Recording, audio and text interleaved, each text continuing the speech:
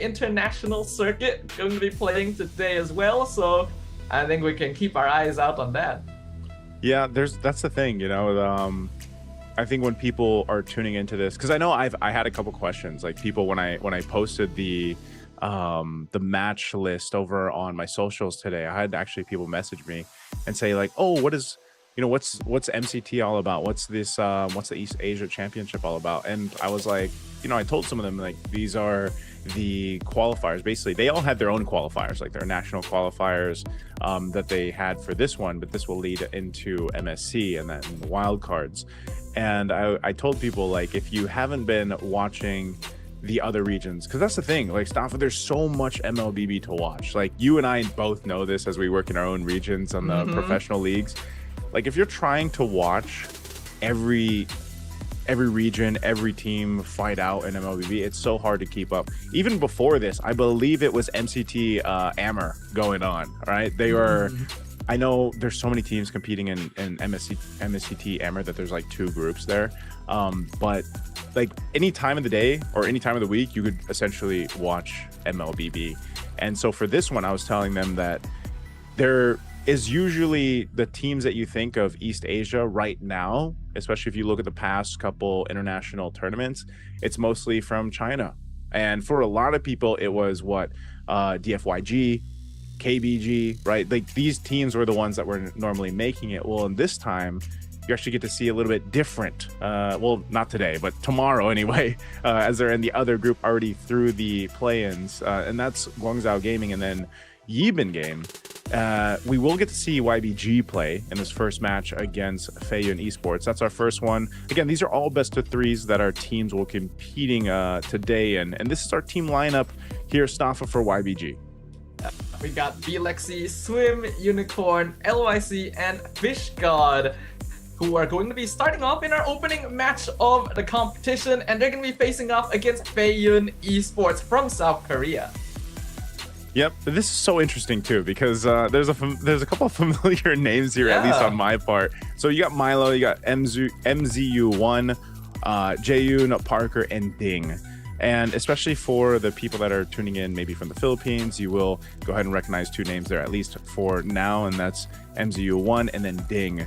Ding was one of the players too who did play a little bit in the professional league over here in the Philippines. And so I'm curious, like, also that makes me also think, man, how they end up on Feiyun Esports?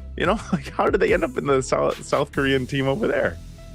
It seems like they've just had a pretty wild journey in general, because I look at the Wikipedia page for Ding in particular, and he's just been everywhere, right? He's been everywhere. MPL VH, MPL MENA, MPL Singapore, and now in South Korea. Man's truly Mr. Worldwide right here. And hopefully he can bring an interesting impact, because we know MZU1 as well, MZU1.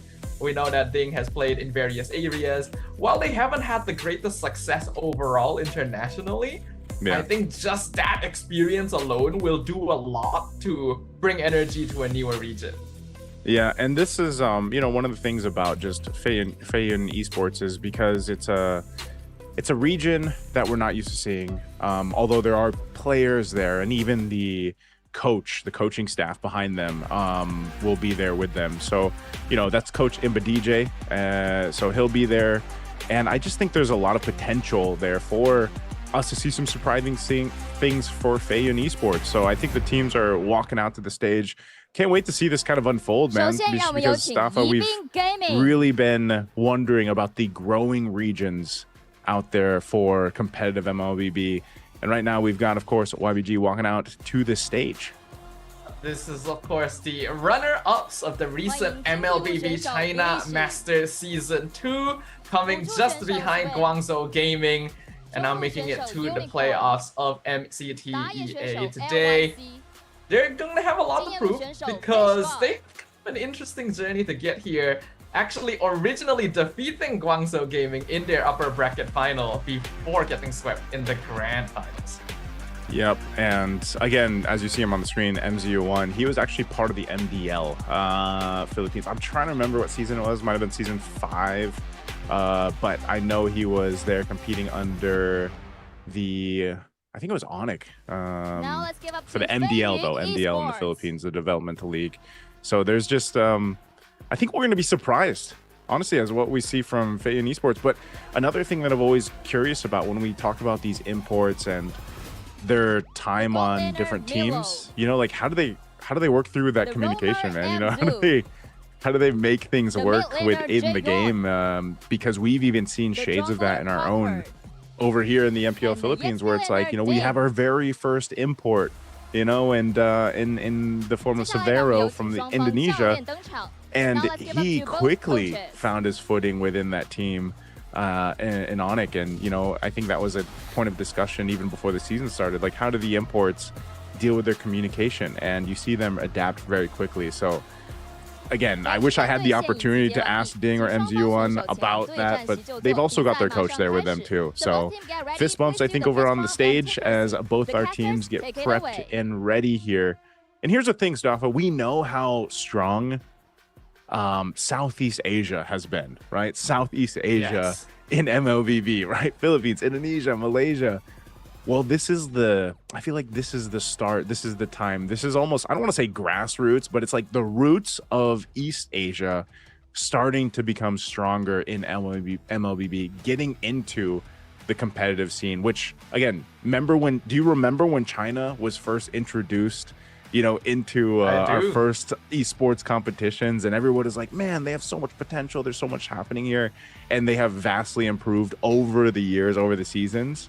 And now they're, you know, the strong, I would say, the tournament favorite to make the direct spot to MSC, unless we have some surprises going on. Yeah, we know that previously as well, they did actually have a direct slot into these international tournaments, but now having to face off against other regions to actually claim it for themselves, which is a little bit of a negative for the China region as a whole, but also a positive for the rest of these regions who may be able to get a direct slot into the main stage for the first time. But you are right, I think a lot of us are going to be looking at these Chinese teams, with Yibin Gaming going to be the first one dropping up on stage.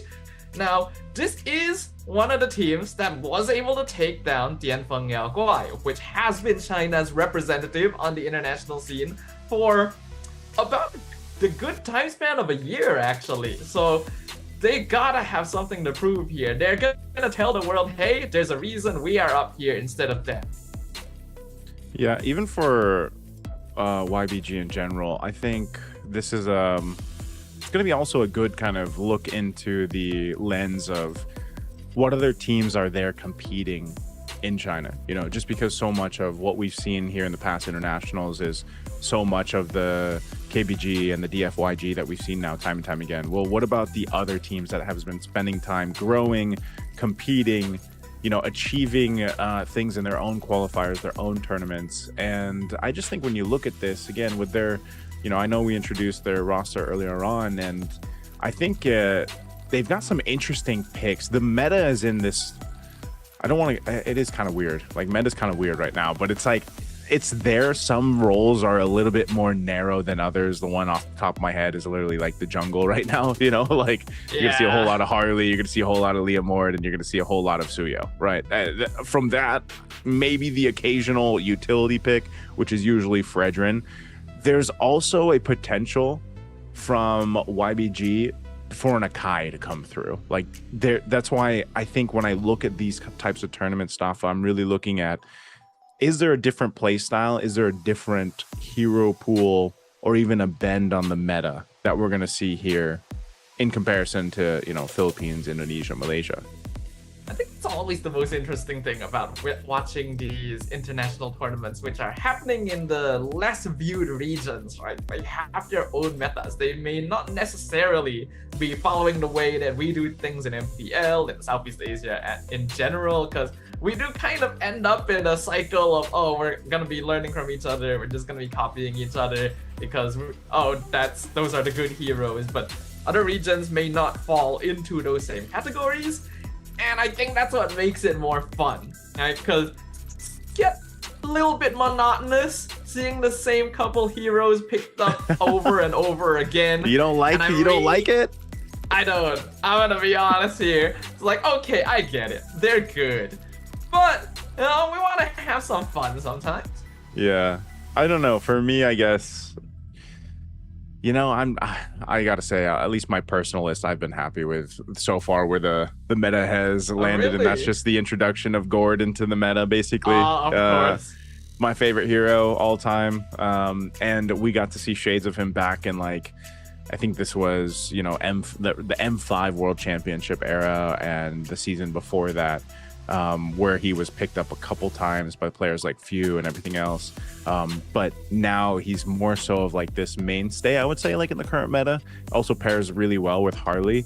But the thing is like the mid lane needed that shakeup too. You talk about like maybe being a little stale here and there. Well, mid was that way for a while. Yes. It's shaken up a little bit, not much, but that's why I think it's so interesting, man. Like if you look at some of the other MCT regions right now, right? The MLBB Championship Tour regions. I know some of them out there are testing out the old global ban theory, like they're going with the global ban drafting. And I don't know when that time's going to come when we actually have that introduced, on the greater scale of things. But I like that there's some testing going on there. And that's specifically for what you just mentioned, like drafts maybe seeming a little stale for some people. I think it's good for us to experiment with different ideas, right? Especially now that the ecosystem's growing bigger and we have more different tournaments to watch and test things out in. It's definitely a good time to do so. There's always going to be pros and cons about concepts like global ban, because on one hand, it does make it more interesting. You get to see heroes you never really see otherwise. But on the other hand, you could also argue if game balance was in the correct place, you wouldn't really need a global ban system. There's always going to be a whole topic about that sort of thing. At least for now, though, we're not going to be seeing it too soon. We're still going to be sticking with the standard concepts, the standard form of drafting, especially in this tournament this time around. So hopefully we get to see a good mix of the meta picks and maybe some new faces as well. I think it's all about the new faces, man. Every time that we are looking at the up-and-coming players or the up-and-coming legends of MLBB, you always have to look at the new teams that are competing. And it's always, I think, when you get to look at the MCT run, the MCT series in general, you get to start to see some of these players make a name for themselves, and it's some of them, like I said, even when we're looking at Feiyun Esports right here, and you've got this kind of mix of what does Korea bring to MLBB? Everybody knows that Korea is such a dominant, nation in terms of esports and competitive gaming. And that's been mostly, throughout the PC games. But now you have them entering into MLBB. And it's just an interesting fact that you have this kind of mixed, I guess, environment or mixed experience. Like you got to think about it this way. You've got a couple players that most people have not been able to see too much of. The Filipino players that are there, Ding and MZU1. Their coaching staff who has experience in the Philippines as well, but also the import experience that Ding has been through. And it's like, how does that mix? What is that mixing going to bring, or that experience and that knowledge going to bring to the Korean players who are usually mechanically gifted? I think that's the biggest thing. South Korea has always been known for APM, right? Even in the oldest days of esports in general, all titles that the young generation won't even remember anymore. That's always been what they were lauded for. So do you think APM matters in MLBB? It can. It's just not as much, as some of the titles we've seen in the past. Yeah. There's no APM checker, and I don't think so. Like to get the little APM reader up on the top of your screen for MLBB. But I think the something about within just maybe the competitive nature that South Korean players have and all the titles that they've competed in. I think that's why I'm saying, like, from a viewer perspective, I really want to see them make it to the wild card or potentially get the MSC spot. Again, we know that who the favored teams are throughout this run. And we'll get to see some of those teams really start to compete tomorrow. But who knows? Maybe there's enough experience and drive there from Favorite Esports, or even some of the other teams. You know, the HUNS, for example, like you mentioned with Mongolia. Mongolia has always been a region that has been very strong in such a wild card way. And by what I mean by that is their play style, their aggressiveness, even their drafting is always just kind of a treat to watch. Yeah, I always appreciate regions like Mongolia. There's other regions that we know of as well, but obviously not going to be competing here. So we'll see how that happens. For now, we're waiting for the teams to get set up so that we can go ahead and hop into our very first match of the day. And I think just as a bit of a refresher as well to anyone watching who might not be too familiar with how this tournament goes, the matches today are all play-in matches. These 3 teams are fighting for 1 slot, so only one of these teams will be able to move forward into day 2 of the competition as part of the playoffs, and that one team also guarantees at least an MSC wildcard slot. MSC wildcard, you know, those spots being open, the direct push into getting into MSC. We'll see which teams are actually going to be ready. We're jumping to the draft here for game 1. So this is, like Staffa mentioned, this is going to be a best of 3. We'll see where the draft ends up. I like to see the Harley ban, you know, right away, man. Harley's not going to be picked up in the jungle. Neither is the Baksha. So you've got YBG over here on blue side, FY on the red. Jushin being banned out as well. There's the Phoveus. I'm thinking that they might, I don't know. It's like, because you just haven't seen too much focus from these teams. It's like, you know, you have this kind of automatic response to, okay, priority is probably going to be Harley, or priority is going to be Jushin, or, you know, priority might even be a Claude for some of these teams. But I know at least for Eben Game, they like to go ahead and play the Harith. They also like the Arlott, for example, but those aren't really what you see in priority picks. And look at that, Asuyo is actually going to be banned out too. Well, bringing up Harith and Arlott is a good shout out, considering that Phoveus would be a counter to both those heroes. So maybe Marcel? Yeah, okay. Ooh, all right. Looks like it is. Yeah, the Marcel first pick, insta lock from the side of Eben Game. Yeah, so that's gonna go in the hands of Swim, I believe. I was trying to just kind of go through that list in my head of, you know, priority blue side picks, especially depending on the bans, and you see that Marcel come through right away. That's going to be the answer too, because I was saying that the jungle is so narrow in terms of picks right now. The Leomord is the option. They take the Harith. Might as well. It could just end up being a Claw and Harith matchup in the gold lane, unless we see something different from YBG. But already with a Marcel pick, usually you can build a lineup that's pretty sturdy around the Marcel, and you just kind of let the Marcel like do his thing, and his thing is just being annoying to the enemy team. Yeah, absolutely. Marcel, still one of those heroes that teams are either figuring out or perma-banning. There's really no in between for this hero because of the impact that he's able to apply. Though it does have the trade-off of being one of the squishier roamers in the meta right now. So as you mentioned, Eben Game gonna need to build a solid front line around this. And there is going to be the Fredrin to fill in exactly that need, as well as the Claude. Okay. Fredrin, the other utility pick. I actually see that we actually see this more than I feel like the Baksha pop up now, especially when you have a Marcel paired with it. And if the Baksha is taken out, then your only other utility option aside from the Akai that we mentioned earlier was the Fredrin. Claude, like I said, would be the matchup against the Harith. That's what typical. But this glue pick from FY is great also, just because, again, this is most likely going into the roam. There could be a flex into XP. We've seen both, at least here in the Philippines. Have you guys seen that over in Malaysia as well? It's more commonly roam, but can definitely be played in EXP if necessary. Yeah. Though typically, if you're gonna pick a glue, you would ideally need to respect the Faramis at that point.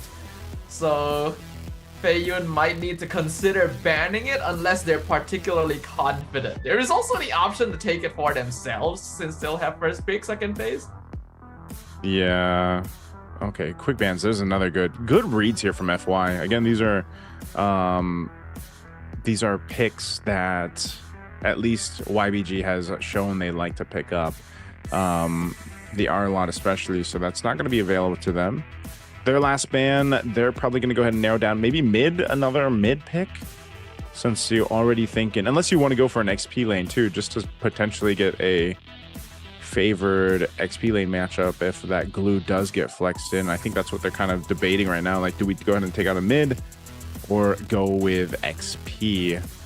Because you've already got really good damage too with on both sides. It's got to build up a little bit longer for YBG, especially having a Claude. You know, as we know, it takes the Trinity that around that 9-ish minute mark to go ahead and get that locked in. They ban out the Farsa, so they are going to go ahead and focus on the mid options for FY. I think that makes sense for me. Fei Yun now going to have the option to pick up a hero first. They will go with the Eve, so they're going to keep it pretty standard. Very strong team fight combination right off the bat right here. Mid-game power spike. And Yibin gonna need to respect that particular timing. I was originally thinking something like a Lilia might be quite good against the glue, but against an Eve might face some issues. Yep. So maybe Zetian is the safer choice. Yeah, Zetian still, it's such an interesting pick because you don't see the Zetian picked up much, at least let's say in the Philippines, but I know it was picked up quite a bit even over in China, like throughout their qualifiers and everything else. There are teams that still really like to go ahead and lean towards the Zetian pick just because the range, obviously the ultimate works really well at Fury the Phoenix, but whoa, this is not what I was expecting. A Vexana is going to be picked up. Lapu more aligned with the meta, but how do you feel about the Vexana pick? Surprisingly, not the first Vexana I've seen recently. I actually saw Vexana being picked in MSL Thailand this last weekend. Yep. Unfortunately, it did not work out very well. Still a very slow hero. Do you remember? I do not. I just remember the Vex alone. But it is one of the common counters to glue, right? Vexana Faramis are usually picked up against glue. But for little glue links. Faramis is a little easier to play with. Faramis is just non-existent though, bro. Like he's just not, you know Really? what I mean? Like lately, I don't think we've seen him once. I could be wrong, but I don't think we've seen him once. Not at all. Have you in Malaysia? It's a very common glue counter in Malaysia. Like maybe not every time, but like if you see a glue, you actually have to pick around the threat of the Faramis. Okay. I could be mistaken. Maybe we have it once or twice over here in the MPL Philippines, but you know, it's just you don't see Faramis too much. I think this Vexana could also be potentially maybe in a form of like comfort, you know, in a bit, but also you've got a lot to work with. This is a lineup that needs time to cook though from YBG. Like you got to get to the point where you're playing for your Claude. You know, your Vexana might not be able to do too much in the early game, but you're sturdy enough with a Fredrin and Marcel, for example. But also having the Lapu, like they can fight around the objectives. Like if their whole game plan is let's just fight for Turtle 1, Turtle 2, you know, even early rotation pressure if they can. I know at least for a lot of what we've seen so far through the past 8 weeks here in the Philippines is teams really dominating throughout the early game, and even the early game as early rotation, man, as the first rotation, you know, locking in that first buff or the Lithwander or potentially going for the golem and stealing that. You know, there's teams that are usually able to get a potential first blood even in the early game. So we'll see if that's going to happen here. I think we're going to be jumping into the game. Again, this is going to be game 1 in our first match of the day. YBG versus FY. We got a team from China versus South Korea, all fighting for those spots to get into the play-ins tomorrow. 5 seconds till the enemy. I'm excited, and I hope that everyone watching at home is going to be just as excited as we jump right into the Land of Dawn for the first time here at the MLBB Championship Tour EA 2026. Like you've already pointed out, Naisu, I do think that while Blue side has some buff priority because of Fredrin, in terms of direct team fighting, it's kind of hard to beat on Leomord Eve early. Yeah. beating a Leomord early if you can as a Fredrin is going to require your team, basically, if that happens. Ding giving some information on this Rome Hilda. Again, interesting too, because if I recall correctly, Ding, when he was competing in the Philippines, he was more of an XP laner, but you know, he takes this role as the information gatherer for his team over here for Feiyun Esports, and you know, you can go ahead and he is playing XP. I was like, he is just checking things out, so he's still XP lane. We've got MZU1 as the Rome glue, but yeah, that's the thing. That's the where I'm going to be looking for, is the experience between Ding and, you know, MZU1's time in the Philippines, both, and what they bring to this synergy of FY. So far, it doesn't look like either side looking to be too aggressive before the first turtle timing. It's only really Swim just kind of running around, keeping an eye on where Parker is going to be on the map. First turtle's going to be up in about 20 seconds, and I think that's where we can start to see whether or not FY can play for their early game timing. Oh, Ding? Ooh. They're going in on Ding, 2v1. Fish got so low, he's hiding away, but the Appraiser's Wrath comes out. First blood to LYC. That was a good play. I mean, Fish God knew what he was doing. He had the backup that he needed. So an early first blood, and the flicker was burned too. That's the unfortunate thing for Ding. So right now, YBG has control of this first turtle. They'll go ahead and start this up. Feiyun Esports in position. Oh, Swim flickering forward, gets the stun, and it instantly they collapse on Parker. A full commit takes out the jungler. This will be a free turtle. Stop it. This is exactly what I was talking about, man. I was like, their lineup is going to give them control around the objective, and that's exactly what it's doing. Swim's doing a great job. This Marcel pick is something he likes to go ahead and play, and you can see why. You know, he's able to be very effective, either just kind of being a nuisance, even under the turret, kind of keeping FY on their feet, but also just giving information. He was up there towards that orange buff. He sees where things are going to happen, so he's giving and relaying that information over here to LYC and the rest of YBG. And YBG doing a very good job with that information as well. Not only taking out the Hilda before the turtle, but also insta-collapsing on the Leomord so that FY cannot fight for it at all. Ordinarily, Leomord, Eve, Hilda together should give you a good way of contesting these turtles early on, but if you just pick them off one by one and don't give them a chance to team fight, then that's what happens. Yeah, so we'll see what Feiyun Esports wants to do in terms of responding to this. Usually when you have a Leomord, you know, you kind of want to go ahead and be not too aggressive, but be more aggressive than what you know the Fredrin's going to be capable of doing. But he's also going to rely on the team to help him be that aggressor, especially when it comes to the next turtle. You know, you got 40 seconds to get there. But Parker doesn't want to get caught in that situation like he did previously, where he's immediately taken out and taken care of, because then there goes your entire contention for the objective if you're just blown up like that. And so Parker is definitely going to watch out for his positioning in this case. And what they can do is decide, do we actually want to go ahead and contest it? Now, if you have an Eve, that's like the mid laner to contest and fight around that box, around objectives. But they got to get the positioning in favor. Ding's going to go ahead and deal with Fish God and LYC again, but they rotate quickly over as Turtle's going to be spawning up here. Ding might actually go ahead and try to join this. And we could see... They're trying to come in onto B Lexi, but I don't think they have enough damage to take down the Claude. So they did force out the Blazing Duet as well. Ding now gonna be joining the turtle fight himself. Gonna scout out the rotation from Fish God, chunk him down to low HP. But you've been game, still have control of the turtle. Fantasy gonna be dropped. Praise trap secures the objective. Art of the M comes out as well. Flicker backward. Fish God, he's in the backline. He gets the stun on MZU1. Ding probably gonna go down here. Gets blasted by the rest of the team. And now Parker gonna be left in no man's land. 1v5, 2 kills for even game. Oh, that was so good from Fish God, man. He dealt with Ding, like chunking him down a little bit, but as soon as he knew that they gave the call to go ahead and secure the turtle, he jumped right for Jae-yoon, and he wasn't able to do anything on the Eve. You know, he had a Lapu sitting on him basically, and didn't get full utility or full usage of his real world manipulation, that ultimate that they want to fight around. And so you take that out of the picture, you get split up by the team, and unfortunately for Feiyun Esports, they fall apart in the team fight. So Fish God, you know, he doesn't have a ton of kills, but he is doing work on this Lapu right now, just being that zone and that threat to Feiyun Esports. think we can all... Oh, Jae-Yoon. Oh my goodness, the Eternal Guard. Under the tower, one shot, killing spree for Unicorn. Brother, I have never seen a Vexana do this great of an early start. Like, this is a unicorn, man. This is a unicorn experience.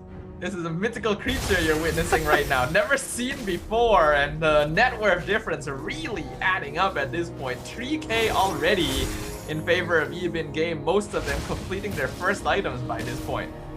Yeah, great start already. Getting themselves... Oh man, Ouch.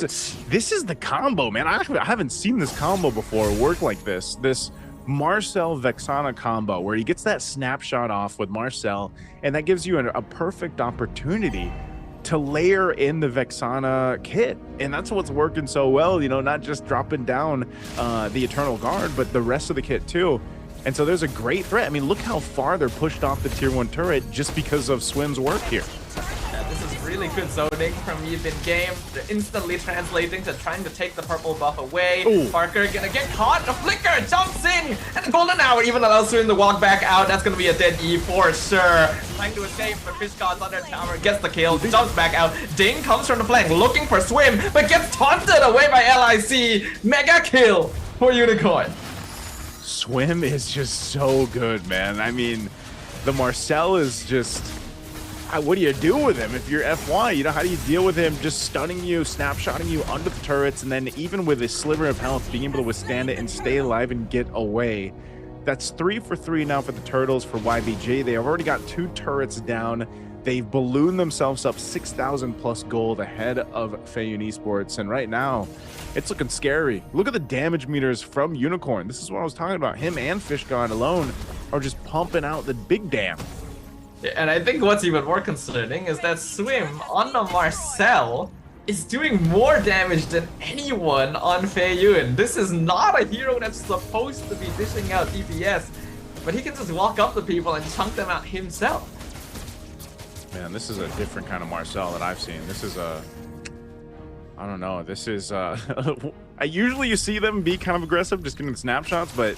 You know, he's got the stacks on the belt here. Oh, Raider forced out the RWM defensively. I think that was a bit of a panic press right there, but it does allow them to clear out the minions, so they'll preserve their mid tier 2 and at least stop Yibin Game from getting too much more. Okay, so they at least control the bleeding up to this point, but I don't know, looking at the items here too, it's getting scarier by the minute. You see the gold lane difference, about 1,000 gold between the gold laners right now. That third item being built up by Lexi, and you know, he doesn't even have the Trinity, but he's able to go ahead and just kind of get the positioning he wants to because of the work that YBG's doing as a team. The front line is doing such a good job at dissecting Feiyun Esports' lineup and even the approach to the team fight here.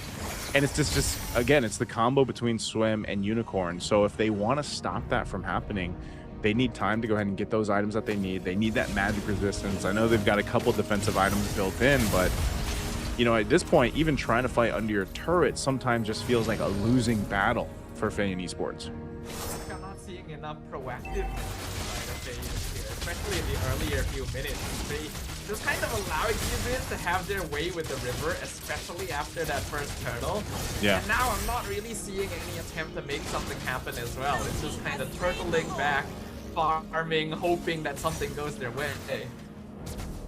With that kind of lineup, though, you can technically turtle up Golden Hour. Yep, they caught Jae-Yoon. I don't think he's getting out of that one. Instant surround, instant explode. My goodness, I don't know if you're in this position and you're getting caught like that and blown up that quickly. I don't know if the turtle's going to be the answer here for FY. Whoop. Oh my goodness, Amzu can't even survive. He just blew up instantly. Now Vexana does counter him, so that makes a bit more sense. But still, you can see the gold difference. They're just diving into the backline. LYC's tanking everything. Killing spree for the Fredrin. The tower goes down. Only 3 members of Feiyun alive, but there are not many minions. So I think Yibin can't end yet, but they still got the Lord. For game 1, very, very dominant from Yibin Game. And this is what we were expecting, again, from a region from East Asia that has had more time to go ahead and get situated into the competitive scene of MLBB, and they're definitely showcasing it here. Again, they've been through the ringer to get qualified up to this point. As they go through the play-ins, they're looking to be a huge competitor throughout this tournament alone. Just off game one, they're showcasing just how much synergy they built up. They're working really well together. Fish God jumping in. And look, Swim, he just comes in from behind, freezes everyone in place. Mega kill for LYC. Golden Hour catches Parker, but Enzu's gonna put his body in between. He's gonna get blown up real hard by the Vexana. Does grab, but that's the Fredrin. You are not surviving that one, sir. Fish God picks up the kill. Ding, not able to do much here. 2 members down again. Minion wave pushing in. Could be an endgame angle for YBG if they decide to go for it. Swim gonna distracting in the backline. Minion collapses. Crystal is open. Zaman Force drop down. But Milo.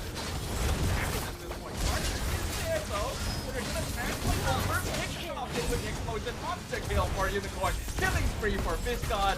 Jaeyun will respawn. RWM should clear up the minion wave, and Feiyun will delay the game just a little longer. They're going to delay it a little longer. Milo, good usage of the Zaman Force, but they are potentially going to lose another base tower here.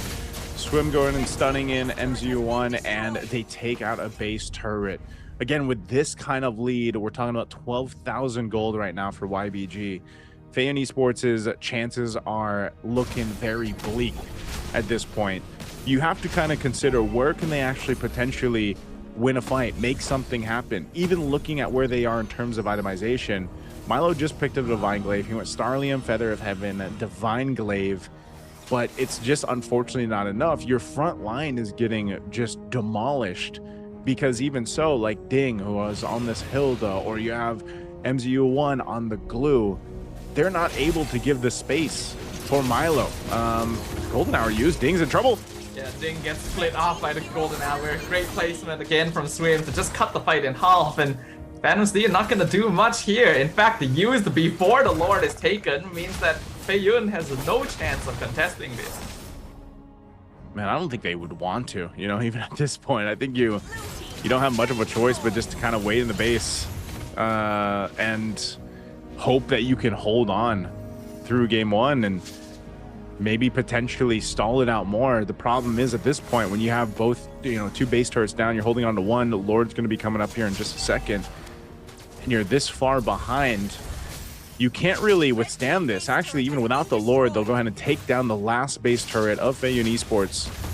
So you've been gaming. They're ready to go ahead and punch this one in. They'll wait for the Lord to make its way down the mid lane. Can FY defend on this? They've got a miracle to happen here. Oh, and a flicker in. Swim catches 2 with the Golden Hour. They're gonna start focusing on end. But Flicker gets the Vexana out of danger. Lord collapses on Crystal. Ding goes down. Jaeyun goes down. Only 2 members left from Feiyun, and I don't think there's much they can do. The flicker forward from Bilexi to finish things up. As we see Yibin game secure game number 1. Yibin game taking game 1 dominant fashion. Just incredible showcase of teamwork. Honestly, this composition was great. They banned out strictly the jungle picks that could have come through, and I feel like, you know, that really made it difficult for the Leomord to even work. Like, Parker wasn't able to do anything, man. You know, the Leomord was, it didn't even feel like he had Barbiel, man. It didn't feel like he had a Phantom Steed, because even if he used it, it was just to either get away, or you saw the Phantom Seed come through, he got Barbiel, and then he died, you know. And I think the draft there from YBG was just really great, but also you could see why they prioritized that Marcel pick for Swim. He was basically the catalyst to starting this very dominant game 1 of building up to almost a 13, I don't know what the end was there, 14,000 goal lead. And even to make it work with something like a Vexana, Staffa, like, we don't usually see the Vexana pop up, and it actually works really well with the Marcel.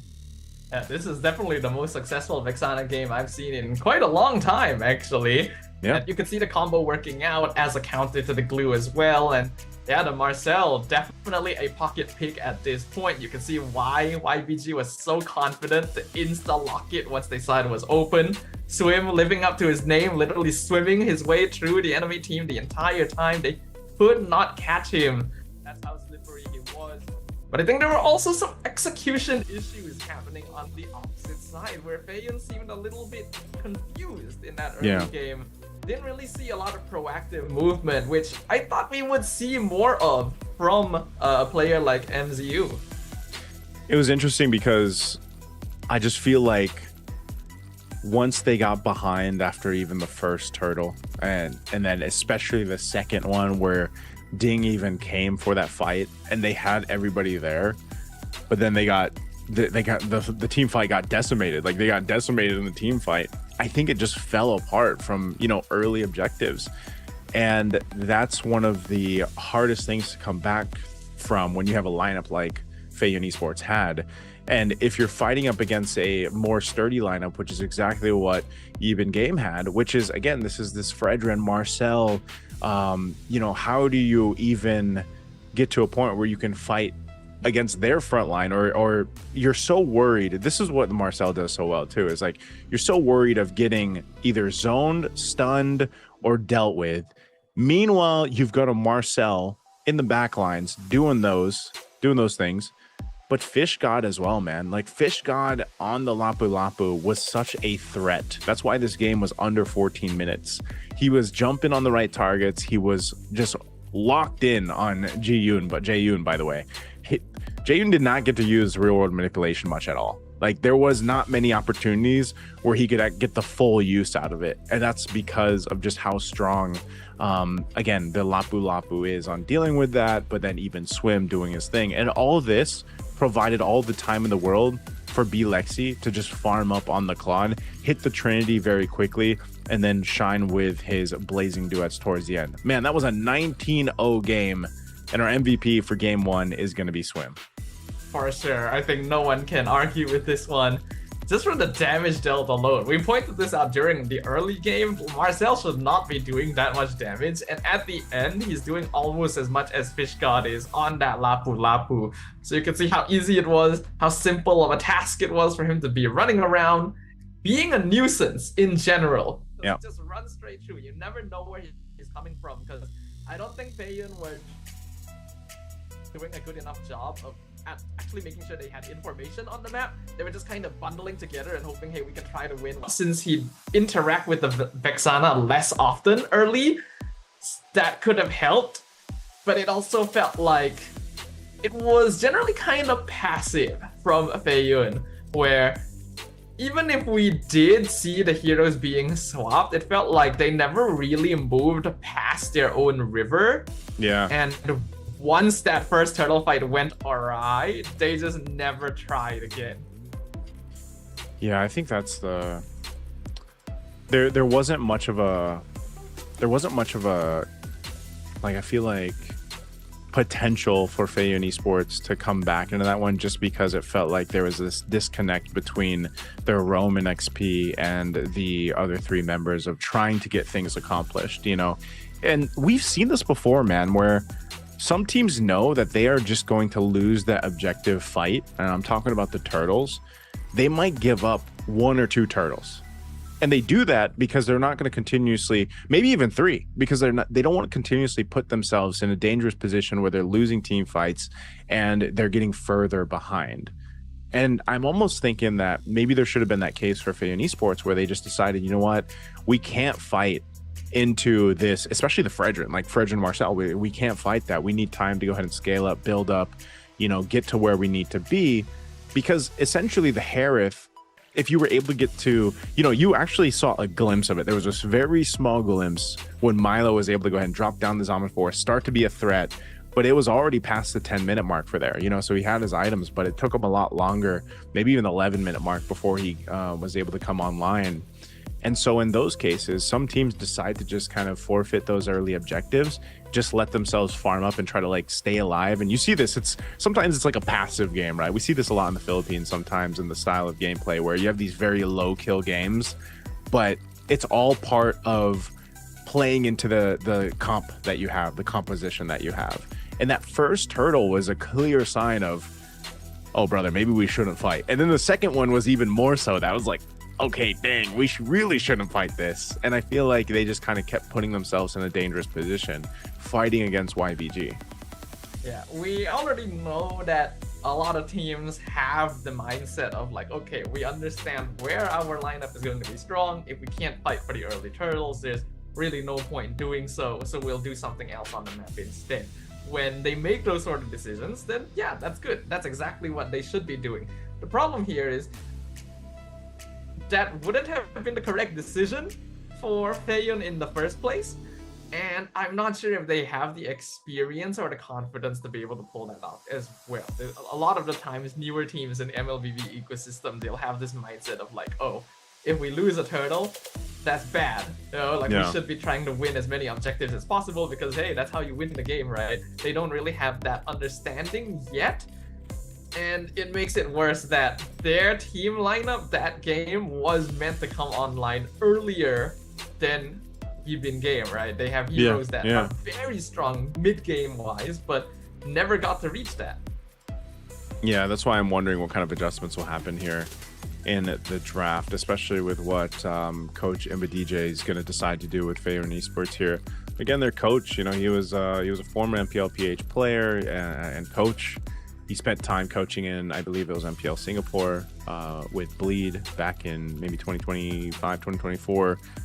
So that's what we're talking about, the experience there too. And again, Ding and MZU1, they have experience and they swept their qualifiers. They swept their grand finals coming to here.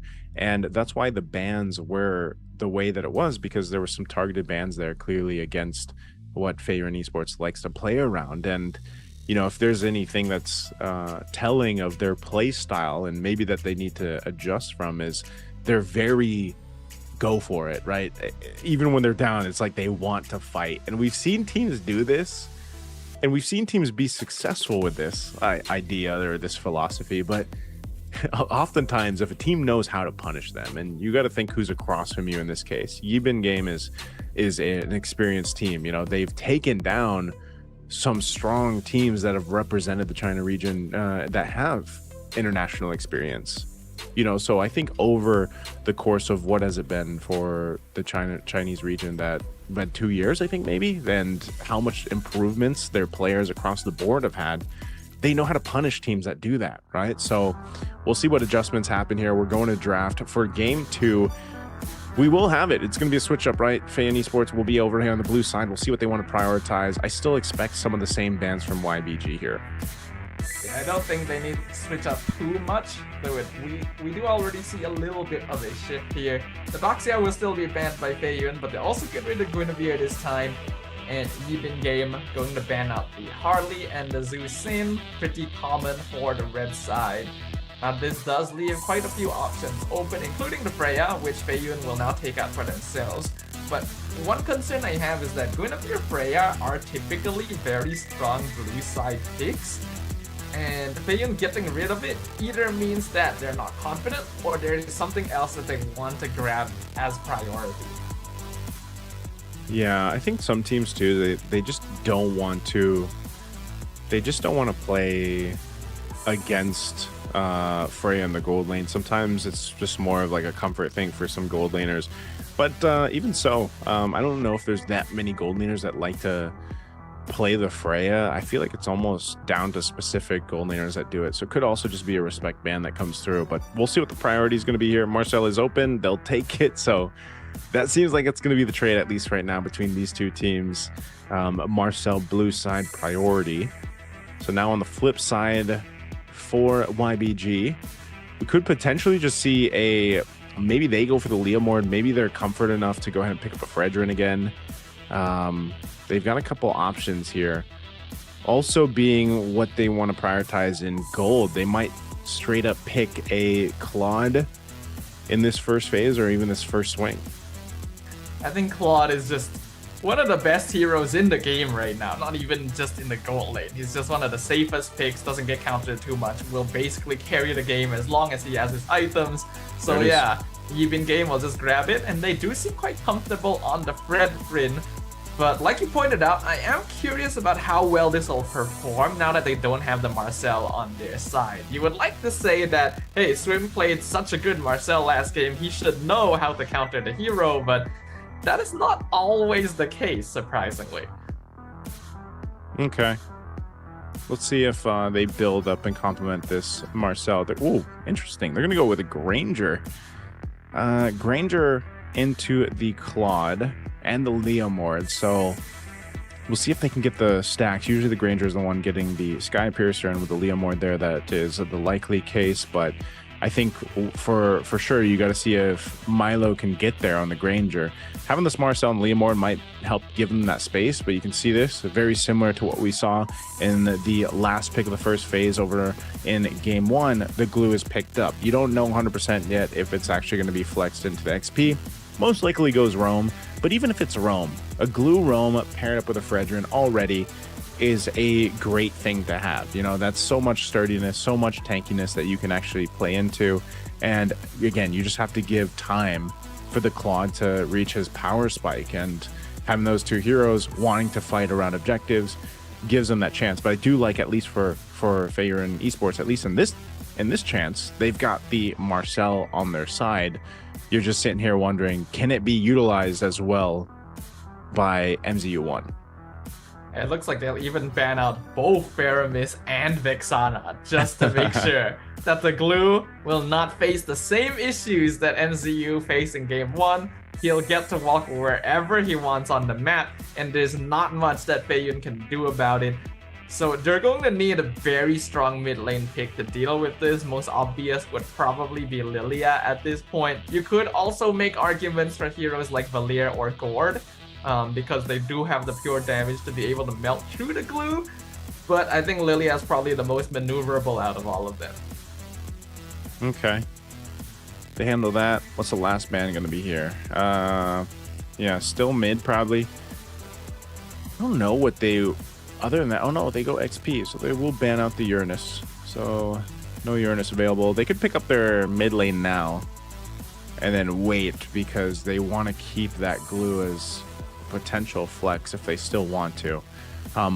Yeah, like you mentioned, there is still a Gord there. They could go with the I don't know if they want to run the Eve, since they have a Fredrin. We'll see if Unicorn wants to do that. Again, Eve, Gord. Since the Valentina and the Vexana are gone, you could also just go with something like the Farsa, something along those lines. Even a Kimmy Fred is common, right? Kimmy in the mid.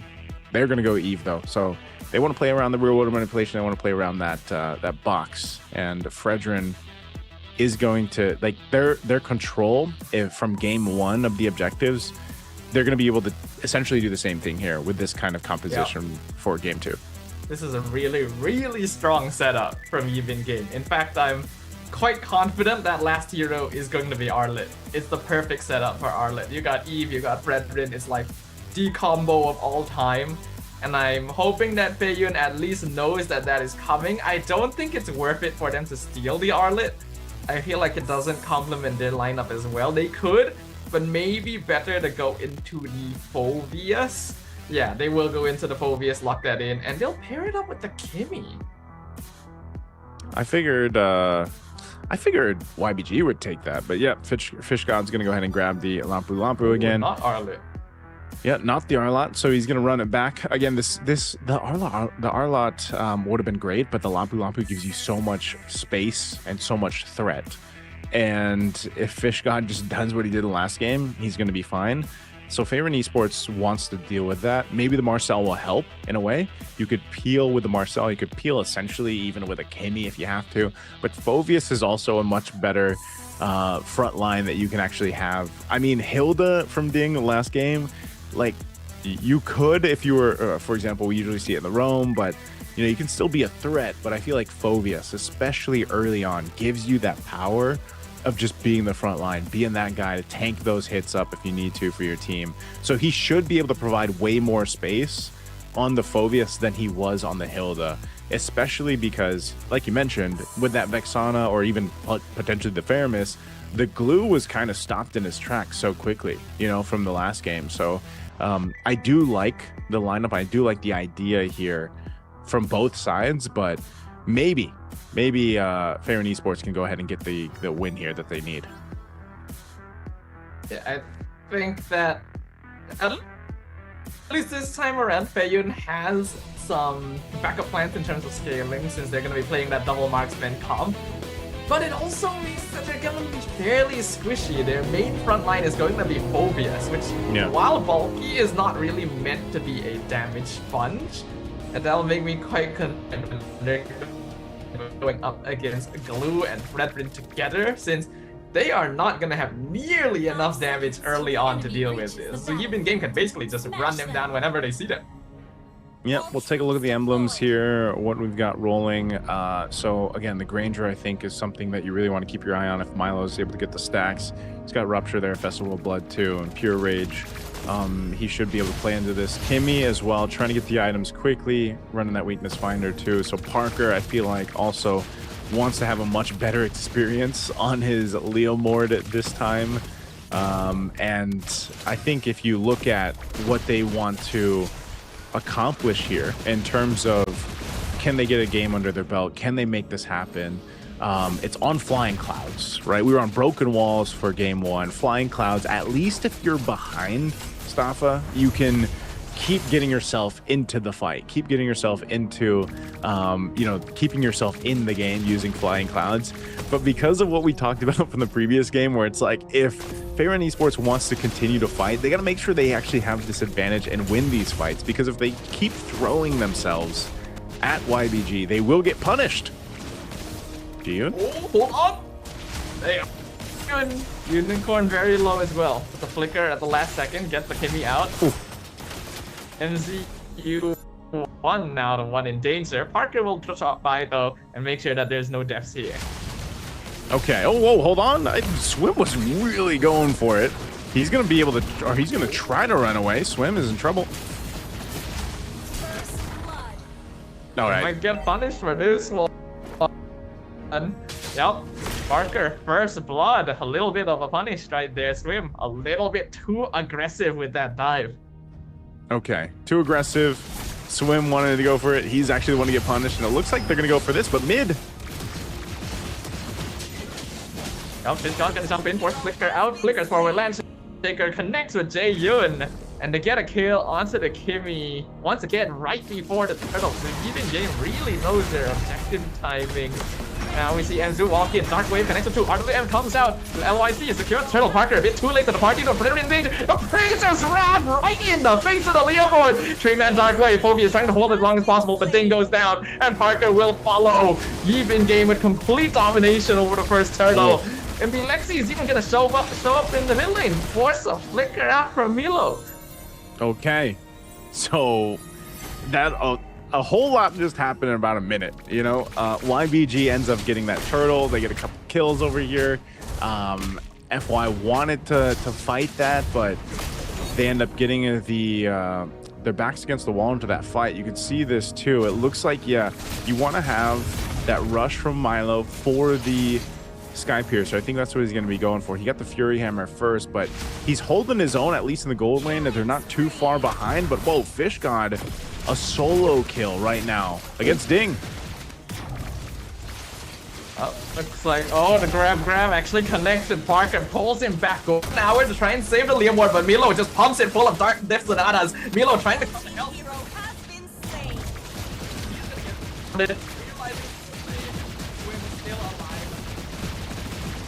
He will be able to get back to base, but pressure now. Okay, all right, so there it is. They want to keep throwing themselves at it. They want to keep fighting. That's not what you want to do in this case. That's why I was talking about Flying Clouds, man. You don't want to be in this position where you're throwing yourself into this fight, getting further behind. This is, you're 4 minutes into the game. You're now almost 4,000 gold behind if you're FY. They continue to put themselves in this position. So YBG, they'll punish. Next turtle's going to come up here. Second one of the game. You have this kind of lead. And this is the scary thing to deal with. Oh, no. Hold on. He's in trouble. Parker. Oh, Parker goes down. Ding's going to be the next one. Mega kill going over to Fiskon. Ding as well. The pressure from Even Game is just piling on a little bit too much at this point, and we're already seeing a massive goal again. in favor of Yibin game, and we haven't even broken 5 minutes yet. Yeah, this turtle's gonna be easy to take. LYC grabs that one. YBG complete control right now. Skypiercer just picked up by Milo.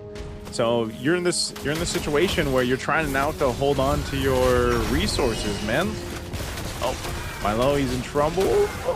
Oh, okay, I don't think he's gonna be chased down. So YBG still punishing FY. Turret goes down at tier 1. Look at all this space that YBG is providing here.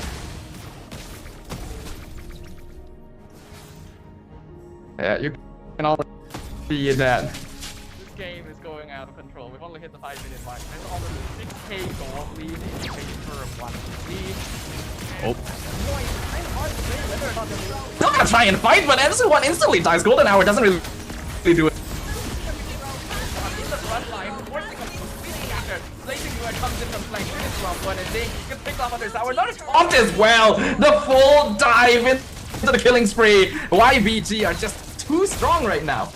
Yeah, they're gonna take a second turret off of this. YBG, they give up a 1 kill at least in this game over to FY. They gave 0 to them in the game 1. Right now, again, it's complete dominance in this game 2. Looking at the items, following the plays, they're just ahead across the board right now. They've got everything they need up to this point. B-Lexi picks up the golden staff, so he's got DHS golden staff already at the 6-minute mark. Very far ahead, almost 2,000 gold ahead of Milo. And this is why I was wondering, you know, that Granger pick, you pick up a Skypiercer. Well, unfortunately, you're not going to be getting stacks anytime soon unless somehow FY finds a way to get themselves in position. Turtle's going to come up here in a second. I think they should just give this one up. I mean, this is a 10,000 gold deficit at the almost 7-minute mark. So they're going to go ahead and take the orange buff over from FY. YBG, they don't even want to take this turtle yet. They want to see if FY is going to throw themselves again into a fight. RWM drop down. They're going to force them off the turret. Tier 2 already going to be the focus. Back with the BMI. B-Lexi's going to be fine. Golden Hour is already used. LYC too. He's so tanky. Even the dunks, the dark waves, and everything else in the Infernal Pursuits aren't enough from Ding. They take 1 down, make it 2. They're taking everything from FY. Still going to be fighting. They get stunned a little bit down, but they're still healthy enough to go for this turtle. Are they actually going to commit to this? They want to go for this and get to the point where they are just in complete control, if not already. Turtle's going to be taken. That's going to be 3 for 3 for YBG. FY, this is what I was scared about, man. Throwing themselves into the fight, throwing themselves into their deaths, and they find themselves further and further behind. And you have this lineup that needs these resources, it needs these kills and these items, but they're just not going to get it, Snappa. It seems like we've reached a bit of a point of no return right here for the side of FY. We're looking at a 12,000 gold lead basically before the 10-minute mark, and they're still going to continue. Golden Hour does stop the engage, but it doesn't matter. MC1 just goes down anyway to the RWM. The damage scaling has built up too much, and unless Yibin Game makes some kind of massive misplay, I just don't see them finding a way back into this. Swim can literally just walk in front of the tower, the holy defense will fall, and this is just going to be a slow but steady grind to the finish. Yep, they've already got the 2 shields down, mid and top, the base turrets of Feiyan Esports. Lord hasn't even been spawned yet, hasn't been up, you know, and it's, at this point, I'm trying to think, what can Feiyan Esports do? They're going to have to watch the Lord just be taken quickly by YBG. And this lineup isn't really built for those prolonged base defenses. You know, this isn't a lineup that's going to be able to clear out very quickly the push-in from YBG. And they've got all the tools in the world to force a fight if they want to. Again, that's why Claude is so strong in the gold lane right now. He's so useful, just kind of jumping into a fight, blazing duet, getting out if he wants to. And across the board, they've got anyone to be able to pull that off. Ding's going to be jumping forward with the Infernal Pursuit. He has to flicker out. Oh, the jump in from Swim, Tree-Man stunned. The Golden Hour does stop the engagement now, buys them some time. I really don't know if Feiyan should be trying to. So Parker wills his barely survive, walk back into the tower. They'll keep the holy defense intact, but it's hard to really say if they can do 2 items in comparison and how much more of a lead Even Game has, even if they were to throw their body.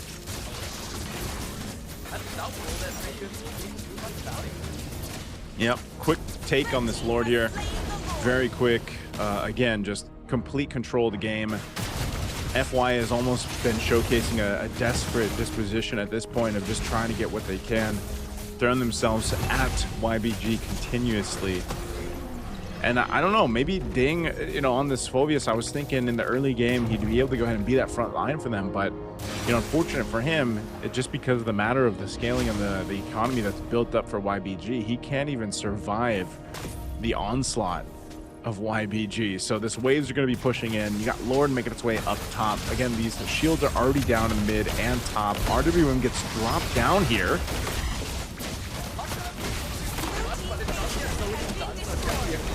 Mid inhibitor, and we can see Vizgod doing so much work right now. The Marcel can try and run and get a stun. Golden Hour is good. Catches tree into the depths of Napa, but look at that, it's just no damage at all. 4-man Dark Wave is solid. We can see the Millimord in the background, but it's just no damage coming out at all. FY is too far behind in itemization, and it's so simple for Even Game to just walk straight through and claim the crystal as well as the series for their own.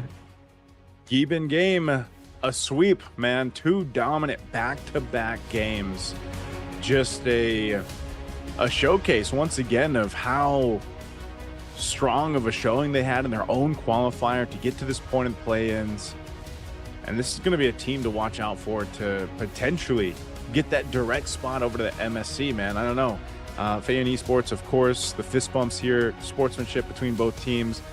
But, you know, this is kind of, I don't want to say it was expected, but this is kind of one of those situations where, again, South Korea is new. It's in one of the newer regions that is now into MLBB. Yes, they have a couple players and a coaching staff there that have this experience, but you know, that's not enough. It's really got to come down to the team synergy, the team effort here, and it's going to take them some time. You know, take some time to get to this point where you are able to go ahead and compete at this level. And why, you know, in this case, YBG looks like they've gone through the reps, they've gotten the experience, they've played against the teams over there in China who have had the experience and the reps in international scene. And you can clearly see that in the way that they draft, the way that they play, the way they move around the map, the way that they punish the mistakes that we see from Favorite Esports. So, you know, it's always growing pains, man. Every time we see new regions pop in to the MLBB competitive scene, this is always a great opportunity. I like to look at it that way. This is always a great opportunity for those newer players, those newer regions to play against these teams from different regions who have had, you know, much more experience, much more reps, and then learn and hopefully come back stronger. I think we came into this with the knowledge that there were going to be some growing pains for a new region like South Korea. Basically their first appearance in any sort of international competition for the MLBB ecosystem. So it's going to be an uphill battle, but we got to see what they've got to show us. And I think that in itself is already a pretty good thing. For the opposite side as well, though, Even Game definitely impressing us all with that gameplay. It looked very confident. The players themselves seem very independently skilled, micro-wise and shot-calling-wise, and that's how they're able to move together so easily and synergize the way they did. Not to mention the drafts were on point as well. So I think if anyone was wondering before this, like, hey, this seems like a new team, what happened to DFYG? We can kind of see the vestiges of like, okay, this is why they were able to take them down.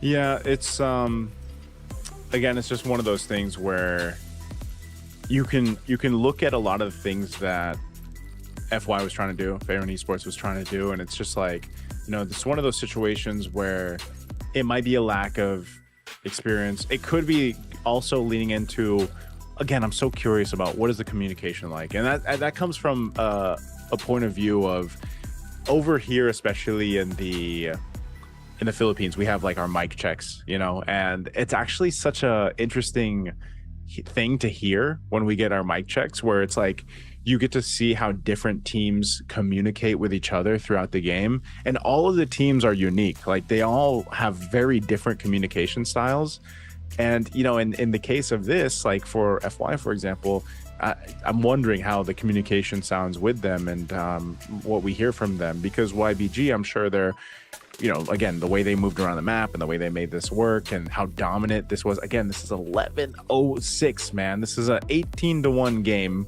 for YBG. The previous game was under the 14-minute mark, or around 14 minutes, and it was 19-0. So there's just so many things when you look at it that way. Like, there's so many things that you have to dissect on what went wrong for Fairn Esports. But our MVP for game 2 is going to be LYC here on this Fredrin. Again, a guy who likes to play Fredrin back to back, you know, and he made it work. His team really supports him to allow him to get the rotations that he needs and just kind of set up. And, you know, you see him, he's just able to focus on the objectives and lock those in. It certainly seems like a comfort pick for the side of Yubin Game to be able to play this utility jungle. Is Fredrin the only thing that he plays? Can he pull out a Baxia as well? Still haven't gotten a chance to see his assassin gameplay too. You know, what is the variation? Because this was a very one-sided victory for YBG. They didn't really have to exert themselves too much. So we didn't have gotten the chance to really see their true potential yet. Yeah. Right? But both of these teams will still have one more match for today, because this is going to be a full round robin in the Legend group. So we'll get to see just a little bit more. Yeah, the YBG, I believe, is the third match later. The last match for today, they'll be playing against the HUNS. And then our second match, we'll actually get to see Fairn Esports play again. They'll be playing against the HUNS. So I guess when we have to look at it this way, Staffa, we have to think, okay, how quick can Fairn Esports adjust or learn from what they just experienced against YBG? They got punched in the face, man. Like that's basically what that series was. It was not a good experience for them, you know. And the HUNS, a team from the Mongolian region, is a team that likes to play like that. Like, they like to play scrappy, they like to play aggressive, they like to do it. And they've been a team in the past too, when we were really watching teams from Mongolia play, where we would say, man, sometimes they're out here taking fights that they shouldn't take, but sometimes they make it work, sometimes they didn't. So now I'm really curious how the second matchup will be. You know, you have a team that we just saw with Fairn Esports that likes to fight even when they're down by a lot. What about the HUNS? You know, what about will they just kind of match that aggression, or will there be this kind of big adjustment of maybe a different game plan, maybe a different style of picks even for Fairn Esports? Yeah, I think that next match is going to be an interesting one, because yeah, Mongolia has always been a strong region in a very wild card way. But yeah, I guess we are going to be moving on. We've got a interview on stage. This is a big shout out to Michelle, by the way. Michelle, she's going to be with Lexi here. I don't know if it might just be in Mandarin. Oh, 但是我们之前有很多观众在讨论说，韩国队还蛮厉害的，所以你们早就有猜到可能今天是这样的一个强度吗？韩国队厉害是谣言，我们训练赛已经几10比0了。今天击碎了所有的谣言。那么今天第一局有听到你们复盘，是不是主要在 BP 上是针对了对面的打野位呢？是的，是觉得对面今天给你印象最深刻的也是打野位吗？还有其他选手让你觉得很印象深刻吗？印象深刻的应该是对面的辅助吧，一直被我们大家辅助单杀。今天讲话都非常有气势哦。那说到我们第一局的时候是给到我们中路的刚子哥选择了优娜这个英雄，但其实这个英雄在我们国内和国外的赛场都很久没有登场，为什么会做出这样的决定呢？因为优娜跟法明是比较 counter 的龙的。哦，确实是一个 counter 位。那么第二局的时候，我们都以为你会拿到比较趁手的哈里斯，他也是一个版本比较强的一个射手位的英雄嘛，为什么没有选择？因为卡尔德可以自己玩，我觉得我队伍可以4打5。已经相信队友都可以单独拎出 IC 喽。昨天我们在这个彩排日的时候，我有听说某一支海外战队的选手让鱼神带话给你，说了一句 Easy Billy， 你有听到这句狠话吗？有。所以你当时内心什么样的想法？毫无波动。毫无波澜。那你有什么话想要回给这个选手？4个队友打不过，我玩啥其实都一样。今天真的整个赛后采访都充满了火药味哦。那我其实有听说大家一直比较关心的是，就是这次因为一些其他的场外因素，我们的教练陶哥没有办法来到线下给大家进行一个复盘和 BP。但是呢，听说这个消息之后，我们海内啊，包括国外的一些顶尖教练，像是侯教以及911都来到现场支援你们，是有这回事吗？是的，有什么话想要对他们说？挺感谢他们的吧，每天帮我们复盘，还有帮我们 BP 到凌晨。觉得他们的加入会对你们有一些不一样的一些启发吗？对我们的打法有一些改进。确实，今天看得出来，其实整个 YBG 的打法跟原来是有很大的一些飞跃的。那么今天可能有很多 YBG 的粉丝来到现场支持你们，有什么话想要对粉丝朋友们说的吗？非常感谢你们来现场看我们比赛，希望你们有空的可以多来支持我们，是多来线下为我们的 YBG 加油打气哦。最后一个问题，今天还有一场对决要对阵到的是蒙古队的2号种子的哈，你会觉得这一场难度更高还是更简单？感觉没什么差别，没有什么太大的压力。那我们也期待你们今天最后一场 BO3 的精彩发挥。以上就是我们赛后采访的全部内容了。让我们稍事休息一下，精彩的比赛马上回来。I guess we'll find out. Yep, we will find out. We're going to be going for a break. We'll be back after this.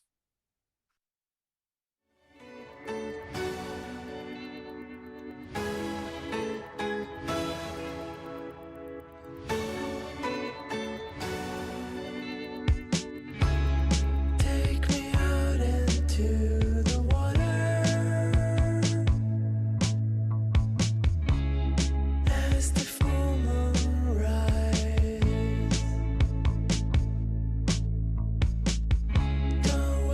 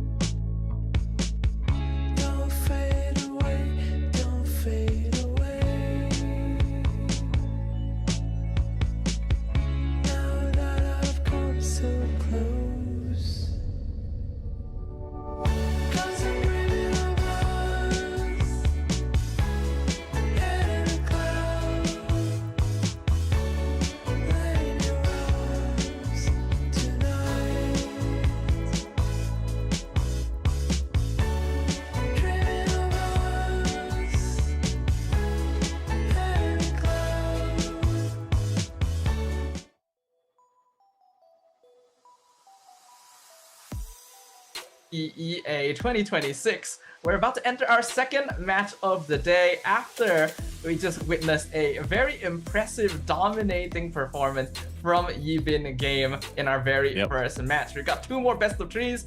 You're here once again with me, Stuff, as well as Naisu. How are you feeling, sir?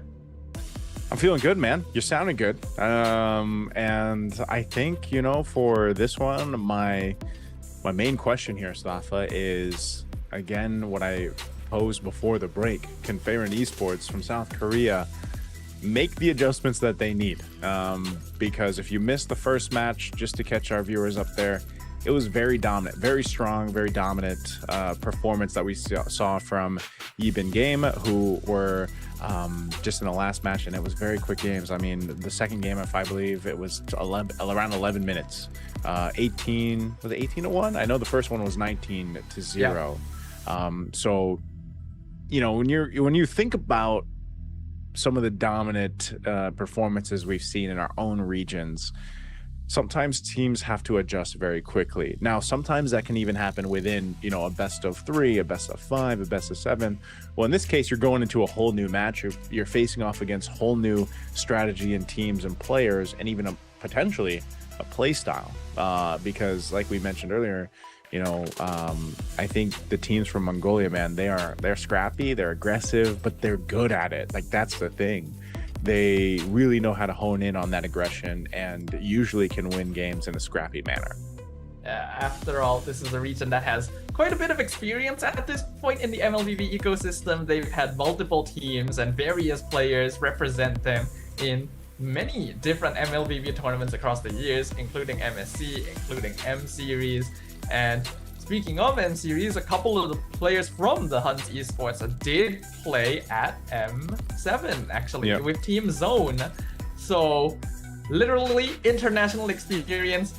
If Faeron already thought the previous game was difficult, now I think it's going to be not much different. Yeah. There's, again, whenever you look at it, you really have to think about how some of the teams, how some of the players, they had their experience, like even individually, like, you know, some of the players individually, they've had experience on the international stage, what they bring to that table.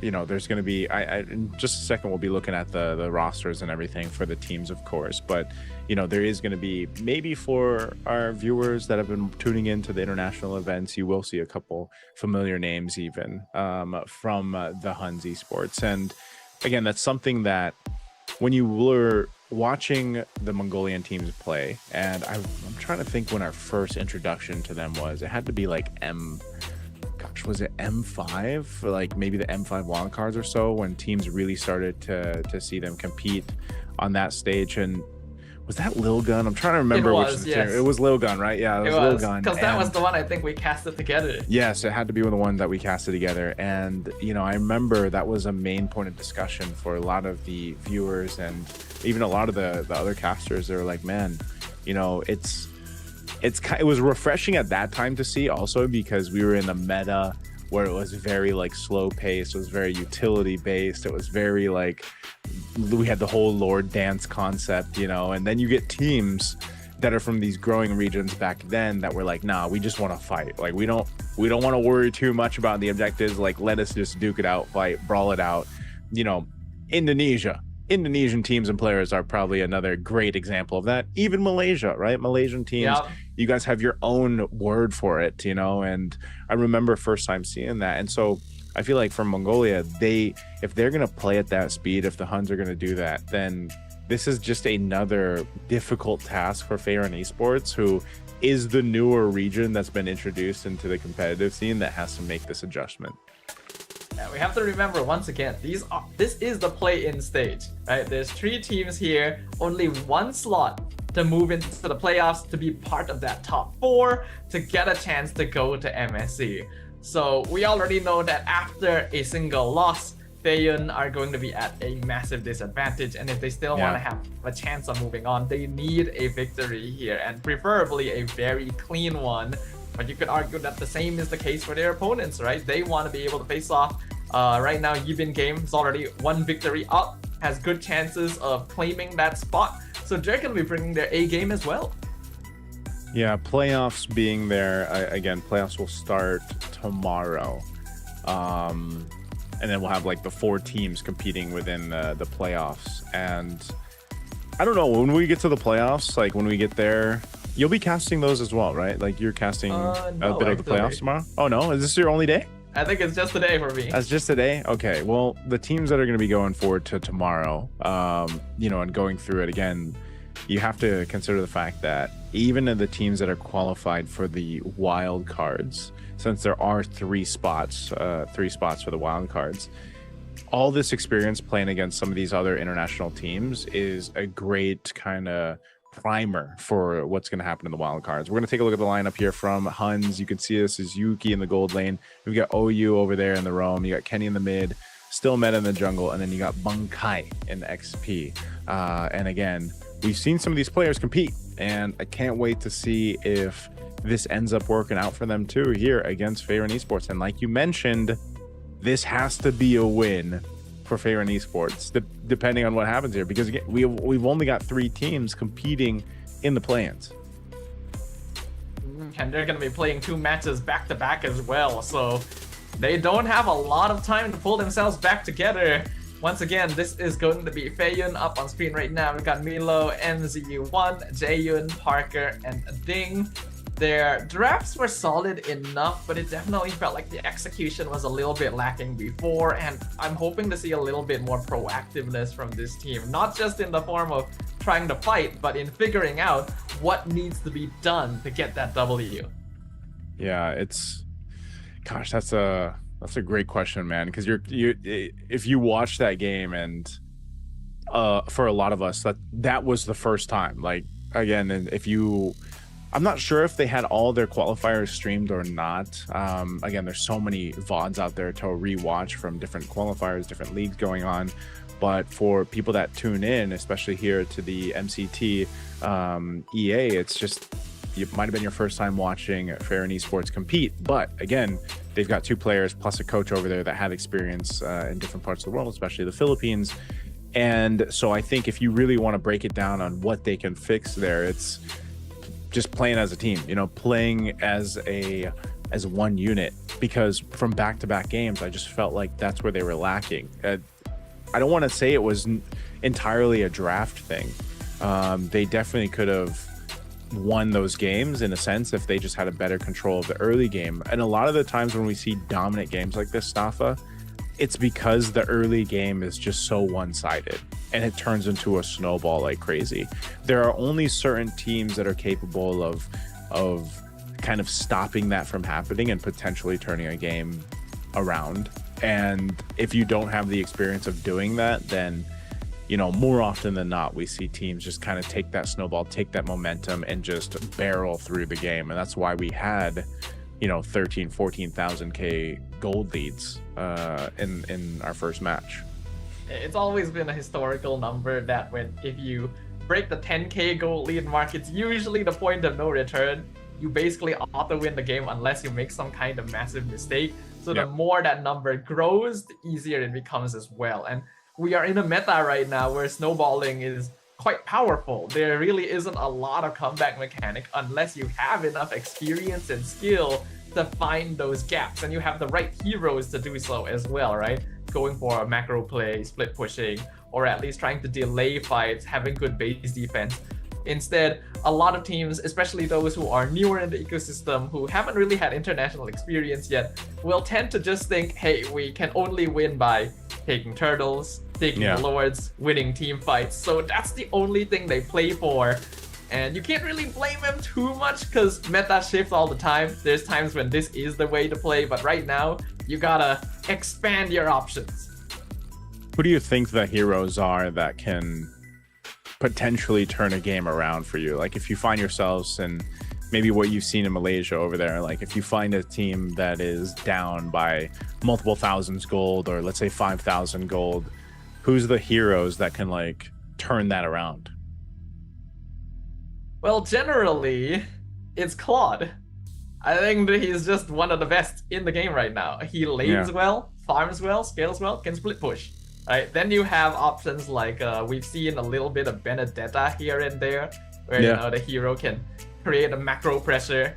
And other than that, it's a little bit difficult. It really does come down to whether or not you can safely shove out lanes, find space on the map. Yeah, I feel like Benedetta is such a niche pick, though. Like, even over here in the Philippines, I think maybe we have like 3 players in the entire league that will bring out the Benedetta. But yeah, it's scary when it does go into the hands of a specialist and is able to actually create that space for the team, you know? I think even in a sense, that's kind of what the Gourd is. Like, I did say that it was kind of being into the meta now. I even saw it being played in MCT Ammer today, and more teams from around other regions obviously playing it. I think Indonesia was actually the first team to bring it to the forefront, but it's still very specific and niche to like certain players or teams that want to pick it up or make it work. The biggest combination, the most successful one, is obviously the Gourd with the Harley paired up. But as you saw from our last series, Harley's being banned out continuously, you know. We're going to be welcoming up the teams over on stage to get this match, our match 2, started once again. Yep, starting things off, we're going to be having the HUNS Esports walking up on stage.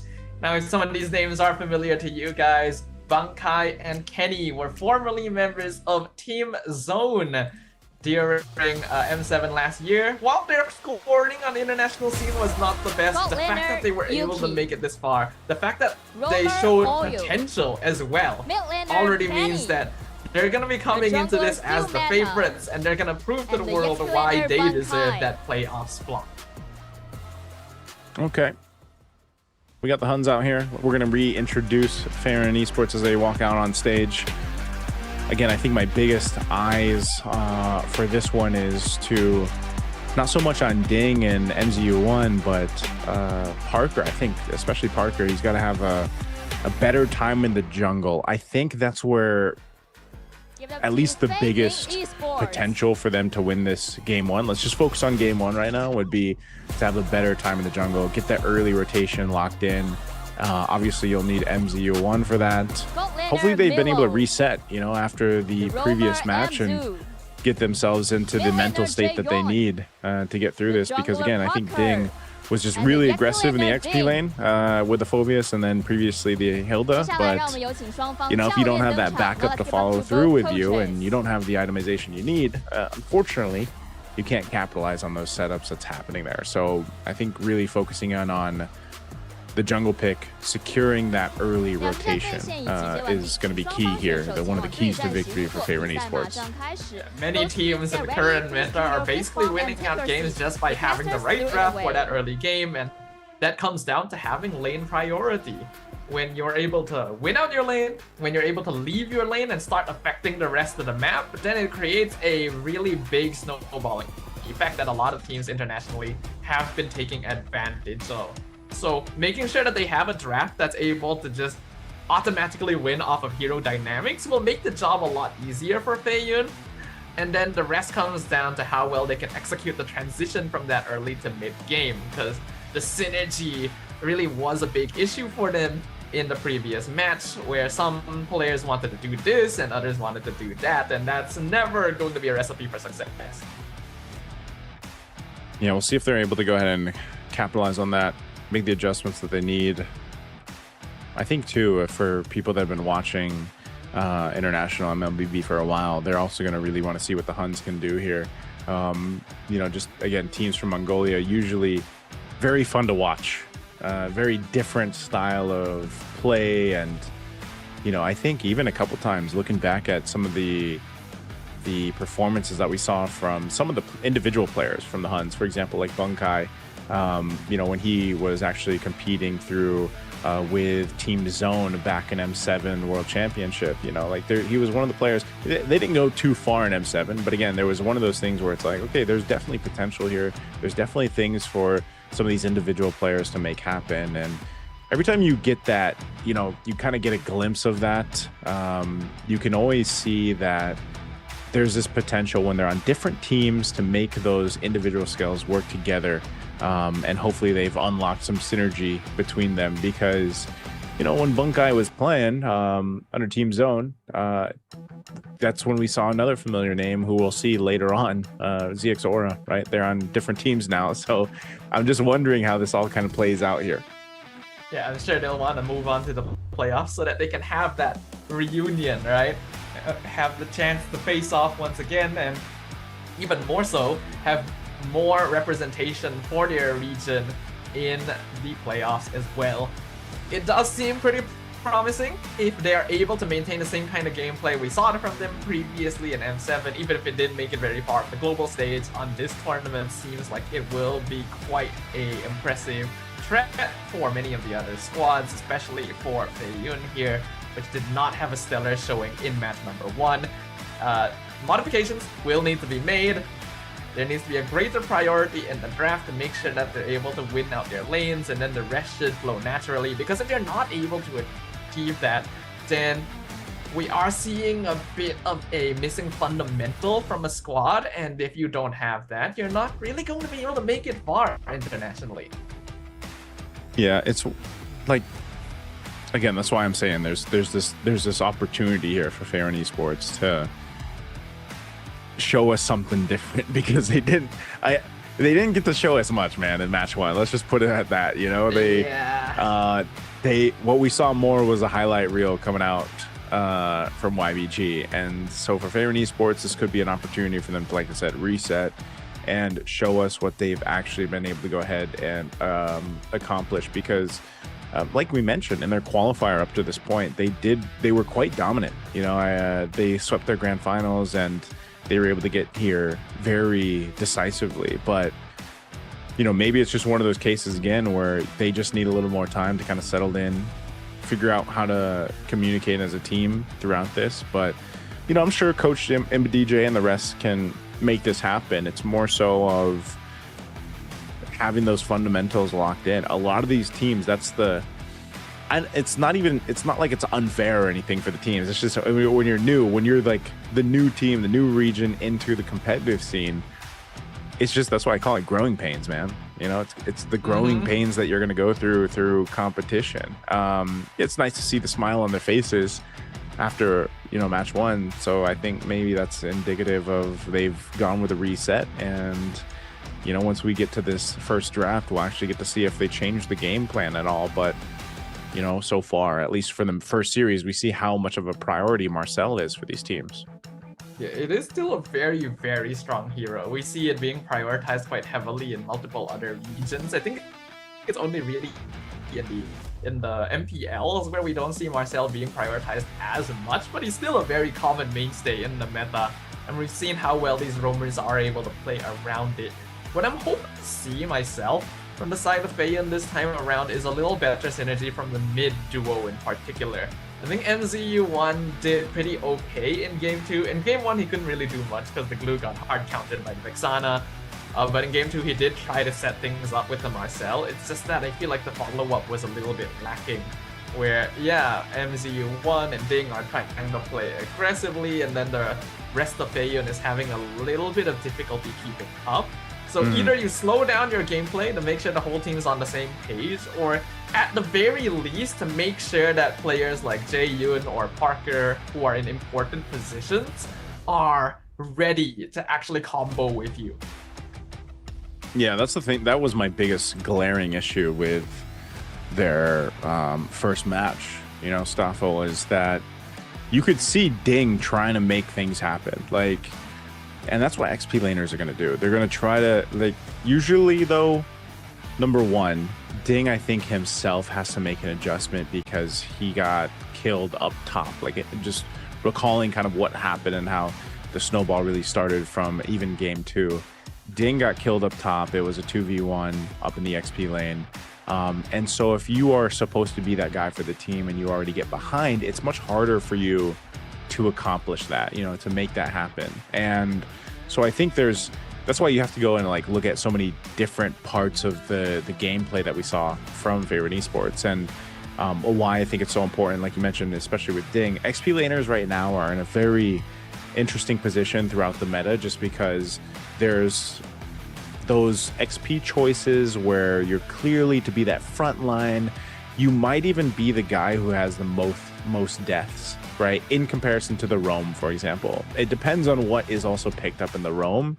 And that's why the roam, the relationship between the roam and the XP is so important, because sometimes you might have to be that XP laner and that hero that is putting yourself in arms, like the dangerous, interactions, because you want your roam to be able to set up. One roam that comes off the top of my head that we didn't really get to see too much of just yet in the first match was, like, for example, Khalid.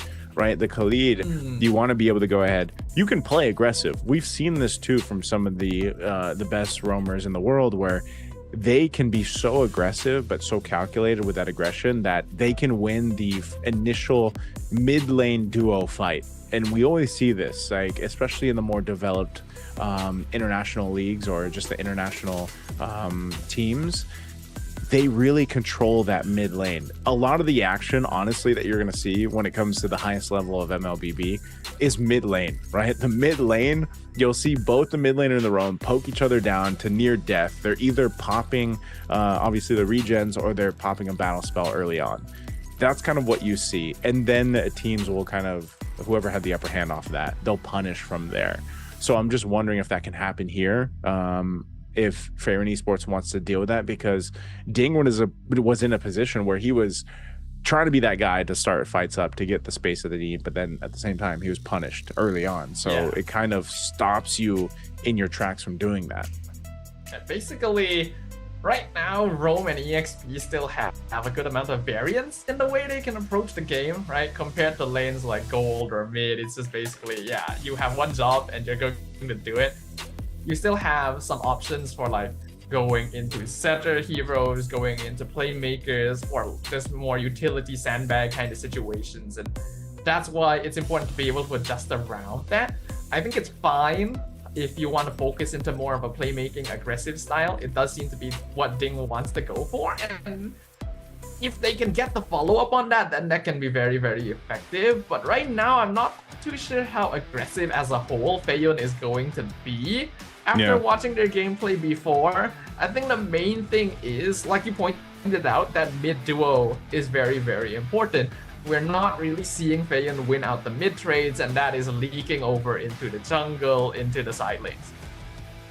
Yeah, how do you think they need to adjust from that? Is that just something do you think they just need to be more passive, like, because they were punished so hard in the first match? Is that the answer for Fairyn Esports? Like, just be a little more passive and let their, gold laner and jungle kind of farm up and get to where they need to be?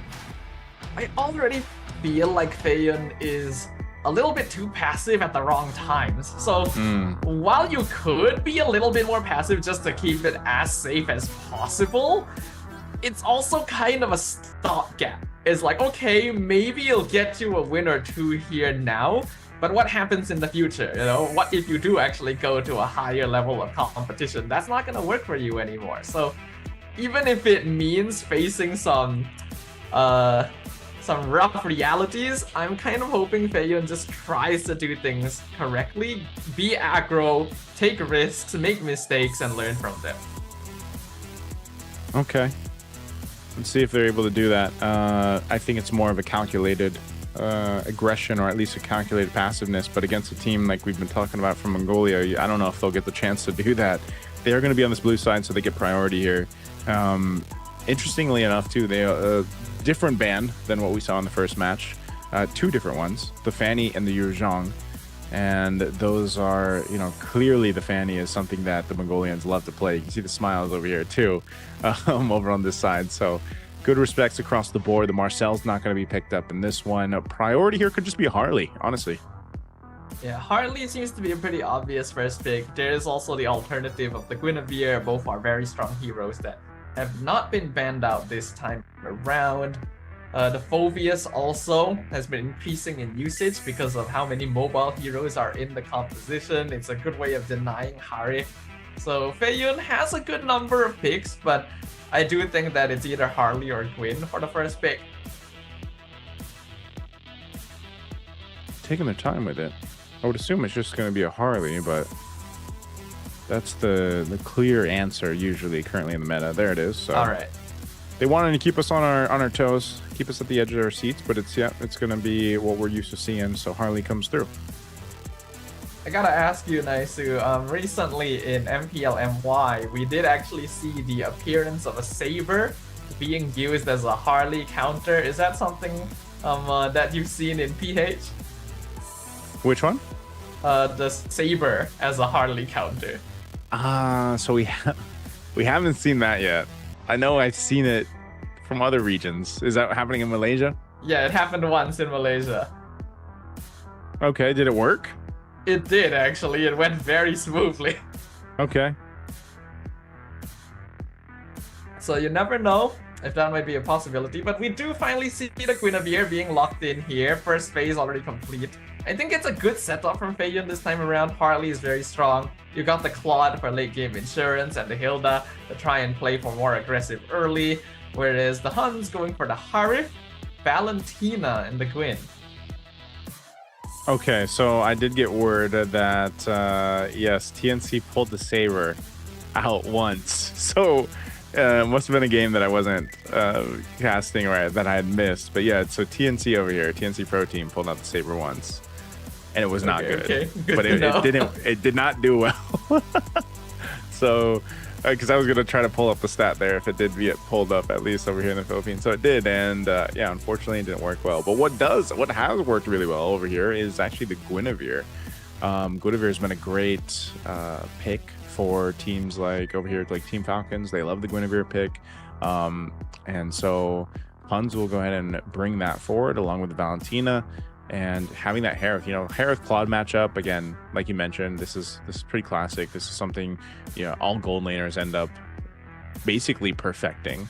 I think even in this case, though, I'd love to see Milo over here from Fair and Esports like have a much better time where he's actually able to get online. Because you got to think, man, if your team is falling behind 10,000 plus gold, especially at, what was it, the last game? I think it was like the 7-minute mark. If you're a gold laner, especially a Claude, you're not getting your Trinity, man, until it's too late. By that point, it's almost too late already, right? So hopefully, I'm really hoping that Milo will have a better time to go ahead and scale up. The Harley should be able to go ahead and allow that to happen, because your main focus is not letting the Harley get out of control here if you're HUNS. And they do that by making sure they pick up the Khalid. This is why I was talking about with the Roam. You get yourself a Khalid who can not only provide information, but is pretty self-reliant in himself. And that's using the quick sand guard if he needs to. If he gets caught out a little bit, again, once you have that level 4, you've got the Raging Sandstorm, you can get out. And there you go. The Gourd actually comes through too. This is what I was expecting because the Harley was locked in. This is usually paired up really well with the Harley, as I've stated previously. Yeah, this seems like a pretty solid setup coming in from Feiyun this time around. Like you pointed out, Gourd Harley together should be able to burst anyone they catch if the abilities line up properly. And then you got Hilda and Hylos just to be really, really beefy front lines, and you don't have heroes like Carrie or Lilia that you need to worry about. Looks like the Terizla will finish off the draft for the HUNS. They are definitely leaning a little bit more towards early mid pressure, team fighting in general. But I think that if Feiyun are able to position themselves correctly across the map, you got a very high mobility jungler comparatively. So if Harley can start affecting lanes, especially mid, right? Unlock the Hylos and the Gourd and start ganking side lanes, it should give them a path to victory. Okay, I like this. I do like we call him the Rizzler, right? I don't know if you guys call him that. Do you guys call him that in Malaysia? We don't call him that, but we've heard it. Okay, well, we got the Rizzler in play. This is a good pickup just because, again, that penalty zone can be utilized, in conjunction to all your other crowd control. Also having the opportunity to be that threat with just a penalty zone enough to keep kind of Gourd on his back foot, or let's say you drop down like the Mystic Gush, the ultimate is used. A Terizla can always be there as a threat. So I just think that the Terizla is gonna really help in the handling of kind of that frontal damage, that burst window that we're gonna see Fair and Esports trying to play around. But that's the thing, can they withstand the early pressure of this combo? Because there's so much magic damage that we'll most likely see in terms of itemization. Obviously, some early pickups with like Radiant Armors and, you know, other magic resistance items be the priority just because they need to survive that. And we'll most likely see that combination of, you know, Harley picking up the Genius Wand first item, Gord building into his first major item, and that's where that initial burst and threat comes down. Because sometimes it's not even about a kill, Stoppa. It's just getting someone to reset, go back to base, and get the numbers advantage in terms of team fights. So if we were looking anything from Favorite Esports in their match 2, after getting stomped in game 1 or match 1, I feel like this is the lineup that can allow them to get the head start they need. Yeah, I think so as well. So I hope that we can get to witness that today. Feiyun, this is the first showing of a squad from South Korea in the international scene. They did not have a good beginning, but that does not mean that it has to be all bad. They shifted up the draft. They have heroes that can set up for a stronger early game, and I hope that we can witness that this time around, that they're up against the HUNS Esports in the Land of Dawn. All right, this is what I was talking about too. You know, that early pressure, man. This is one of the more deadly combos, that mid lane duo, the Valentina Khalid. That amount of kind of burst that you get is really tough to deal with, and that's why they're playing so aggressively. This is what I was talking about. Oh, they don't jump in. Spatial migration are going to be used. First blood, though, as Kenny falls. Now Ding's going to be able to get a kill, too. That's 2 for Favorite Esports, already off to a much better start. Yeah, that's exactly what we need. That's what we want to see. I was a little bit concerned at first to see the Khalid harassing so much, but HUNS definitely dived a bit too deep in that one, and you cannot really afford to run into a funnel against a Gord Harley combo. They're just going to be throwing their spells at you, melt you down from afar. And with the Revitalize, they're not too punished for allowing that jungle invade in the first place. So already a nice small lead for Feiyun. They just need to continue this kind of pressure. Okay. Even with that, I was actually expecting HUNS to get a kill out of that at least, but surprisingly, you know, maybe that was just a limit test, you know, a little bit of a check there to see how things would go. Turtle's going to be up here shortly. They're going to focus on Bunkai. Wow. Gets the deadly magic, focused on him. He's still going to survive, almost level 4. Parker, much more assertive here in the jungle, at least in match 2 of theirs. They've got a bit of control right now around the turtle, but they know that some of these ultimates are not available. Bunkai now has the level 4. He's got the penalty zone, so Ding's going to swing across the side. The power of the wilderness going to take out Still Meta. There's a Mystic Gush coming down too. OU trying to get away, but Parker secures the turtle. Favorite Esports just getting everything. All right, this is a much better showing already. We thought if we were hold on another deadly magic, Yuki should survive that one, but we can already see just how much more they're able to do with a hero like Harley on their side. It's a very free jungle hero, has very easy ways of getting in and out of the fights, and that allows for Parker to be a lot more aggressive without needing to full commit. Previously, he was playing Leomord both games, and when you pop the Phantom Speed, you kind of have to go in, and if you're behind and get caught out, you just fall. But the Harley gives you ways in and out of that one, and that helps. Yeah, that's the thing. Blazing Duet used here. Feiyun Esports, their options to go in and out of a fight. Hold on, fighting under the turret. MZU1 didn't have that wave pushed in, but Parker also going in with a little space magic just to check things out. Good thing OU was here just to keep that pressure off of Yuki. A Mystic Gush going to be used up here towards the top in the mid, forcing Kenny back. Right now, Feiyun looking to capitalize on this lead that they have. It's nothing major. It's about 1,000 gold in their favor, but they don't want to let up, and that's, I think, the key to dealing with HUNS here. Yeah. As long as you continue throwing your abilities in, you got good backline heroes. It's not too bad to spend a couple of cooldowns. Here comes Parker again with Deadly Magic. Gonna force out the penalty zone. Bunkai will survive this one, but we can see that Ding now actually winning out this EXP lane. And with the Hilda available to help affect the rest of the map, the fights are leading much more heavily in their direction. Yeah, this was also just a very good decision with the way that Feiyun decided to draft with Coach and DJ. The adjustments that they made from the previous match into this one, it looks like they've gone with like a full mental reset and put themselves in a really good position to at least try to win this game. Again, there's still plenty of game left, Second turtle is going to be up. The Glorious Pathways just dropped down to go ahead and cut off or slow down, but it's going to be used as well from Kenny. But meanwhile, Ding's still there, putting pressure. Parker will get the turtle. A Mystic Gush dropped down. A big penalty zone, though. Parker's going to be in trouble as a kill picked up for Yuki. And now Yuki in trouble as he takes the Blazing Duet to the face, and Milo might be in trouble himself as OU's going to chase him down. Should be able to get away. Bunkai is actually going to chase him down, too. They don't want to commit. A shutdown on Ding, though. What happened up top? We missed that one, but Ding falls, so the Huns, they fight back. And that is an instant counter attack coming in from the Huns right there. There's still a slight goal lead in favor of Feiyun, but that really reverses the momentum that they've been building up until now. He's gonna try to gank Bankai down bot. Oh, he's going to try to rely on the body of Smith. He gets a little bit of a hit there, but it's just not enough. Good usage of the Glorious Pathway to slow him down and keep him tight to that wall. So unfortunate for Bankai. Didn't have that penalty zone. Just came up after he died. Yeah, if he had that, there was every chance that he could survive that one. But it's good to see that Feiyun are trying to affect the side lanes.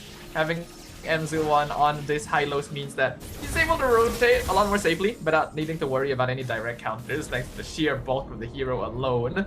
But I'm hoping to see slightly more coordinated assaults from Feiyun. I feel like that previous turtle fight could have gone their way. I like the idea of slowing it down with the Glorious Pathway, but maybe a little bit too early. And overestimating how quickly they could blitz the turtle down, and that's what cost them in the end. They still got the gold lead though, and they're still gonna try and fight. Oh, Jaeyoon popping that Mystic Gush. The Blazing Duet falling through. OU falls. Kenny dealing with the deadly magic. He's got a Glorious Pathway. He does drop it down to help support still meta. But there you go. Oh, penalty zone used. Oh, ankle's broken. Parker, though. Parker's going to fall. He tried to avoid that, but good response coming out from the Huns. Yuki looking for a little bit more. This is the problem, though. Yuki's scaling so well on this Aerith. They're actually going to have control of the turtle because Parker got killed. So now this is going to be a turtle in the hands of the Huns. Yeah, at the very least, this time around, not going to be a particularly one-sided game. We get to see a little bit more from both teams. Still a slight goal lead for Feiyun. They'll catch Bankai mid. Mystic Gush comes out. Flicker. Terizla will survive that one. Kind of surprised Jaeyoon didn't pop his ult earlier. I feel like they could have gotten that kill. Yeah, again, that's some of the timing things here, right? With the gourd are key. Ding's gonna have to defensively flicker. Little projectiles being thrown out by Jaeyoon to try to help heal. They want to chase down Milo. Raging Sandstorm gonna be used too. He BMI's back though. Still gonna be chased. Penalty zone's gonna lock Milo down as he falls, and Bunkai picks up a kill. And very back and forth so far. We can see both teams are rotating heavily. Both sides looking for a flank on basically whatever target they can find. The net worth lead has been reduced, though Deadly Magic nearly takes out Kenny. So that's going to be the Valentina forced to recall back home for now. Next Lord is coming up in another 60 seconds. So there's going to be no particularly strong neutral objective for either team to contest. This is where we really put Feiyun to the test. What are they going to do with this timing to try and regain the lead that they've lost? Yeah, the Huns did a great job at just kind of responding, even though they were down like 1,000 or maybe 2 at max gold. You know, Feiyun had control of the early game, which is exactly what we said they needed. That was kind of the key to victory here. They're going to chase down Yuki. He does get stunned, but Glorious Pathway already used. There's a reinitiation from Kenny. Zaman Force dropped down too. He's going to be knocking down MZU1. Even with that revitalize, there's a big Blazing Duet to the backside. Milo hunted down Kenny. He's able to find him. Dink gets the kill. And they fight back, but they're still in trouble as he's trying to get away here. Still meta picks up Milo as their gold laner falls for FY, and now Ding on the run. This is a brutal fight. A Mystic Gush dropped down, but the Zaman Force under the turret will keep him alive as they come in to clean up the kill as Jaeyoon falls. A revenge strike on MZU1. He should survive this just barely with 1 HP. We're looking at very scrappy fights right here, which I guess is to be expected. This is a signature of teams from Mongolia. They always catch you by surprise with the way that they team fight, and I think it was a pretty good scattering initially, especially to catch some of the more important targets like Milo. But after that, Feiyun looks like they actually want to contest this Lord. Oh, spatial migration dropped in. Ding's gonna fall. The Lord at a quarter of the health. They're still gonna be going. Still Meta gets it, and Yuki just unleashing with his Almond Force, taking out Parker.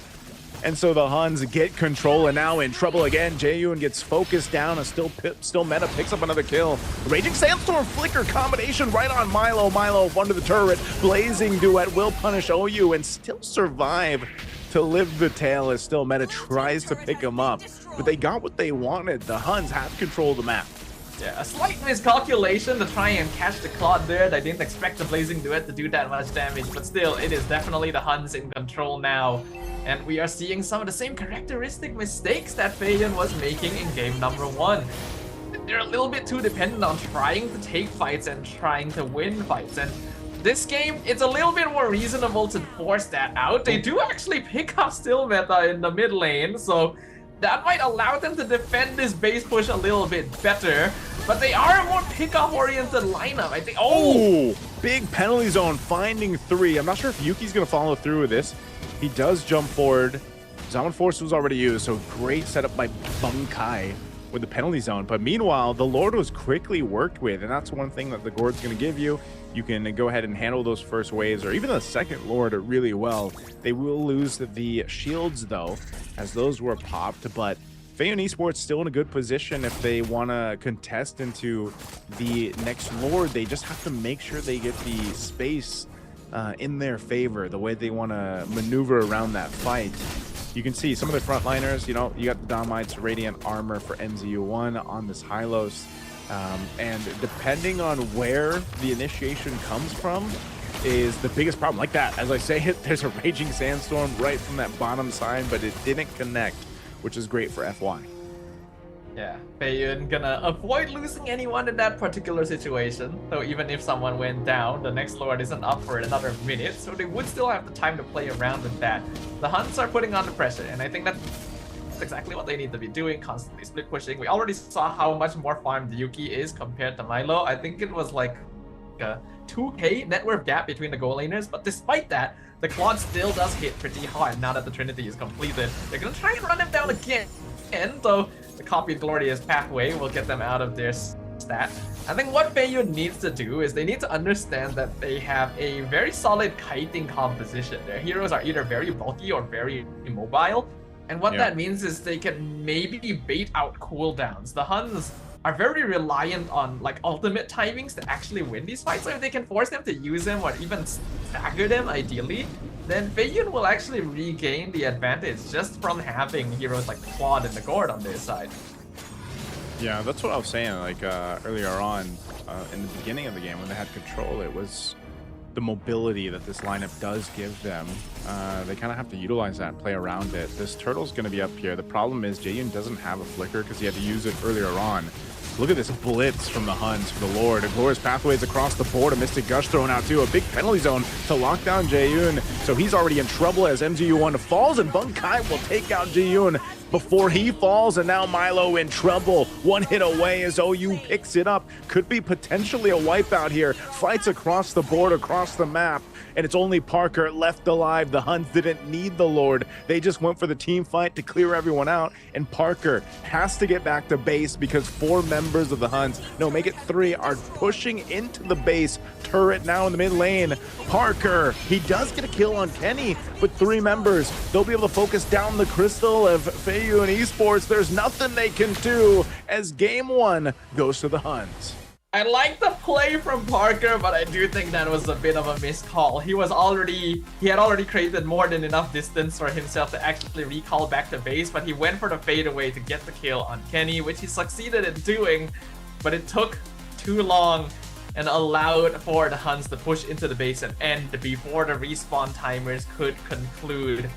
I think that Bunkai definitely played a big role in that last fight. He survived for a very long time in basically a 1v3 situation in the backline and allowed for the rest of his squad to finish off the divers from the enemy team first, after which they would take over completely and secure. Not even need to secure the objective. They already knew it's like, okay, this is it. We can push down mid lane. I really like the calls that were made at the end there from the Huns. Hey man, as a Gord main, a former Gord main, I know how that felt, Jae-yoon. You know, you don't have Flicker available, but your team seemed to give the call to contest for the Lord.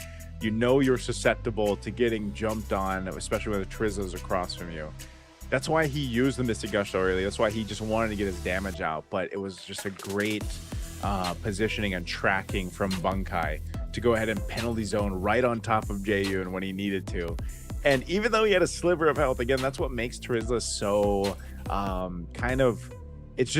it's a little elusive, you know. It's a little like when you're thinking about, okay, this guy's got like a sliver of health, but again, his passive, that body of Smith passive that Trizzle has, where the lower HP he is, the actually like more defense he gets, you know, essentially he was able to capitalize a kill even though he had, I think he had less than half health, if I remember right, in that fight. He had like a fourth of the health or a quarter of health. Yeah. And he was still, like, his job, it's so funny that his name's Bunkai too. Like, he literally Bunkai'd right towards Jae-yoon, and like, he's like, if I die, so be it, but you're gonna go with me. And that was just really key, because even if Gord uses the Mystic Gush, you can still get out of those areas by utilizing his skill 1, the Mystic Projectile, because it's a great peel for the team if they needed to. But it was just really good team fighting from the HUNS. I think throughout the game, when they made that adjustment right after maybe, let's say, the first Turtle Staffa, that the HUNS just really showed that, you know, even if they play a little bit behind, like, they know how to team fight, they know how to duke it out, and that's exactly what we saw here. There were 1 or 2 moments where the HUNS were punished because they went a little too aggro, a little bit too deep, but they were basically doing what I was hoping to see from Feiyu and taking those risks, being willing to throw bodies in when they are confident enough that they can take control. I feel like Feiyu still has the same issues, unfortunately, where they're a little bit too dependent on actually winning the objectives of the game. It's like they're ticking off a checklist, basically. Like, if we don't win the Lord fight, we're not going to win, even though it would probably be smarter to play base defense, because the Claude and the Gord are very good at melting Lords away. They don't need to worry too much about that. But Yuki going to be our MVP this time around on the hardest. Still a very, very strong hero, and in the right hands does so much damage. Yeah, this is Yuki, he had so many good usages of the Zaman Force, man, and I think a big part of it, like we've seen, because so far all we've seen is the Claude and the Harith, essentially, and that's kind of what we're seeing, like, you know, around the world right now in the gold meta, which is why it's so interesting that over here in the Philippines we have a gold laner who's played like 12 or 13 unique heroes, and that just happens to be the import, the one and only import in the MPL Philippines, which is Severo, right? So think about that. You're most likely throughout this tournament really gonna see just Claude and Harith.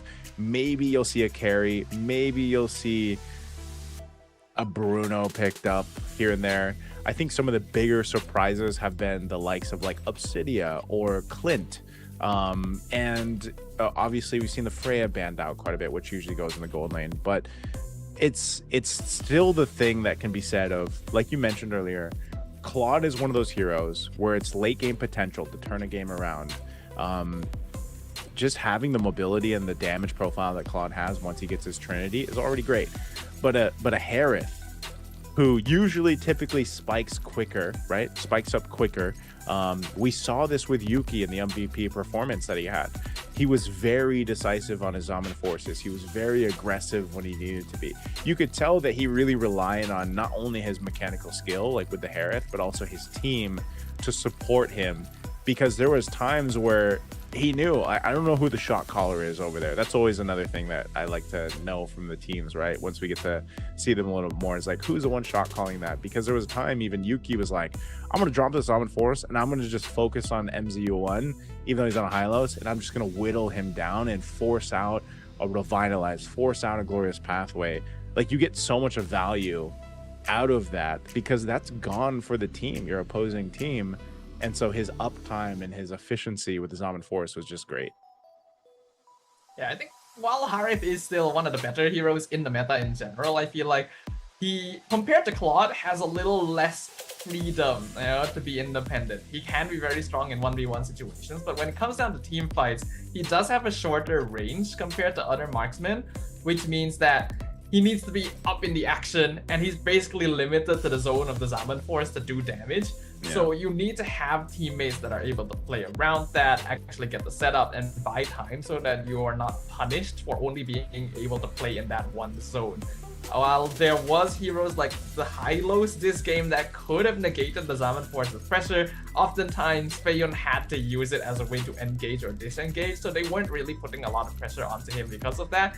And I think Bankai had a stellar performance this time around, just being in the front, right? He's setting up, he's also sandbagging, sacrificing his body to make sure that everyone else can do their job.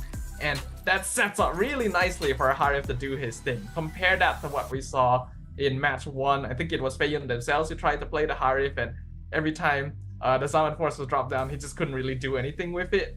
There's a big difference, and it does come down to the formation of the team.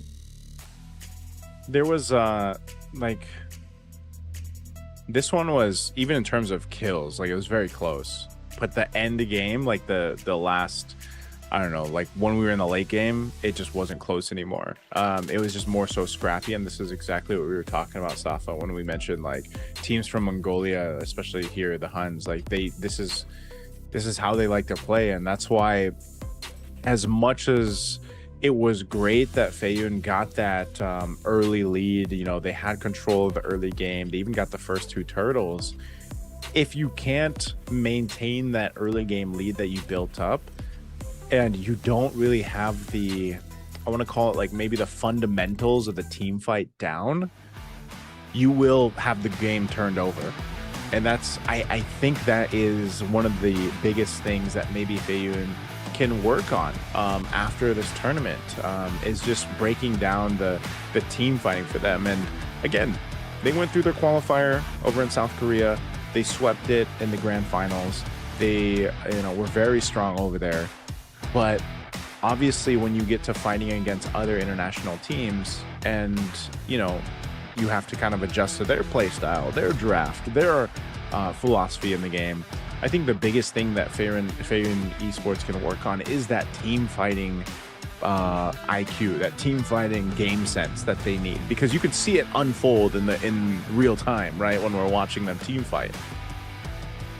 Yeah, I think at the very least this time around, though, we did get to see a little bit more from Feiyun. That early game was not bad. They were holding on to a small goal lead for most of the first 5 minutes as well. So we can see that they are capable of responding if they have the right heroes. They have heroes like Gord and Harley this time, which are able to punish enemy teams that want to dive them.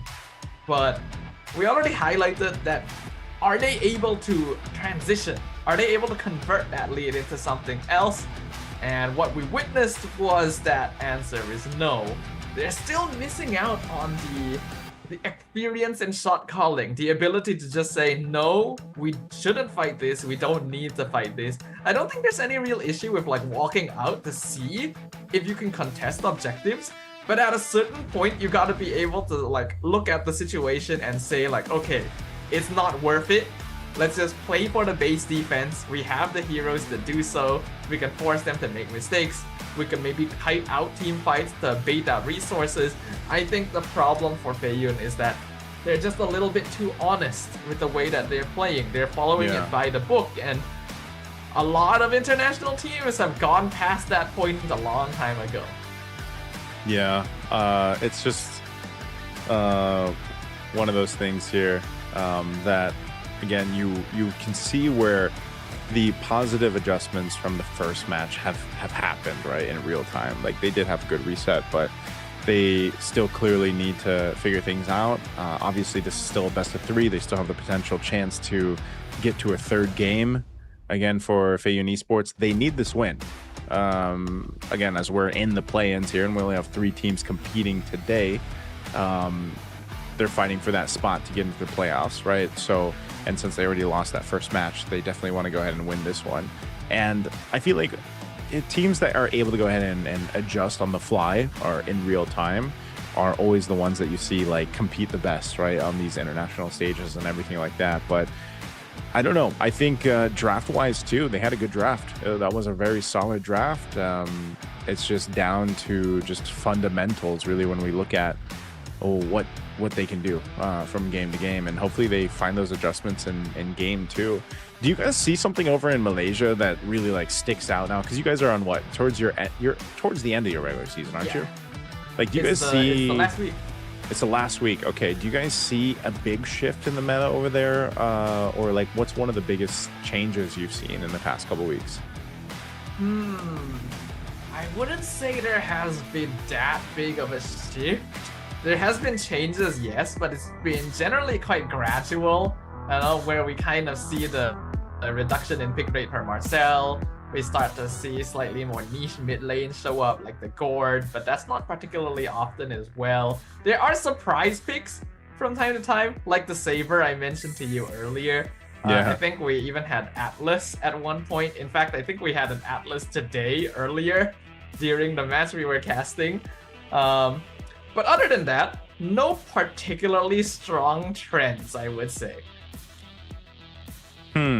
The Atlas has popped up a couple times too. What I'd love to see is man, I'd love to see either the Atlas or maybe a Belric, man. I'd like to. I know MCT Emmer had a Belric come out. He did get buffed. Yeah, he got buffed, but going to this draft for game 2, Harley's going to be picked up. So we still have FY is going to be on this blue side. HUNS over here picking up the hair of the Valentina. By the way, as we little fun fact, I actually saw this online too. For Still Meta, he mentioned that this is going to be one of his last tournaments competing for MLBB, just because he's going to go focus on his academics, and we've seen this with a lot of players out there in the MLBB scene. And so I'm wondering if that also means if they end up qualifying for one of the wildcard spots, or maybe the direct spot to MSC, if he's gonna compete there too, or if they'll have someone different for their jungler. But we are going to see him play the Suyo, so this is a solid first phase already for the HUNS. But you could say the same thing for Feiyun Esports here. I like the Phoveus. They still get the Claude. They're going to run back the Harley, so they're playing with mobility again. Honestly, if we're looking just from an objective draft perspective for this first phase, I do actually like Feiyun's more. Right? Like you mentioned, they've got good mobility. They got the Phoveus to counter the Harif as well. And while Suyo is pretty strong, I feel like he can be somewhat vulnerable to the Harley if played correctly. So I think what comes down now is that Feiyun needs to make sure they got a strong enough mid duo, which they have specifically left for last this time too. I think they recognize just how much that can affect the way things go in the first couple of minutes. So I think it's a good adjustment. I like the heroes they have. If they pilot this correctly, I can see this going quite well for them, and they do get rid of the Hylos as well. I would say ordinarily that this opens up the option to pick like the Eve. Unfortunately, there is a Valentina already on the other side, so that's probably why the HUNS are willing to pick the Valentina up so early and combo it with the Khalid, because it's just such a strong duo, and it also denies notable mid picks like the Eve, like the Farsa. Yeah, but this is the thing, the HUNS also got their Khalid again, and you saw that even with some aggression where they got basically checked, right? Like they're the ones that were aggressive in the previous game, and then it was FY that got the early kills. They're still okay with that, because this is just, I mean, even the 2 picks alone, man, the Khalid and the Valentina is enough early game damage to be a threat. And I don't think that they're too worried. I don't think OU's like too worried about dying, obviously, on the Khalid. Like, it's the information and the poking that he's able to go ahead and do and provide here. Especially now that you have a Suyo. You have a Suyo in your hands for Still Meta. A bit of a different momentum for in the jungle. And then they get a Sora. So, I don't know. I'm a Gourd bias, but unfortunately, I'm going to have to give it to the HUNS here. I like their overall lineup paired up for this one. What do you think here, Staffa? Yeah, I think I have to agree with you a little bit here, Naisu. I think that the HUNS lineup is easier to play overall. Like, the heroes don't require particularly strong micromechanics, and most of their abilities can flow together quite well AoE-wise, especially with that Sora setup. This was a hero that FY banned during the second phase of Game 1 once they saw that Valentina, but they actually decided to leave it open this time around. I think it is possible for Feiyun to get things done. Yeah. But it's going to be a little bit more high execution on their side. We do see the Cho being played, and this is something that the MCU one is not a stranger to. But it means that he doesn't have the same degree of freedom that he did before on the high-lows, where you can just kind of walk up, you have Revitalize, you have high HP, you can take a beating and it's not really an issue. Cho requires very specific entry points, and that means that you don't have as strong of a front line as well. Yeah, and whether you have that front line or not, I think one of the key parts here for Feiyun Esports is, again, utilizing the mobility that they get, but not getting too confused on this kind of approach that the HUNS went with. Because, again, they're going to be looking to get pick-off potential. I think that's one thing that obviously MZU1 is going to have with the Cho here, but just not getting outmaneuvered when it comes to these team fights, because that's exactly what happened to them in Game 1. Well, it's time, ladies and gentlemen. Let us go ahead and hop into Game 2 of our second match here today in the play-in stage. As we all know, Feiyun currently 1 game away from a full loss performance in the play-ins, and we know there is only 1 slot moving into the playoffs for a slot at the MSC wildcards. They gotta get this victory here, and even then, they're gonna have to pray and hope that their chances still live on. Okay, let's see what happens. Again, looking at the emblems, nothing too crazy, pretty standard throughout this. I think you really want to keep your eyes here on the mid lane, this mid duo action that we're going to see. Also, you know, Cho went through this, I guess we can say it's a buff, right? He went through a bit of a buff on the last patch where basically his ultimate, his Way of the Dragon, does a little bit of extra damage, and then you don't have that kind of delay, I think it was, like a little bit of a delay that was in the Jikundo.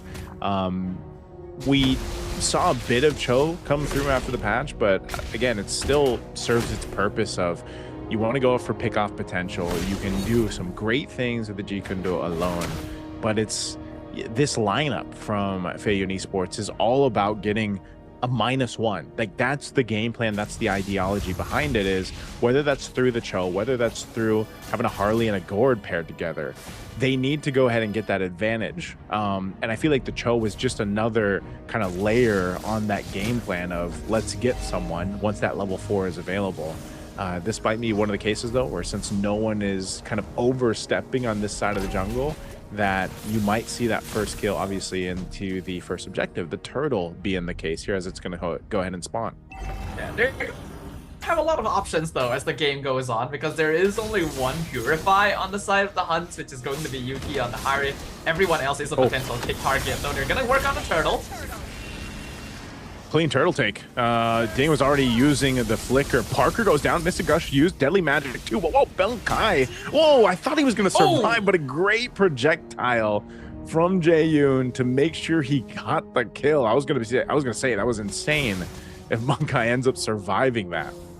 Yeah, I would have been very, very shocked if the Sora somehow made it out of that situation. But that does still end up being a small victory for the HUNS. They got the turtle, they got the kill on the enemy jungler, which is probably going to be worth more to them at this point than their EXP laner. Not to mention that Bankai was the one who got the kill, so it kind of makes up for the gold that he loses from the kill itself, and he was still able to catch the wave of minions at the bot lane without losing too much gold shield. So the HUNS are still in a perfectly solid place. I think it was good positioning. Again, I feel like that was a position where Feiyun should have just said, we cannot make it to the turtle in time. Let's just give it up. We don't have the Cho kick as well, so there's not really much that we can do here. You can maybe send Parker in to try and get a cheeky steal, but once that doesn't work, you really just need to get out. And constantly we are seeing hold on. Wow. And that's exactly where you're going into stuff. Like, yeah, once that kick's available, but I mean, they kicked him, they deadly magicked him, and they Mystic Gushed him, man. They did everything. I mean, that's to be expected, right? You have the Harley. Oh, Dante. Oh, Milo. Wow, that is not what you want to happen. He even had flicker. I don't think he was expecting to get killed there. So now here's the response. I'm not sure if they're going to use their own kick, as Kenny is holding on to that Way of the Dragon. They're stopped with the Mystic Projectile. OU takes the deadly magic, but he's going to live. He's going to be fine. He can heal back up. He does get stunned by the projectile. Oh, here's the kick, but he utilizes the flicker to get going to the other direction, the safe direction. Yeah, very well played there by OU. Good reaction timing. We can see Bankai as well catching Enzu in the mid lane, and now they're surrounding the Phobius. Oh man, he's gonna be in trouble. Ding, I think there was just again a disconnect between what Feiyun wants to do around this turtle. A lot was expended, but because Ding is not part of the picture anymore, like this is just gonna be another turtle in the hands of the HUNS. At least this time they make the decision not to contest it, but it also means that jungle's gonna get invaded. I think Parker did get that, and now they'll Mystic Gush OU. So at the very least, Feiyun are able to trade something in return, but a kill onto the enemy roamer isn't going to be really worth it at this point, especially with Yuki also getting 3 hits on the tower down bottom. The HUNS are still gonna be holding on to that early gold lead. Feiyun at least do have good mid-game scaling. Jaeyun has not died yet. Milo is not farming as fast. Yuki is actually really rich right now. I'm shocked at how high that gold is. That's what I'm saying. Like, I'm a little flabbergasted here, Stafa. Yuki's 1,200 gold ahead of Milo, and okay, the kick was used, but Raging Sandstorm 2 in response. Are they gonna get full commit to this? Mystic Gush with a deadly magic. He's gonna heal up with a Quicksand Guard. Here comes the response from the HUNS. They're gonna try to lock him down with the Tempest, and then Ji-Yoon is the first to go down. Under the turret they go, and ZUI has to get out. He had to burn the flicker earlier on, but he's still alive at least. So man, the HUNS, they rotate quickly. And I'm not sure if NZU1 had kick on cooldown or something, but it felt like there was a weird time lag between the last hit of Jeet Kune Do and the kick. Yeah, well, he kicked, but there was he kicked OU and he Raging Sandstorm. Yeah, the thing is, the reason OU was able to Raging Sandstorm because there was a delay before the kick. So either Enzu was greeting or just kind of made a mistake with the combo there, because otherwise that should have been a clean chain and a clean kill without needing to commit that pot. Yeah, little action up here towards that top. Milo's gonna be able to get the turret down. Bunkai trying to get away. He'll sidestep that dark wave, so he's gonna be fine. Kenny rotating up the rest of the team. The HUNS looking to counter punch into this, holding on to the wave dragon himself. Kenny will flicker out defensively. They're gonna go for the fight anyway. Little dark wave used. Mystic Gush 2. Forcing still meta back. Good wave, but always in trouble. He gets kicked from Kenny. Milo is able to get back with a BMI, and now OU on the run. He's sand walking through. He's going to be fine. Yuki there to back him up. Drops down the Zaman Force. They're going to fight in the mid lane as OU finally goes down, and Yuki couldn't save OU. But that could have been way worse for the HUNS, but good pickup there by Feiyun. This should get them the turtle.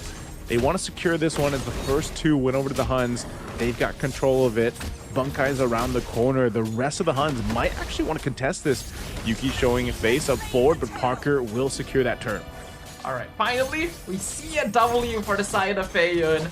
They were able to win out that fight quite handedly by actually properly fighting against their opponents. So now they're gonna go mid-team. Ooh, again, Mystic Gush used, fighting into the back side. Thing's gonna be kicked. Yuki trying to zone out Parker. Parker trying to get away, and no! NZU1 still alive for a little bit longer. Bankai gets the kill. Fighting under the tier 1. It's a shutdown. Ding gets caught under the turret in a fight.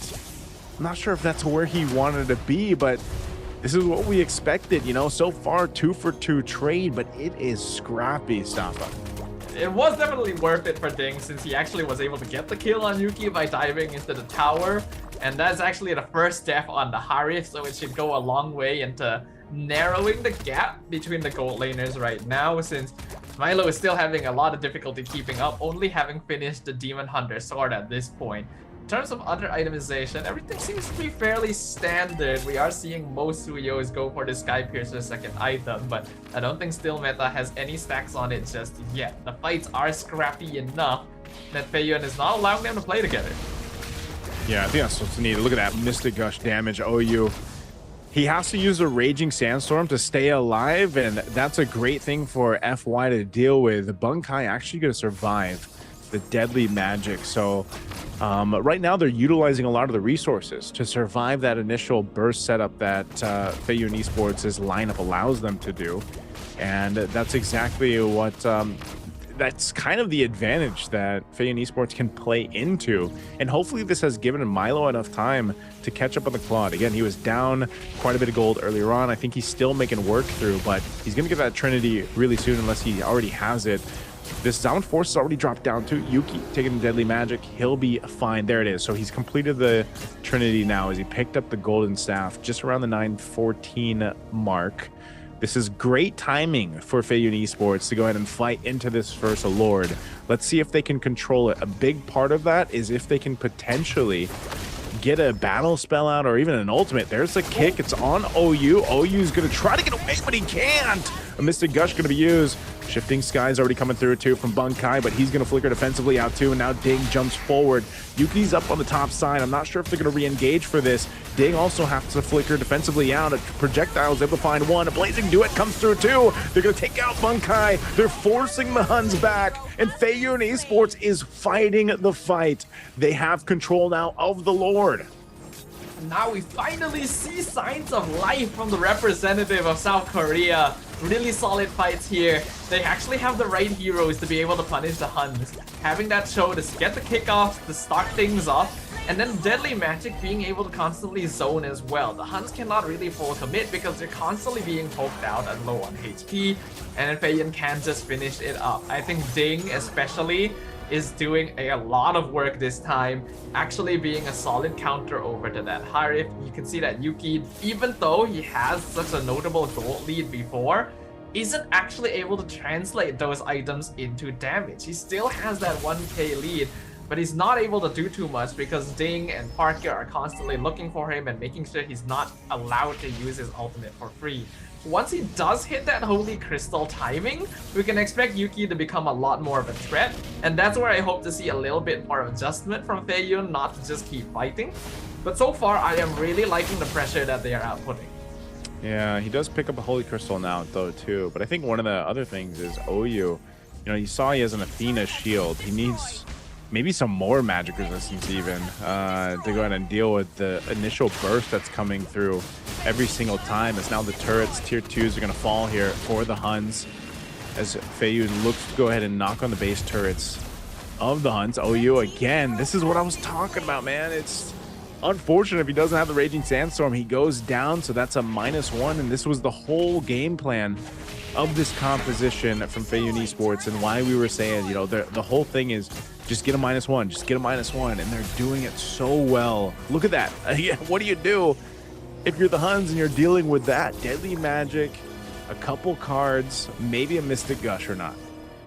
And this is why Harley is just so hotly contested. The amount of pressure he can put just by throwing a couple spells from the safety of the backline, and then he can blink out of the position as well.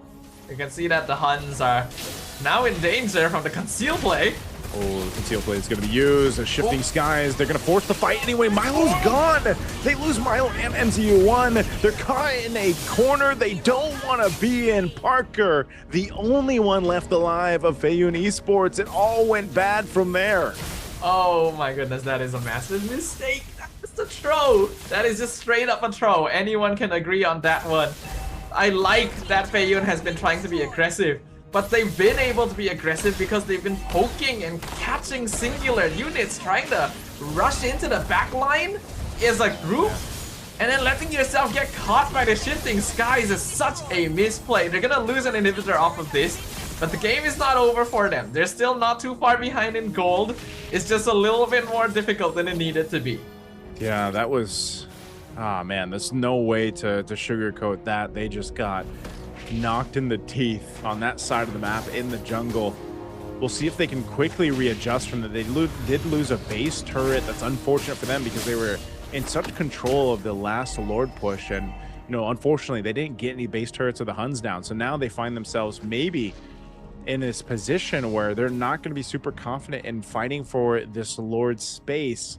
They're going to have to play with their advantages once again, where it's going for pick-off potential. You can see OU picked up an Immortality because he's usually the one that's going to eat the Deadly Magic, eat the Mystic Gush, and he's got to be that guy up in the front side. So Feiyun Esports, they'll get a winner crown here for Milo. Milo cannot get blasted the way he did in the previous fight. He's got to stay alive here, so a little bit of defensiveness picked up. Half health on the Lord. Deadly Magic on Kenny. Kenny holding on to his own kick. They're going to go for it. Win a crown already used. Milo is in trouble. Yuki picks up a kill. They get MZU1 again. A Mystic Gush ended early on because the pressure from Bunkai. Lord secured, and the Huns look to take out some more as they take down the buffs. Waves pushing in the mid, and they have the objective secured. Oh, just said they can't afford to let the Claude be picked off, and now Yuki gets to go ham again. Deadly Magic will drop him low, and at the very least, Feiyun did get the Lord, so they do have that pushing against. They're gonna try and defend.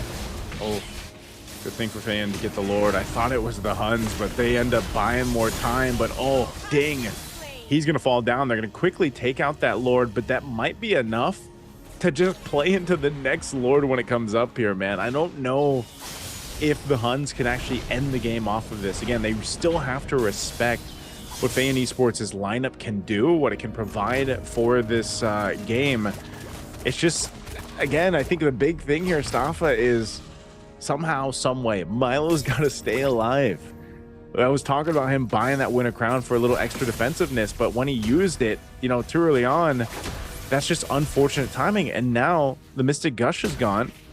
I'm not sure if the Huns even want to pressure that in, because they also want to make sure that Yuki has the Purify, but that's going to be up in a bit here. So this is turned into a game where it's who's better at maintaining or utilizing in the most efficient way their resources, the battle spells that they have and everything else. OU is actually going to have to use the Raging Sandstorm to survive this Deadly Magic, but the team's there to back him up. Are they going to engage this? Mystic Gush used again just to go ahead and keep them from going forward. But I think it's just this push and pull. I do feel like Feiyun has lost a little bit of their composure thanks to those previous fights. They are throwing their spells a little bit too quickly. And they have to understand that now that we're in the late game, you gotta be very confident about your ability to actually get that pick off. It doesn't come for free anymore. Milo has died first in two fights sequentially. The first one, okay, big mistake. Second one, really should have learned from that. I don't mind him trying to go for the flank, but he should not have shown himself so far from the rest of his team.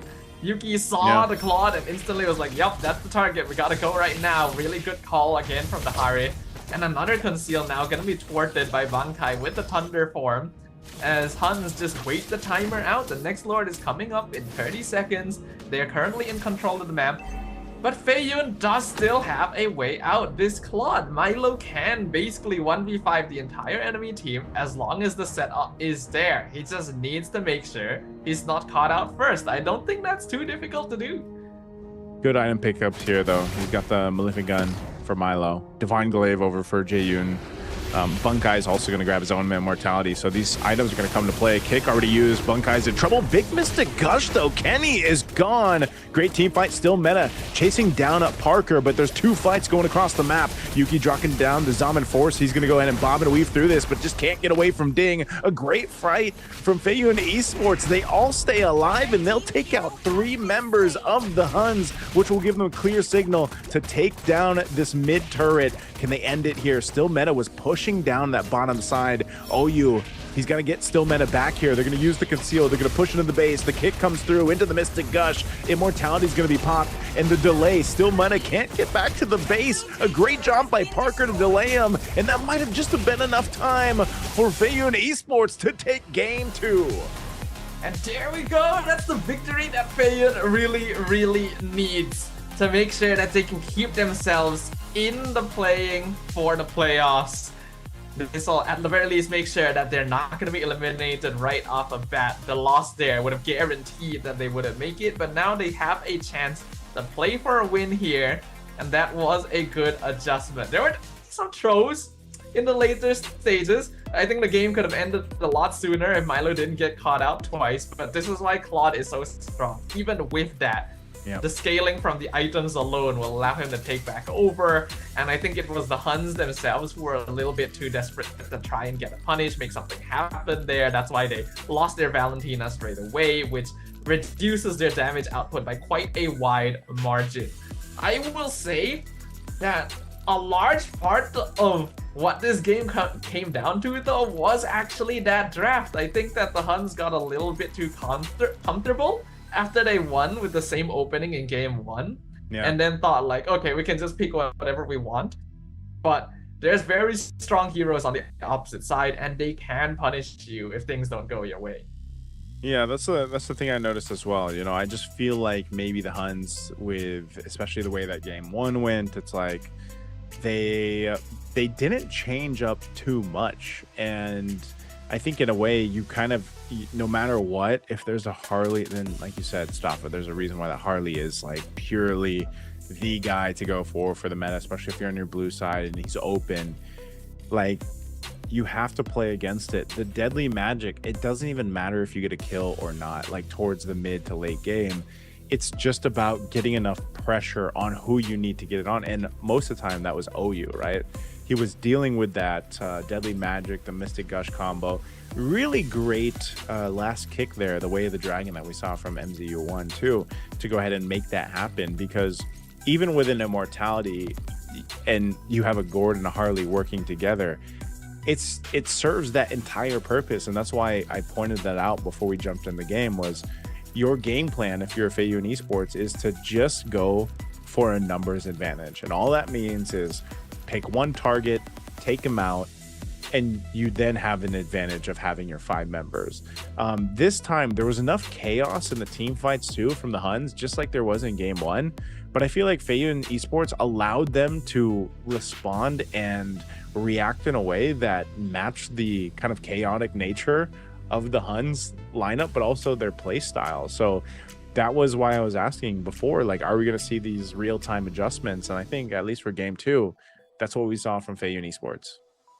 I was already a little bit concerned for the side of the HUNS just after seeing the first phase of the draft from FEIYUN, because you have Harley, Claude, and Phoveus, and the HUNS decided to pick Harif and Valentina. Now, I will say, Kenny plays a mean Valentina. I really like the skills that he's stealing. He actually got some really good kicks in as well. Not really a spell you see Valentina steal often, but there are still issues with that. You don't have as much lane control, and you can be quite easily dived on since you don't have as much range compared to other mages.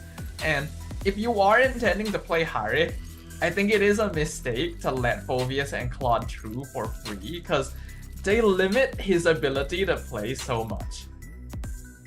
Yeah, the Claude is such a game changer. Like you mentioned, you know, it's just one of those heroes that has potential to create such an impact on a team fight, especially later on when you're item locked in. And, you know, MZU1 getting that MVP here on the Cho, it's one of those things where you're not going to see the Cho pop up a lot for certain teams, or it's very specific, it's very niche for certain teams. And you know, especially the Filipino players out there, again, MZU1 being one of the players from the MDL Philippines at a certain point in time. And he just made this really work in the grand scheme of things with the way that the lineup was supposed to, which also just allowed that timing to happen here for the Claude, to get your Trinity, to get that.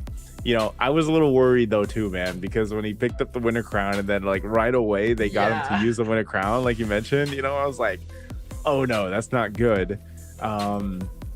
But even after that happened, he made a quick adjustment to it. And I think that even for Parker, man, again, the Harley is just kind of insane, but I feel like this is the first time, since we get to see the first time that FEIYUN Esports wins a game here, like that Parker was in his flow. I think he was doing a great job on the Harley. So I think if you're looking to get game 3, if you're the HUNS, you have to either either prioritize or just ban away the Harley, because Parker was really locked in on the way that he was moving around the map and able to make things happen. He even did a great job there at the end of stalling out Still Meta, so that Still Meta couldn't get back to the base in time.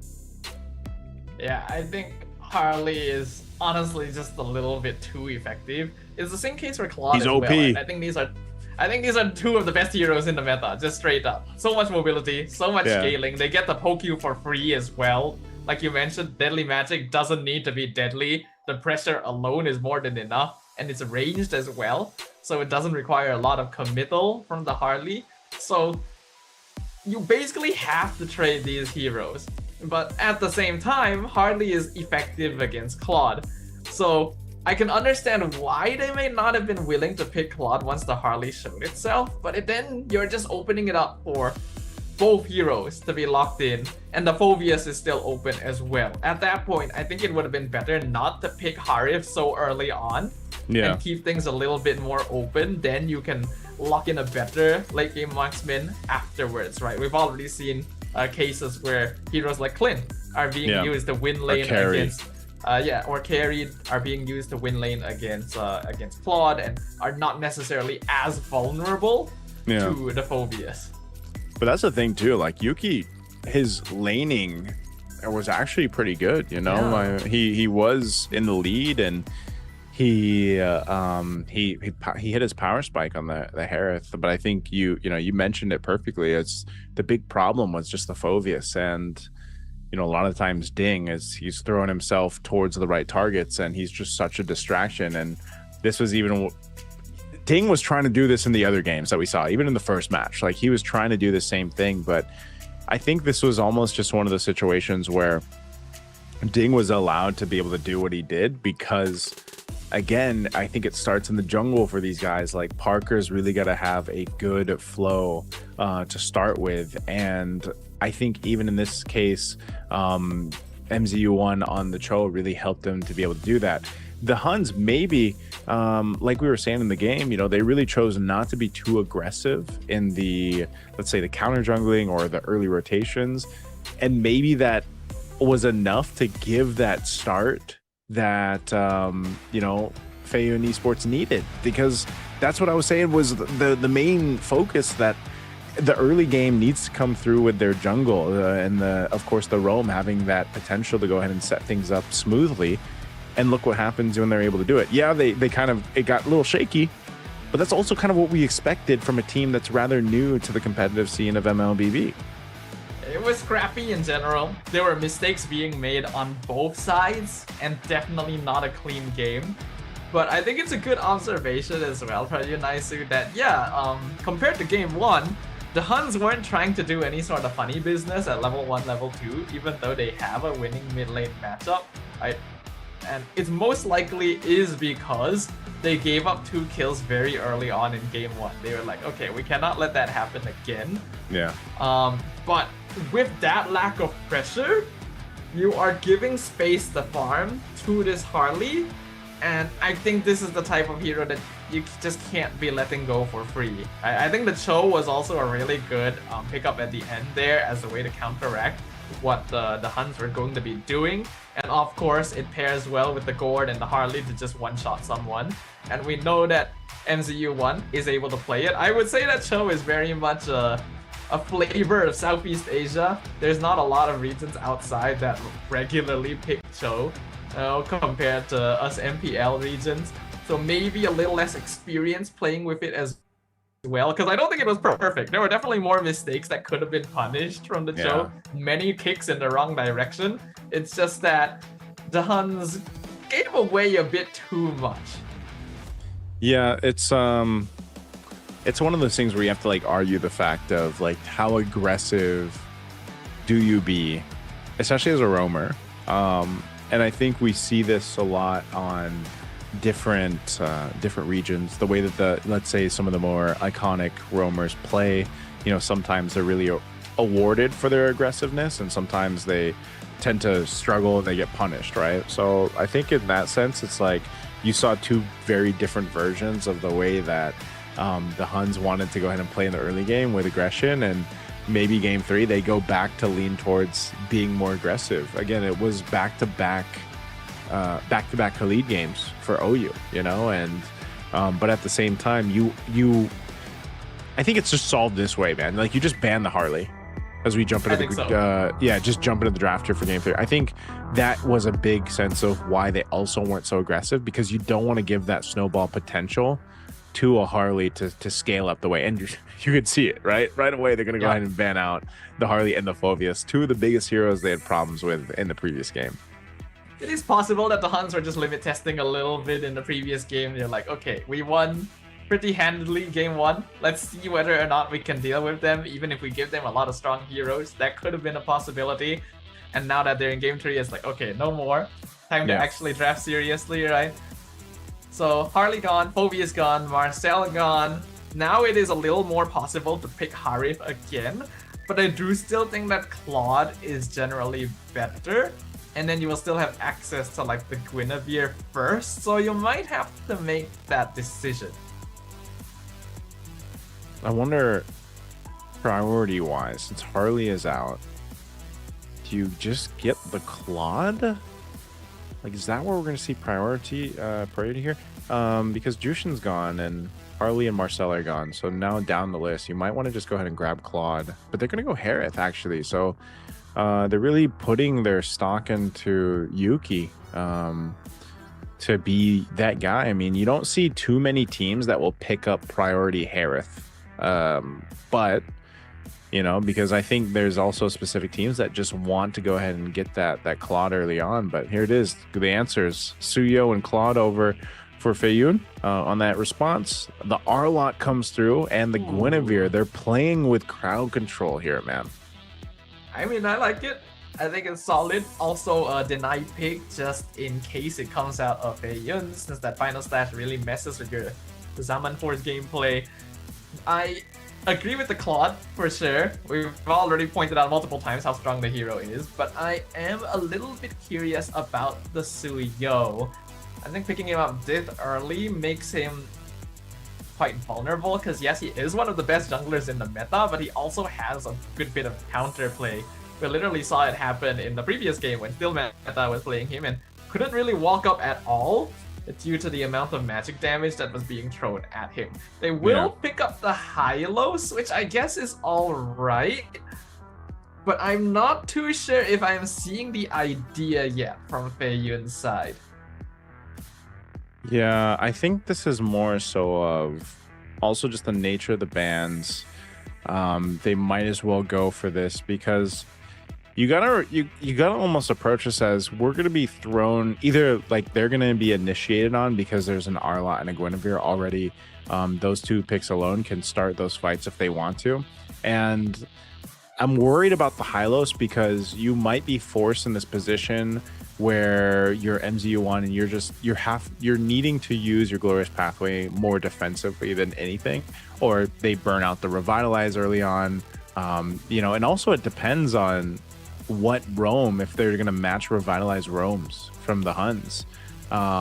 Obviously, Arlott can still be flexed. Like, there is a way for the Arlott to be flexed. It's most likely going XP, but you know, that's one of the things is like you can actually just get out the Revitalize, get out the Glorious Pathway from the Hylos, and then kind of have this advantage where, again, utilizing a Guinevere, Spatial Migration, or Requiem combo will give space to Yuki to play into his Zaman Force. And his biggest problem, like we reiterated earlier on, was just the Phoveus. So that's what I was saying. Like, you just solve those issues by just banning those heroes out. And, you know, for the Huns, they're in a good position to just go ahead and lock this in.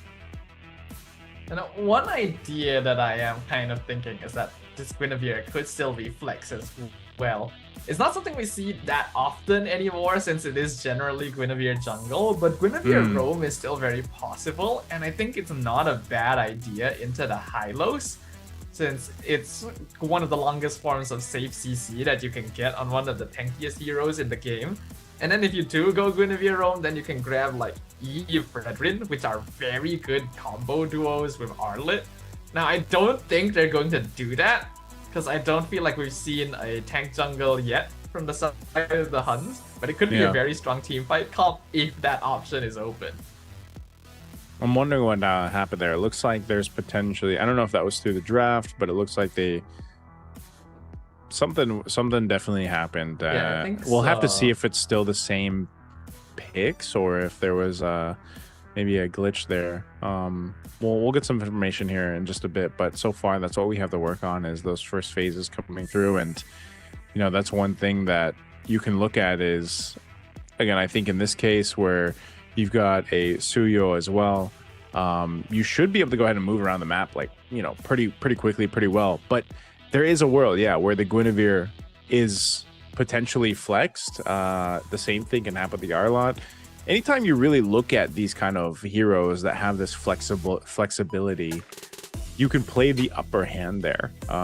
So again, I don't know if what's going to change, but that's what we have so far. And Guinevere could be flexed, Arlott could be flexed. Either way, let's just say it's Guinevere jungle, Arlott in the XP lane, and then Yuki having that space. Like, and because the Phobius is gone, you got to figure out a way, if you're Feiyun Esports, to deal with now Yuki, because Ding was the guy on the Phobius to deal with him entirely from the previous one. So that's, I think, something that is the glaring step for Feiyun Esports to deal with in this draft, because even in the lane matchup, man, like we were talking about that, like the lane matchup, Yuki is the more winningest gold laner in that matchup right now against Milo, and it seems like the Harith is the comfort choice for him. Yeah, that's the reason why they would even go for it in the first pick position, right? Phobius is definitely the best meta counter to Harith right now. So with him gone, there's not a lot of good choices beyond that. I do still think Claude actually does quite well. You could argue for a world where we don't need to worry too much about the Harith because Claude just outscales him anyway, as long as the game lasts long enough. Other counters would be, we haven't seen much of Esmeralda anymore. Mincitar is a funny pick that has shown up a couple times in MPL MY, but I think that's purely because of Diablo. So I'm trying to think as well what would be solid for them to deal with it. I honestly think that Claude by himself is okay, but I do wish that it was a Leomord instead of a Suyo. Yeah, you like the Leomord more? Is that why, or I think Leomord just in this case kind of busted. Yeah, Suyo is, I feel like in the sense that, so you could say like the same for Suyo though. Like he's got enough mobility, he's got enough damage. It can, and I guess if you also look at this again, I'm really hoping that it's that first phase that we saw is still the case, but it's like even the Hylos, if he doesn't have to be so defensive with his Glorious Pathway, it actually really helps you set things up with your Suyo. To have that, you know, again, that slow and the stun that comes with it, and then you layer it in with your stun that you have on a Suyo, plus the damage output with a Soul Sever. There's so many ways for them to get picks with that kit alone. So maybe that's part of the game plan that they're running with. My argument to it is that we already know Suyo is more vulnerable to magic damage compared to physical, so that's already one disadvantage. And then when we consider Phantom Steed, Leomord is just generally a lot bulkier, which means that he's a lot better at diving, and he can be paired up well with the Glorious Pathway. I'd argue even better, because Suyo, if he misses his abilities, he's just kind of in a bad spot. But it looks like it's gonna be the Khalid Zetian to finish things off for the Huns. Okay, we got our answer, man. I want to say I'm not surprised that they went the Khalid again, back to back. So, but I think they'll just change their game plan. I think we might even see the Huns be more aggressive, just like they were in game one for this. So for Feiyun Esports, they pick up the Gourd this time. That seems to be really comfort for Jae-yoon.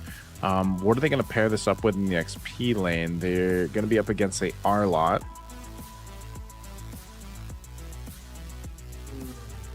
Well, you don't have the Phobius anymore as a direct counter. Suyo is also taken out. You could still go into Alice. Yeah, looks like it is the Alice, so it's not the most perfect answer, I would say. You do have at least some ways of putting pressure onto the backline, right? Maybe throw the Alice into the back, try and disrupt the Hare from using Zaman Force, but I wouldn't really say it's the most optimal answer either. I would actually say that the Huns have a slightly better comp this time around. I really like the Zetian as a way to deal with the Suyo and the Gourd. And then you have a lot of crowd control to play with.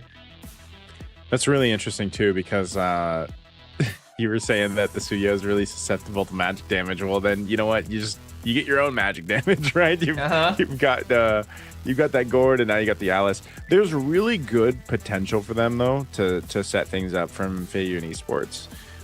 Usually that is again, like the responsibility on this one, especially because it's an Alice, is can Ding get the Throne of Ruin setups that he's going to be looking for? You know, I think that's number one. But if for some reason that the Huns are caught into bad positioning around the jungle or to the objective pits and they get caught by a big Throne of Ruin and then a Mystic Gush, there's some great answers. But I'm also worried for Jae-yoon, man. He's got a ton of crowd control to deal with.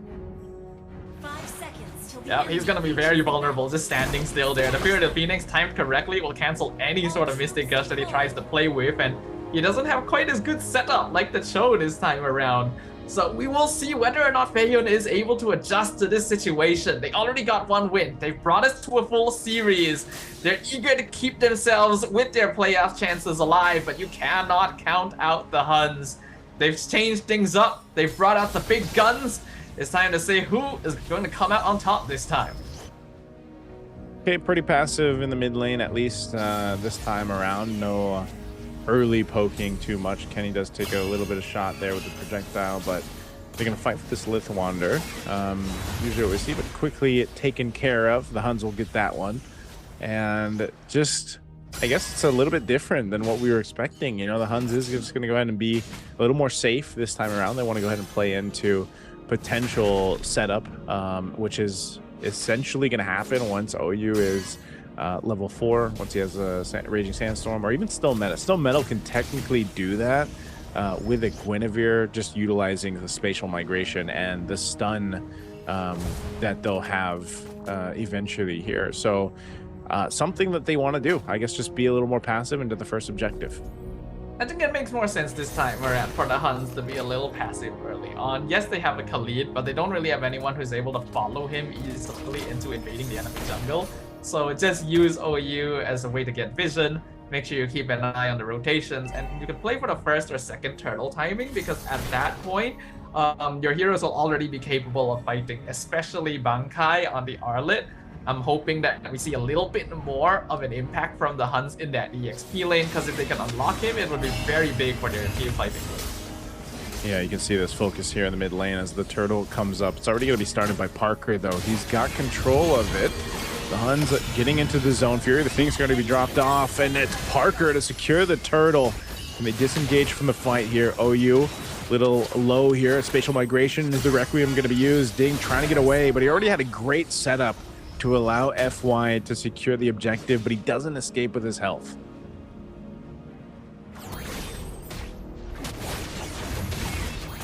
He's back. Flying Clouds, bringing him in.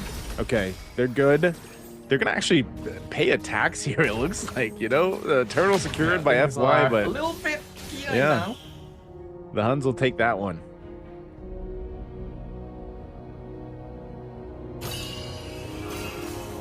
Okay, they're gonna have to fight this one again in the mid lane. I guess they're just gonna poke down. Oh man, he gets stunned. MZU1 will go ahead and just gain control of this, and that's something they have to kind of worry about, is actually controlling the space around here. So far so good. Good trades across the board, nothing too crazy. They'll keep an equilibrium, at least in terms of the gold for now, but definitely FY wants to get control of the next turtle, but now you have to respond to the level 4s that are available from the Huns. Yeah, oh, and Yuki actually gets a pick off in the bot lane. So already a good start for the Huns, and winning out lane prio there is going to be very useful as well, to let the Harik hit his power spike early. We already know how quickly Yuki is able to farm as well. Even last game we were kind of confused about how he got so much more of a gold advantage. This is just going to increase that even further. And that is the timing that the Huns wants to play for. I think at this point they recognize that they're not going to have as strong late game scaling compared to Feiyun, since the Claude is still ridiculous in terms of that late game. So the goal is to try and snowball off of this early mid, end the game before that timing can happen. At least that's what I hope they're going to be doing. Well, let's see. Second turtle of the game's up. Parker just around the corner. Bunkai will hold this. We're going to see where Bunkai, if he's going to be the one to engage or they utilize OU It's either going to be a Final Slash or a Raging Sandstorm. Half health on that Fury Phoenix going to be used already. They're going to collapse down. Jaeyoon can't get away. Meanwhile, across with the turtle, it's not secured, but they zone out the right members. The HUNS still looking to go ahead and re-engage. Does Feiyun Esports want to go for this? They pop the Blazing Duet from Milo. They're going to be jumping forward again. Parker will get the turtle. Fight still breaking out. Milo going to rejoin in the fight. Zaman Force already dropped down 2 from Yuki as he picked up another kill. They're quite low. Flying Cloud's going to bring Jaeyoon back to this. They've got to get out of here, but FY running them down, chasing them down. They'll get a flicker down, and they're looking for more. Kenny still alive, though. So FY, turtle secured and some kills. Are they looking to take the purple here, too? They do. They are able to go ahead and secure that as well. I do think that's a bit of a missed call from the HUNS right there. One look at this team comp and you already know which side is coming out on top in an extended battle. That fight lasted way too long for the HUNS more burst cooldown based comp to actually come out on top. I think we started well. Bankai bought a lot of time by pulling the Hylos away and to allow the rest of his team to do their thing. But you can see that Harif is... Hold on, Yuki! Ooh. Yuki getting caught. Mystic Gush, man. That's a damage. Yeah, that is very not ideal. Yeah, this early on, Harif doesn't quite have enough damage yet. He nets that second item, ideally third item, before he starts hitting like a truck. And because of that, they don't... Oh. Okay, he's okay. Oh, you should be fine in that one. But yeah, the HUNS need to recognize they are not good at extended team fights. They need to make sure that the fight ends quickly, and if it doesn't, to just disengage, get whatever you can, and respect the spacing. Yeah, and the crazy thing is because it's Flying Clouds, like the team fights can extend and extend and extend, you know, and that's something that they have to be kind of aware of, especially with when their power spike happens here with this kind of composition. They really haven't been able to secure the turtles yet. It's all been Feiyun Esports. They've got 2. The third one's going to be spawning. They'll rotate forward. This is Parker. Probably going to get his purple buff first. He's definitely, they can delay it if they want to.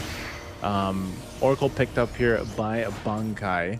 They're going to keep Yuki up top. So they might actually just choose to not full-on fight this, or he's going to trade a turtle out for a turret, but it looks like he's going to rotate down. They're going to force a fight anyway. Mystic Gush are already going to be utilized by Jaeyoon as they fight for the turtle. They'll secure it as he's trying to get away. Bankai has to flicker, and it just seems like there was a disconnect on what the HUNS wanted to do. I don't think they want to re-engage here. Requiem are we going to be used, though. They're going to go for it. Fury of the Phoenix drop down 2. They are quite low. NZ1 first to fall. Blazing Duet going to be utilized as Milo will fall instead. And now Yuki gets a double. He's going to be trying to go for the triple. He's on the run. Ding. A sliver of HP, but a good projectile will stop the HUNS in their tracks. I gotta say, I'm kind of shocked that they were able to turn around and win that one. I think it was largely because Yuki was able to show up, but I agree with you. I think there was a little bit of confusion about what they wanted to do first. They had Yuki pushing up the top lane. At that point, it's like, okay, then probably shouldn't fight for the turtle, right? Yeah. If they wanted to reset it, I can understand, but you don't really have the right heroes to do that safely. So because of that, Feiyun were able to start the fight before Yuki could show up. And then at that point, since it's not going too well, I feel like you should just tell Yuki, stay top, push the tower and farm, and we'll just, you know, accept maybe sacrificing one person if necessary. He did end up coming out on top with the 2 kills, but some weird decisions, I think. Oh, Bankai.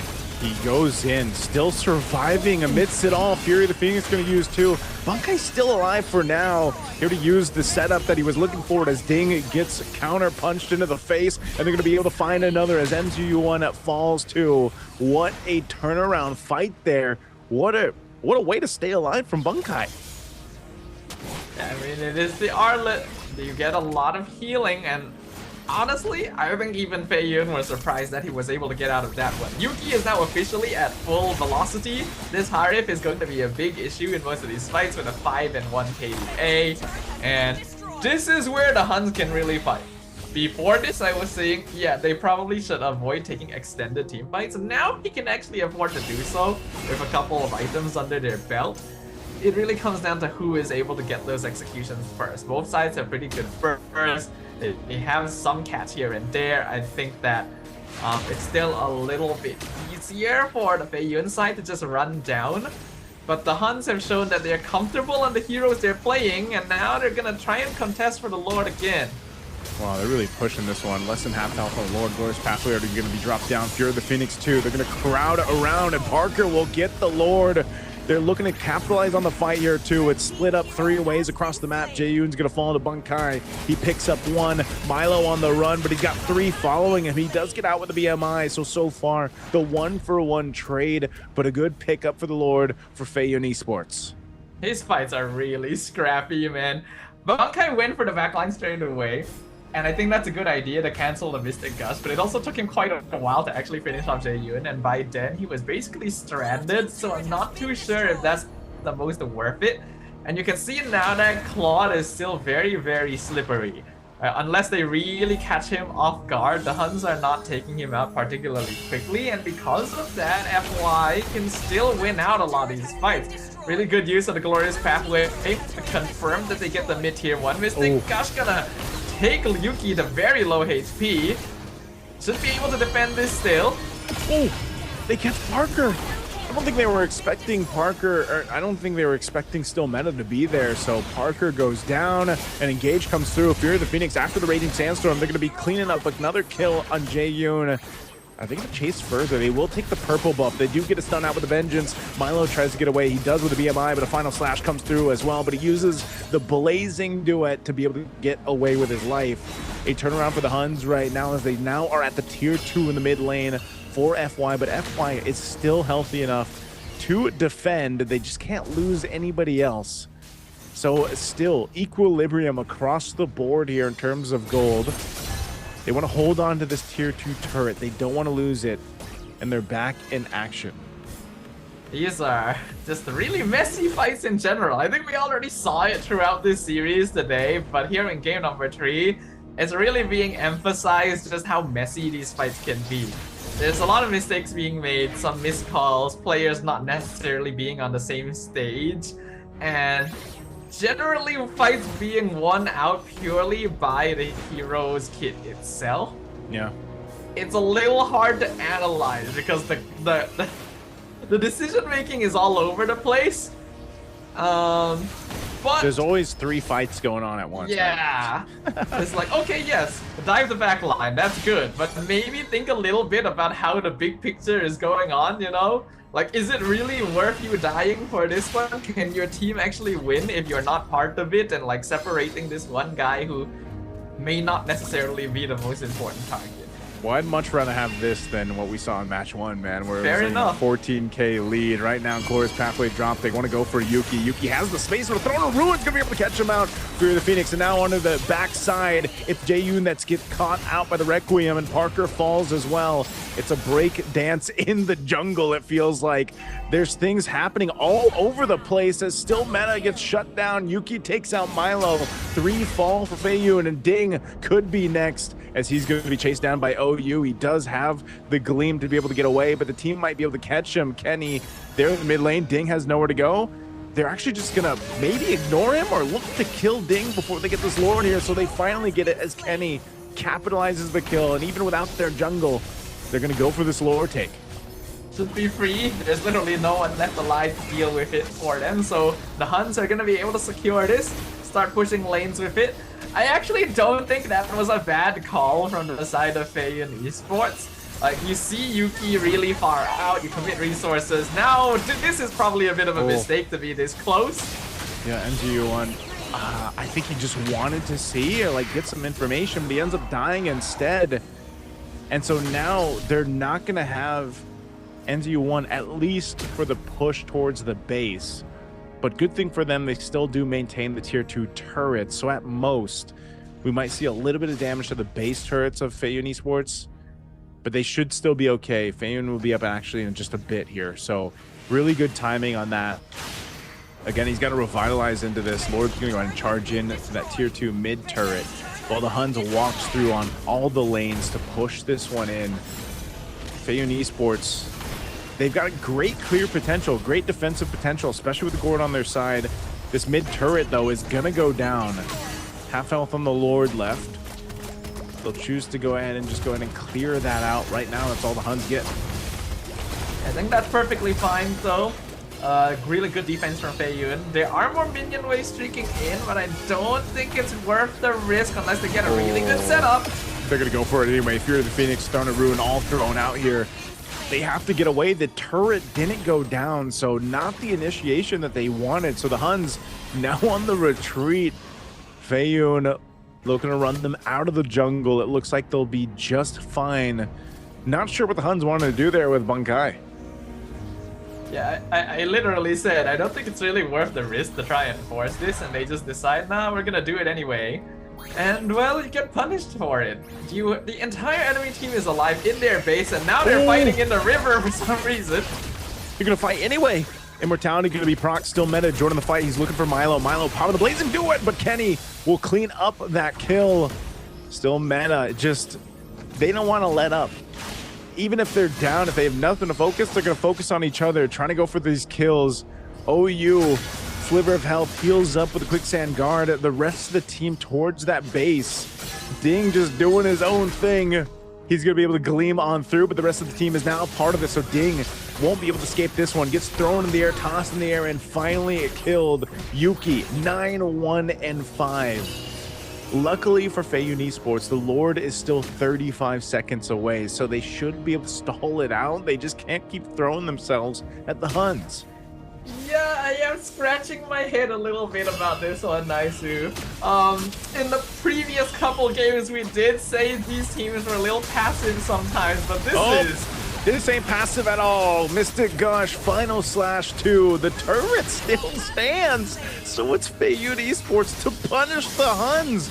What happened for the Huns? They didn't have to force the fight under the turret, and now it's Bunkai on the run. He's gonna get stunned, soul severed to death as Jaehoon picks up a kill. And all this as the Lord is now up.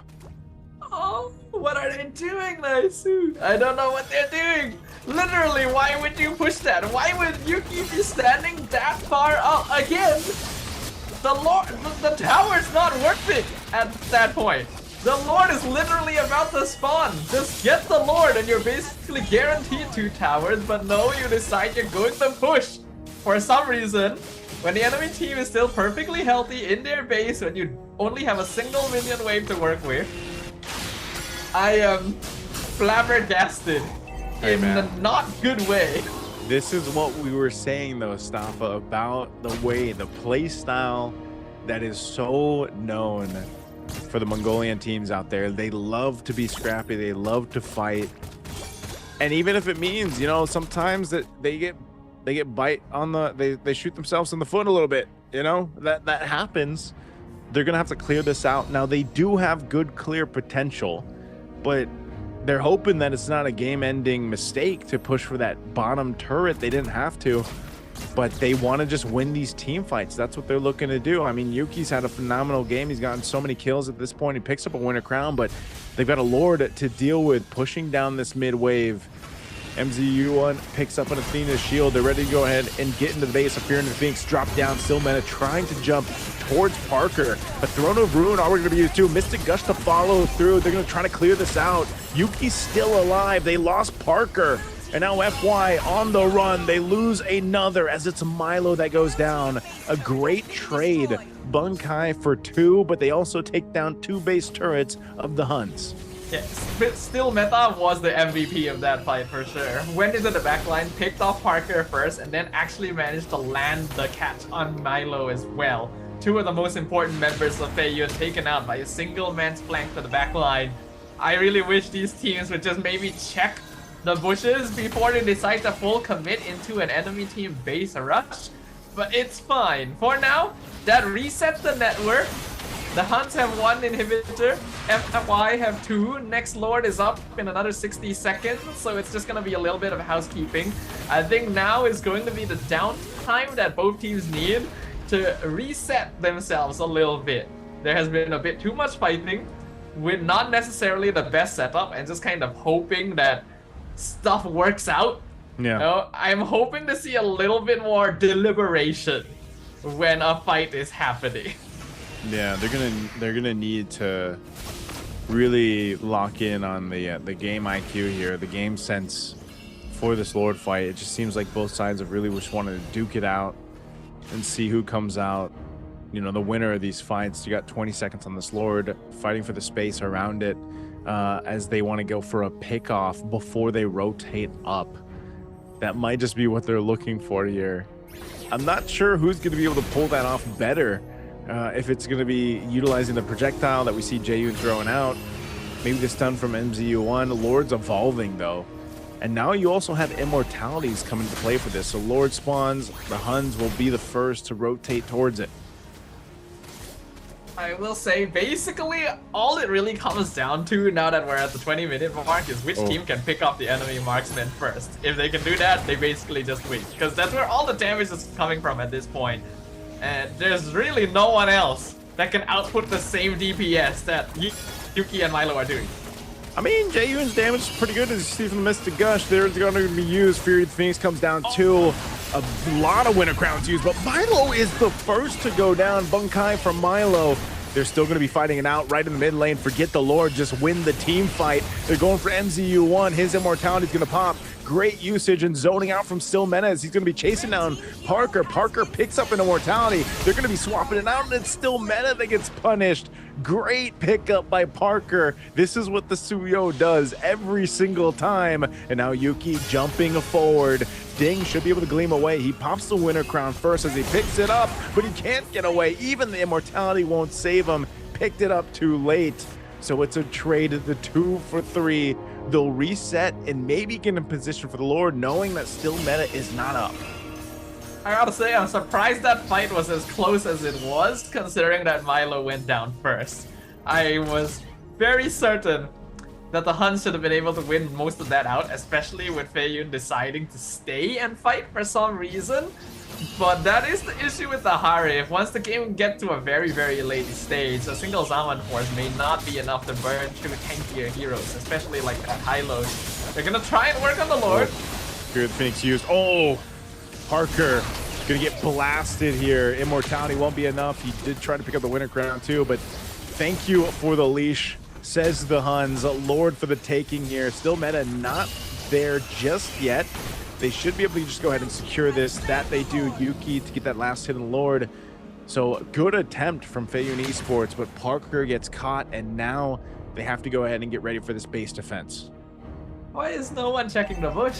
Why are we not controlling the Lord pit now? So that's what I'm so confused about. It's like, okay, you're trying to blitz the Lord for some reason. You just have your jungler standing in the open.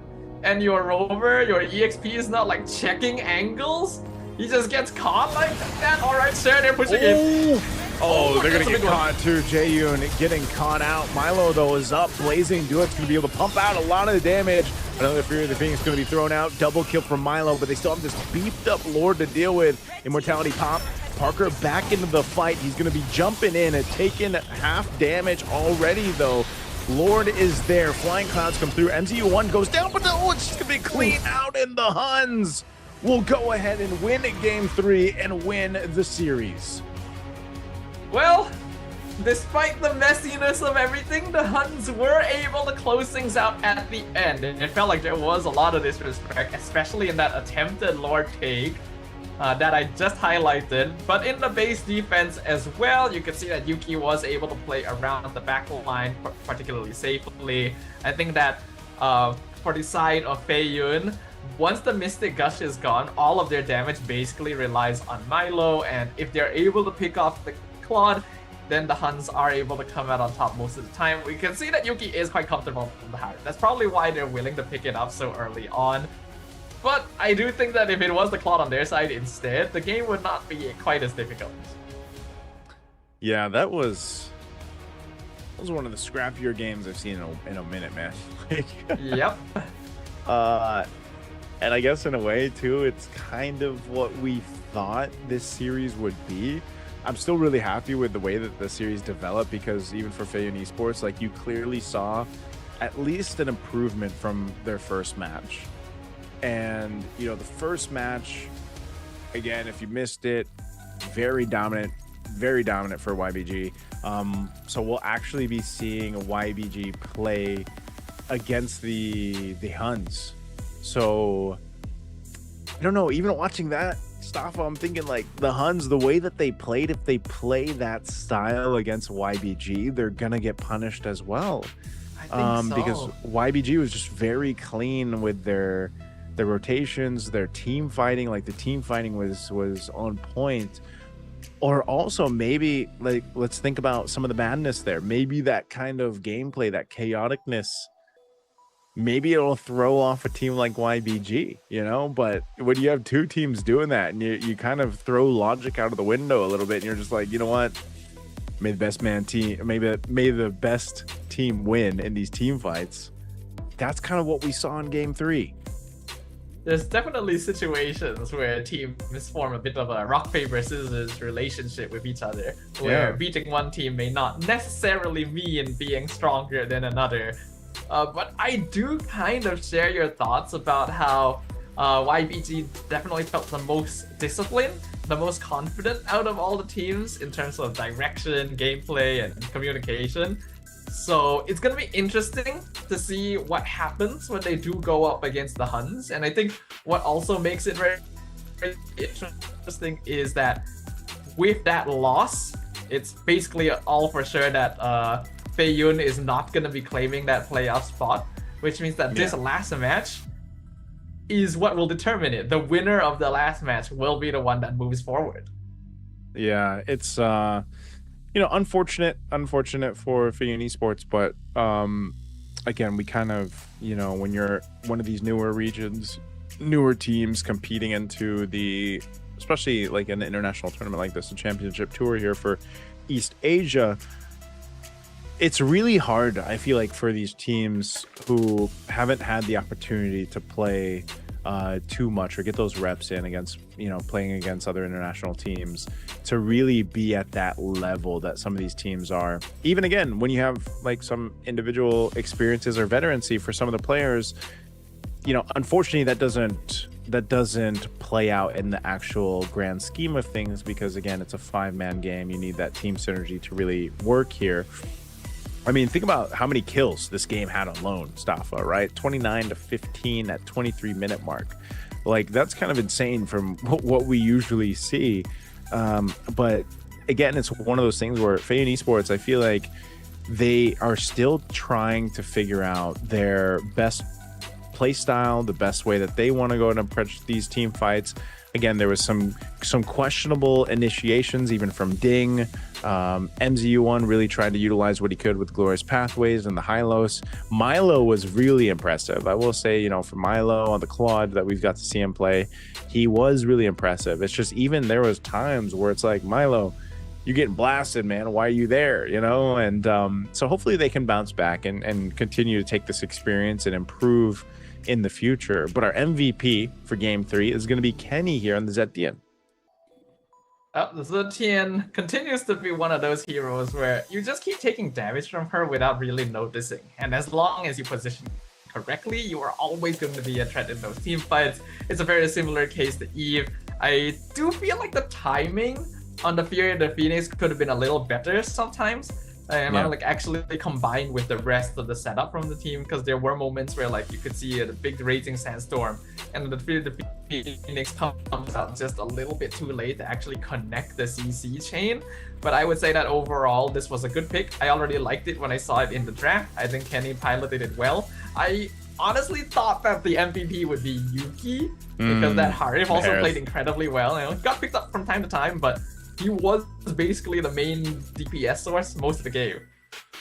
Yeah, it's there's a reason why I feel like the Harith was, going to be priority, or like something that they really wanted to play into. And you could see that, throughout the series that we got to see for the HUNS, the way that they played around the team fights, the way that Yuki plays the Harith. So it's just, again, it's a very distinctive play style from Mongolia, man. And I remember the first time we witnessed it on the international stages, and it was very impressive. And that's why I'm saying there is a chance that that kind of play style can be enough kind of a shakeup in what a lot of teams are used to, that it sets them off, like gets them off balance basically, and then next thing you know, they're like losing. And I even going back, that's kind of the first things we saw. I remember saying from Little Gun, like when we saw Little Gun for the first time, these teams that have been rising through their experiences in Mongolia. And you got to remember too, some of the teams, right, that are competing at these international levels and everything else and making their way even, let's say, to the wild cards, some of them don't have coaches. Some of them are lucky to boot camp. Again, we got to remember that for us and that are over in Southeast Asia, and we are, we've been seeing these teams with the highest level of support. Not all the teams have that. So definitely in time they will improve. We got an interview over here with Michelle. She's going to be interviewing the HUNS here on their victory. This is still meta. I think still meta played. We got English. Well. We got English. Yeah. Oh, so you are not happy about the way you did, right? Okay. 我们的 Still Meta 第一个问题我问到他的是，就是对第一场这个感觉怎么样，手感如何呢？满意自己的表现吗？他说第一场他认为他们没有发挥得很好，就是在他们预期之下的一个发挥，他并没有对今天的第一场对阵 FI 的对决觉得很满意。下个问题想要问到的是，因为其实他们今天的2局，第1局和第3局虽然获胜了，但是前期都有很大的一个劣势，所以当时他的心里在想什么呢 ？So what is going through your mind in the game 1 and game 2 and game 3 out of 3 games when you fall behind in the early? We kind of stayed quiet because, of course, we made mistakes during the early game. Before the 2 minutes, before the 2-5. Yep. And we hope to fix it before the games against YPG. OK， 有问到他说，因为其实你们今天的3场对局啊，就是前期劣势都很大嘛，所以你们当时在想什么？他说，其实他们这3场比赛当中呢，前2分钟的决策都有失误，导致他们整个前期都是很大的一个劣势。他们也发现了很多问题，他们希望在对阵 YBG 的比赛的时候可以修改掉这些前期的一些问题。下一个问题想问到是，他们队伍对哈里斯这个英雄的优先级非常高，3次都是他们的首选。想问一下，为什么这么喜欢这个英雄？只是因为他是版本英雄吗 ？So like your team had a very high priority of the hero Harriet. What is the reason behind this? Because it's a meta pick. Because your name is still meta, right? Yeah. Of course, Harriet is a middle god laner right now, and in Mongolia, most of the gold laners are just unstoppable on Harriet. OK， 有问到他说，因为就是哈里斯为什么在你队里的优先级这么高？是不是因为他是一个很 meta 很版本的选择？因为我们知道他的名字叫 Still Meta， 然后他说确实有这个原因的考虑，因为在他们蒙古赛区，就是这个英雄哈里斯可以说是所有队伍目前优先级最高的一个英雄，因为他在团战当中是比较势不可挡的，他后期发育起来也是非常厉害的。最后一个问题想要问到他的是，他们怎么样期待一下下一场对阵 YBG 的比赛呢？有没有哪个选手他们认为他们可能需要额外注意 ？So what is your expectations towards the next game versus YBG? Any player you think you need to pay much more attention to? I think as a jungler, I need to gank Fish God. Oh, why Fish God? Because I think he's the star player of YBG.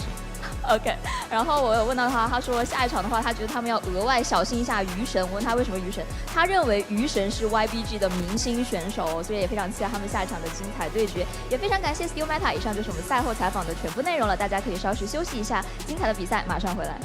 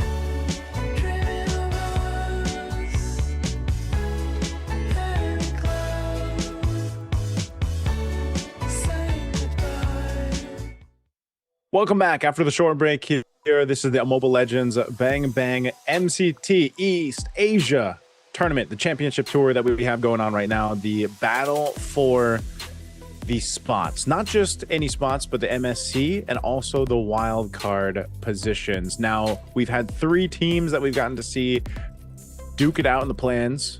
This is today. Tomorrow, they're going to be going to the playoffs, and there's only one team that can make it to the playoffs, and it's either going to be the HUNS from Mongolia or the dominant Yin Bin Gaming, who we got to see, YBG, after the match 1, where it was so dominant. Safa, it's me, Naisu, Stafa, how are we feeling, man? Is this going to be YBG that showed us what was it, back-to-back? I think it was 19-0 and then 18-1, game 1 and 2 that they had in the first match. Yeah, the very first match of the day was definitely a very dominating sort of situation where, yeah, it was very one-sided sweep. Basically no issue at all for Yibin game. Whereas match 2 definitely felt closer. It was very, very scrappy. Both teams were definitely making some mistakes here and there, back and forth, trading bodies left and right. So if we're just basing it off of that alone, logically speaking, it should be Yibin game who comes out on top based on cleaner gameplay.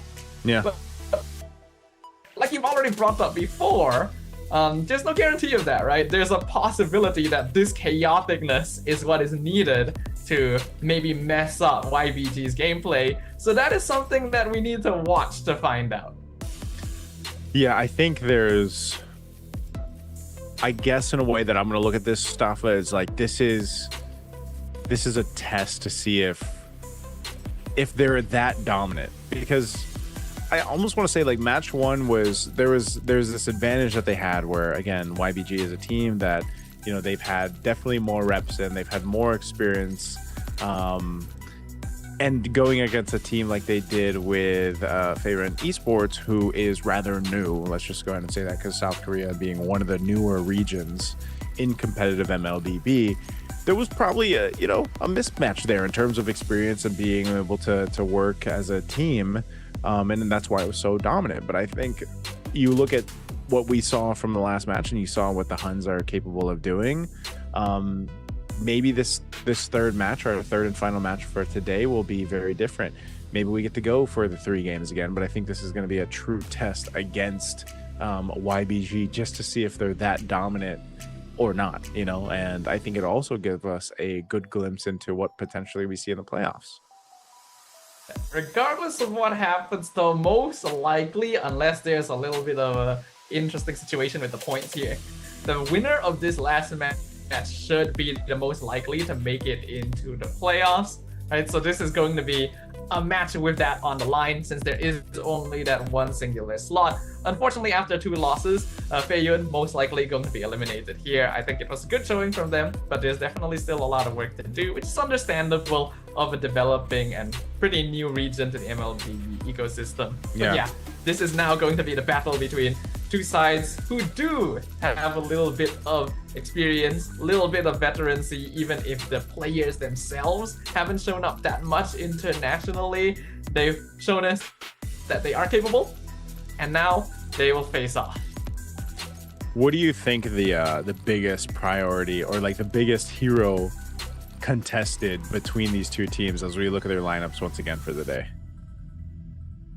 Biggest hero contestant, huh? Marcel is top of the list. For YBG specifically, it doesn't seem to be as prioritized for the HUNS, though that could be because it was banned out fairly often. And then I think Claude is quite popular in general, though it looks like the HUNS does prefer Harry. So there are definitely personal preferences going on between these teams. Yeah, I was gonna say probably the Claude that I can think of, and also probably the Harley to an extent too. Again, most teams, if they didn't want to deal with it, then what they do is they just end up banning it out. I think teams also have to be kind of cautious about if it is going to be Harith, like we saw earlier. You want to take out the Phobius in the bans. There's a lot of things already that have kind of come to show already in the first 2 matches, but there's nothing too crazy in terms of going against the meta, you know, or going against what we're used to seeing. I think there just really hasn't been much of a deviation from it, which is fine. It's expected, especially when you're fighting for that playoff spot, because again, only one of these teams out of the 3 can move forward. And you know, for this entire run of the tournament, the 3 days, there's 6 teams competing. 4 of them essentially will go off to MSC. That's basically what it is. You know, 4 teams are going to go there. You just have 1 team getting to that direct spot to MSC's group stage, but then you have the other 3 fighting off in the wild cards. And then I think even when we look at the wild cards, like how many teams are actually for the wild card spot? I think it's, let's see, we got 1, 2, 3, 4. Oh, 10 teams. I believe it's 10 teams that'll be fighting out in the wild card. So 3 of the 10 come from here, from our MCT East Asia. Well, there are several regions competing here, so it's understandable, but it is quite impressive to see so many MSC and wildcard slots being decided in a single tournament. And that makes it even more so important for these squads now to be able to claim one of those for themselves, because there is only that one spot left. The other top 3 teams have already been determined that are guaranteed to at least make it to wild cards. Now there's only one more up for contention. The victor here should be able to walk home with it, feel happy about themselves, and also prepare to face off against their rivals starting from tomorrow. With the fist bumps now being exchanged on both sides of the stage, we're going to be starting to set up for the draft of game number 1. Yeah, and again, at this point, both these teams are what I would say essentially warmed up. Obviously, the HUNS, they're like, if you want to talk about momentum and like, since they literally just played 3 games, they've got the, you know, the warmth to go ahead and bring into this series. But I think for someone like YBG, the way that they played, the way that they showed us, even looking at their previous qualifier and run up to this point, again, YBG, they have been a team to go ahead and you know, defeat some pretty big names that we've seen at least come out from the China region in general over the past year or 2. And they are, you know, were neck and neck in their the China Master Season 2 that they had. They were just behind in terms of like points and everything else. They were behind, you know, teams like DFYG and Guangzhou Gaming, who we'll see play tomorrow. Yeah, I think people are probably a little bit surprised by Yibin Games' appearance here, because yeah, like you highlighted, they ended their regular season in 3rd place, right behind Guangzhou Gaming and Dian Fengyao Guai, who has become a much more familiar household name in the MLBB ecosystem ever since their recent performance as one of the main representatives of China. But Yibin Game was able to secure that away from them, even taking the upper bracket path into their own grand final. So they're definitely not a team to be counted out, and we already got to witness that firsthand in the very first match of the day. I'm hoping we get to see more of that style of gameplay, you know? Maybe what would be nice is if the HUNS can challenge them a little bit. Let us see what else is hiding in the back pocket for this squad who dominated match 1 so easily. I have a personal wish list for Yibin Game here. Okay. Based on what they've brought out in their qualifier leading to this and how they beat like DFYG and 5, like they played 5 games against DFYG.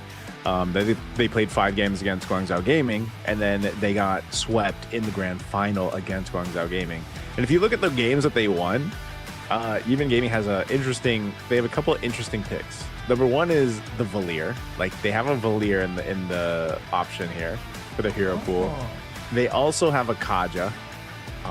They've got a Kaja, which not too many teams do that, man. Like not too many teams will pick a Kaja. But yeah, I think the Valier is the one that really stands out to me. Valier, Kaja. They've got a couple carry games here. So, and we didn't, like, again, the first match I feel like wasn't the best way to gauge just how strong Yibin Game can be, or even their playstyle, because they were just they started off like right out the gates, you know, dominant. I think they had at one point, one of those games was like almost a 10K lead around the 7-minute mark, you know, 7-8 minute mark, or maybe the 8-minute mark. It was pretty crazy. So I think for me, I really want to see them test the hero pool. Like I want to see the HUNS like really focus in on some of those bans that'll bring that hero pool out from YBG to see, you know, some of this, some of the variation in our current meta right now. Yeah, I'm kind of wondering which way it is actually.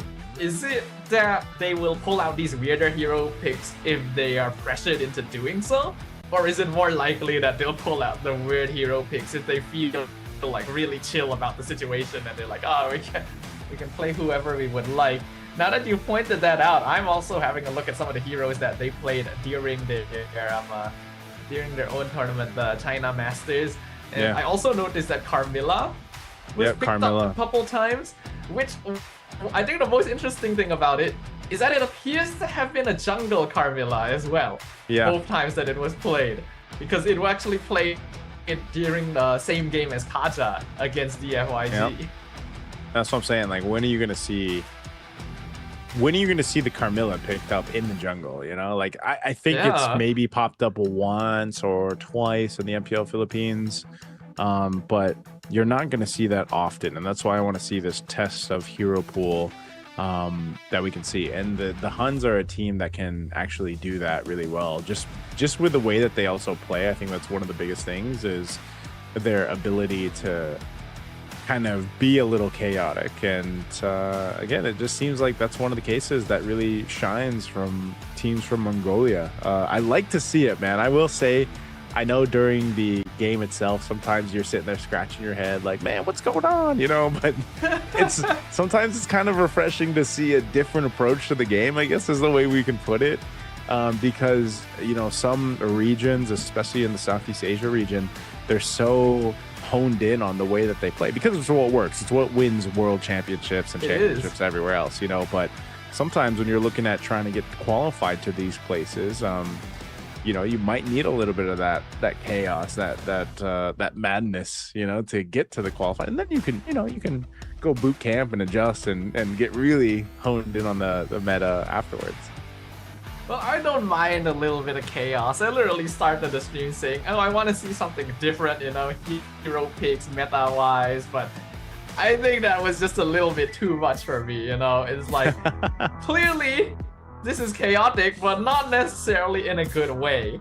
But I will give props over to the HUNS that even though they make mistakes, even though they give up leads time to time, they're still able to keep their wits about them and push forward for the victory regardless. Like you can tell their mental state is pretty solid. They're willing to recognize that, okay, maybe something went wrong, but we're still gonna play the game we play because that's how we do it. Yeah, that's how you do. And you can see with the bans too, a lot of these targeted bans, Harley's not going to be there, Suyo, the Marcel, the Jushin, the Freya that was brought up in their qualifying round. And you see, I was saying, man, this is going to be one of the heroes that is contested if the Harley's not there. And you mentioned the Marcel. Well, the next one on the list is the Claude. And Bilexi also got an MVP performance on this hero. So he'll take that. I think we'll just naturally see the Harith matchup going favor for Yuki anyway, since that seems to be what he likes. Yeah, so far, we have basically only seen Claude and Harith, and then I think one game of Granger during match 1, and that's about it. So the gold lane has not been particularly eventful, which is surprising since I feel like there are still a good number of other marksmen that can keep up, like the Carry, like the Moskov, the Clint, that's being played sometimes to get that early game lane control. But looks like the HUNS are going to start things off with the Leomord as well as the Hilda, which instantly tells me that they do want to play for that chaotic early game. They want to invade early, and Yibin Games should be able to see this and adapt appropriately. Well, you said you like the Leomord, right? So I do think so, yeah. Not playing against it myself, but, you know, seeing it. Well, you get the Leomord, man. So Leomord's gonna come through, and this is, I'm trying to recall, the HUNS we saw in their first match for YBG against Feiyun Esports, like these were two of the heroes that they had, because Parker was playing the Leomord, and then it was actually Ding that was on the Hilda, you know? So now, in this case, it's like the Huns are going to try their own version of it, and YBG will just kind of protect themselves with the possible pressure from that by taking up a utility. The Baksha was banned out in their first match, remember? And it's been banned out a couple times, so they'll actually be able to secure the Baksha and then get the Khalid here too.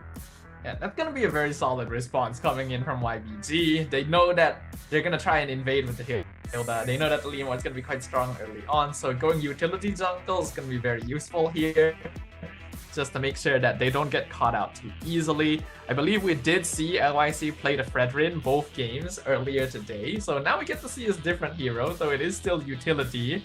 And then the Khalid should be able to match up with the Hilda, help clear wave a little bit faster as well, no matter what mage you end up drafting. Yeah, I'm not surprised there on the last pick for the first phase, right?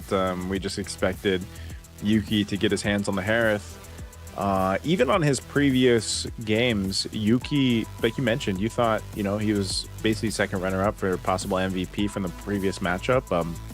I think he did great on it. He is a little more on the aggressive side. He's really good at winning the lane from what we've seen, but I think B Lexi also has the potential to just go ahead and, you know, on the Claude, even if he doesn't win the lane, it's going to be fine, because that's what we talk about with Claude so much. It's like his whole purpose is to just get his Trinity items locked in, scale up really good, and then next thing you know, you're getting Blazing Duet, you know, your team, and you have to worry about that. And B Lexi is also one of those players who's a little more conscious, I feel like, or aware of his positioning with the Claude, and that's what makes him so useful and efficient on it, even throughout their qualifier into this. Yeah, I think the gold lane matchup is going to be really, really fun to watch, because both these players seem to be willing to ego challenge a little bit, try to win out that lane and then snowball off of that.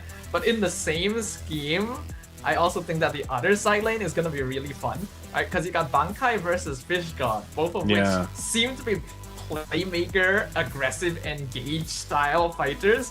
And now we got a Yuzong on the Hun side. So it's going to be a very active game already from what I can see. Expect to see sparks fly even from the first or second turtle timing. And maybe it could even all be determined right from there, depending on which of these teams are able to get that advantage first. Yeah, that's, man, Fish God had, I think, he had one of the best just experiences in their first match, because he just got to play the Lapu and pretty much do whatever he wanted to, you know. And so he knows he's got to go against the Yu Zhang here, so it'll be interesting to see what he decides to pick up for that matchup. But the Yu Zhang is also just a great pick from the Huns, because it allows you to go ahead and give more space to your Harith, which Yuki wants. And there's what I was wondering, man, when are we going to see the Valir pop up? So as I was mentioning it before we got to the draft, we'll finally get to see Valir played in the hands of Unicorn, I believe it is. And also, there's a little bit of a shake-up on the answer, too. Kenny's going to bring out the Lilia. I think this is just really good answers on both sides, actually. The Valir going to have the built-in Purify to get rid of the Petrify situations from the Yu Zhang dives, not to mention being able to push dive heroes like the Hilda and Leomord away. And then the Lilia being drafted against Baxia, Terizla, Khalid. You don't really have a lot of good ways of melting tanky heroes on the Hun side until this mage was picked up. So it's all going to be about zone control. It gives them a really strong position during objectives, since now you'll have Bankai diving the backline, and then you'll have Kenny controlling the area for the Leomord to just kind of run around and do his thing. So I am leaning a little bit towards their side for the first couple turtles, but you can't deny that YBG had really strong early game rotations during the first match, so it really could be anyone's game. Yeah, again, I think this is one of those things where you really have to look at what YBG is going to be able to do in the early game. Are they going to be able to replicate their match one results? But I think against the Huns, you're not going to see it as easily done against a more inexperienced team like Faerun Esports was. And I think their draft alone kind of says that, you know, there's this is a good answer to be able to deal with that, but I'm wondering how good the Lilia is going to be for Kenny. I think that's one of the big things I want to look out for here, just because, you know, you're going against a Valier. Valier just, like, there's a lot of utility with a Valier to make this work for Unicorn. Unicorn being one of the players too that brought out the Vexana in their first match, right? So that worked with Marcel so well. So love to see him here on the Valier. There's a whole lot that can happen here. We're going to jump into our last match of the day. Again, it's a best of 3 here between YBG and the HUNS. We'll see which team is going to take the first step to make it into the playoffs. This is going to be an important game to win to get that momentum. Will YBG be able to recreate the same degree of success we saw at the start of the day? Or will the chaos of the HUNS wins out like we hypothesized already? We're going to see a trade in the mid lane. Ooh, they're getting very low on Swim right there. So he will be able to survive. Unicorn going to be the only one taking basically no damage in that exchange. Still Meta gonna get stopped in his rotation as well, but they will have prio over the Litho. Oh, this is a very different rotation in the early game, man. Already you can see, you know, this is what I was looking for, that mid duo kind of brawl in the mid lane. That's usually what we're going to see, especially with the Khalid in favor. But now that you have OU on this Hilda, again, we've seen Hilda at least today in the XP lane, right? But you also are reminded just how much threat and damage there is in the early. Swim should be able to get out. Okay, this is what I'm saying. Like, this is what we're used to seeing, even over in Malaysia, man. Like, you see this whole lot where potentially sometimes if it's not a first blood, it's at least a battle spell that goes down, and both roamers hold on to their flickers. Yeah, so we see a lot of discipline happening, a lot of respect, but also the willingness to just trade to try and make something happen. During the hold on, here's the collapse, the flank from LYC forces the flicker from OU. It's a good thing he held on to that earlier, or he would have been dead for sure. Turtle's gonna be coming up in another 10 seconds. They weren't able to get a pick off, so that means YBG doesn't have guaranteed control over the hit yet. But they have been able to keep Kenny at level 2 compared to Unicorn, who is about to hit level 4. So I think that itself is going to make a big difference in the exchange. LYC going to be going on still meta, and they set up for the first blood going over Swim. Here comes Black Dragon form. They finish off the Liam over the 3-man! Petrify from Bankai! Picks off 2, sets it up for Kenny. Fish God trying to trade for 1 more, but the Dragon Tail picks up the double kill for the Yuzong. Oh my god, talk about just value with the Yuzhong pick of the Petrify. Comes in massive. And again, that's the thing, man. When you are in this Yuzhong early game, Petrify, Black Dragon form, it doesn't matter. You're able to do so much damage with the Shy Essence alone, too, as it stacks up. OU? I think he's dead, yeah. In the collapse, Shield Unity comes in from behind. No flicker, since they know they just forced it out earlier. They should have free control over this turtle now, since Bankai's ult is going to be on cooldown as well. So good movements from YBG. I'm surprised OU was in that position, man. Knowing that he didn't have the flicker because of the whole last interaction. I think he was just kind of surprised too. Maybe not expecting LYC to come through with the Shield Unity, but that's what happens, you know, when a Baksha is in play. Again, too, taking into consideration that we're on a dangerous grass map, this is something that OU can play into. It's just, again, you don't want to be in your position where you're playing this Hilda and you're a little too aggressive, because at least in this case, you know, for the Khalid, you've got a flicker plus your Raging Sandstorm to kind of get out of danger, whereas a Hilda, you're just kind of running, right? And you sort of have to use your flicker if you want to get out of the danger zone. Yuki dropping the Zombie Force. Okay, he's going to be fine. Yeah, looks like they're not going to try and fight that one. They already see the HUNS rotating up. But you are right. Hilda is definitely a lot more all-in compared to Khalid. And while both of them do rely a little bit on regen to keep themselves alive, it's a lot easier for Khalid to do so. It looks like Fish God's having a bit of difficulty in the lane. He actually goes down. It's killing spree for Bankai. We're kind of starting to see now why previously this Yuzong was banned against the HUNS. Every single game seems to be a pocket strap for them. Yeah, I remember, if I recall correctly, seeing Bankai play this even in their time, the last international, for a lot of people that saw him play over in M7. But this is definitely a great start for him, being able to go ahead and have a 3-0 on the Yuzhong. And this will actually just allow them to have so much space. And this is what I was saying about playing with Yuki. OU, he has Flicker. Is this really worth it? They're gonna commit Raging Sandstorm, but no, he just walks into a bush, gets the shield back, and now you don't have the Khalid ult for next turtle. Fish God is gonna be basically stuck in lane. There's already a full level lead between him and the Yu Zhong, thanks to that 3-0. Petrify gonna be available in another 10 seconds or so. Swim trying to disrupt, but I don't think you should do that against a trio. Yu Zhong is gonna pop the Black Dragons from Still Meta, secures the turtle, and now Bankai looking for a kill. He's not even gonna settle for Unicorn. He knows he's already dead. He goes in, two-man Petrify into the knockup, perfectly done under the tower. It's a double and a mega kill for Bankai. My God, I think this is what I was talking about, man. The chaos the Huns bring. Summon Force. They're trying to fight. Bilexi doesn't quite have enough damage yet. He's gonna get caught on the BMI. He probably shouldn't have taken it back. They were waiting for him. And they flank him in his own jungle. As I was gonna say, man, I think it's that chaos that the Huns play and that is so attributed to the Mongolian way of playing MLBB that is throwing YBG off balance. And it was just a phenomenal start from Bankai, man. 5-0-2. Even with, like, I mean, he's so quick to build up. Look at the gap between the XP. 4.1k gold. He's you know, 1,400 essentially up against Fish God. And I was talking about how Fish God had the time of his life in their first matchup. Well, you put him up against Bankai, especially on a signature hero. Man, Fish God is not going to be feeling like a god right now until maybe later on. This feels like a bit of a risky engage. Oh, you nice flicker! Great reaction time to avoid the Raging Sandstorm, and now the Phantom Steed goes into the back line. Look at Still Meta, he's going ham. Oh, you does eventually fall to Fish God, but damage is being done because Yuki's in the back, Bankai's in the back, Still Meta's in the back. There is no backline left for YBG.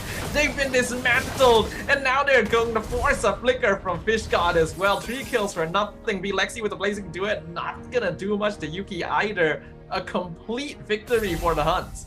Man, I love MCT EA, man. There's flights everywhere on the map so far throughout the day. Every single time we've been in a game, it's, you know, not just one fight breaking out, it's somewhere else too. Even the gold laners going one-on-one. This third turtle of the game is going to be up. The Huns have control of it. They should be able to go ahead and just cap this out. It's YBG on the back foot, and they're just trying to gain control of their own buffs and resources in the jungle as they want to go ahead and secure this purple buff for LYC as he picks it up. So he'll trade that out for Turtle. Again, it's not a crazy lead that's been built up, but just by watching the way that the Huns is taking these fights is something that YBG needs to be conscious of. That's an Ice Queen wand that was just picked up by Kenny too. And, you know, I was wondering, how's the Lilia going to be in this game?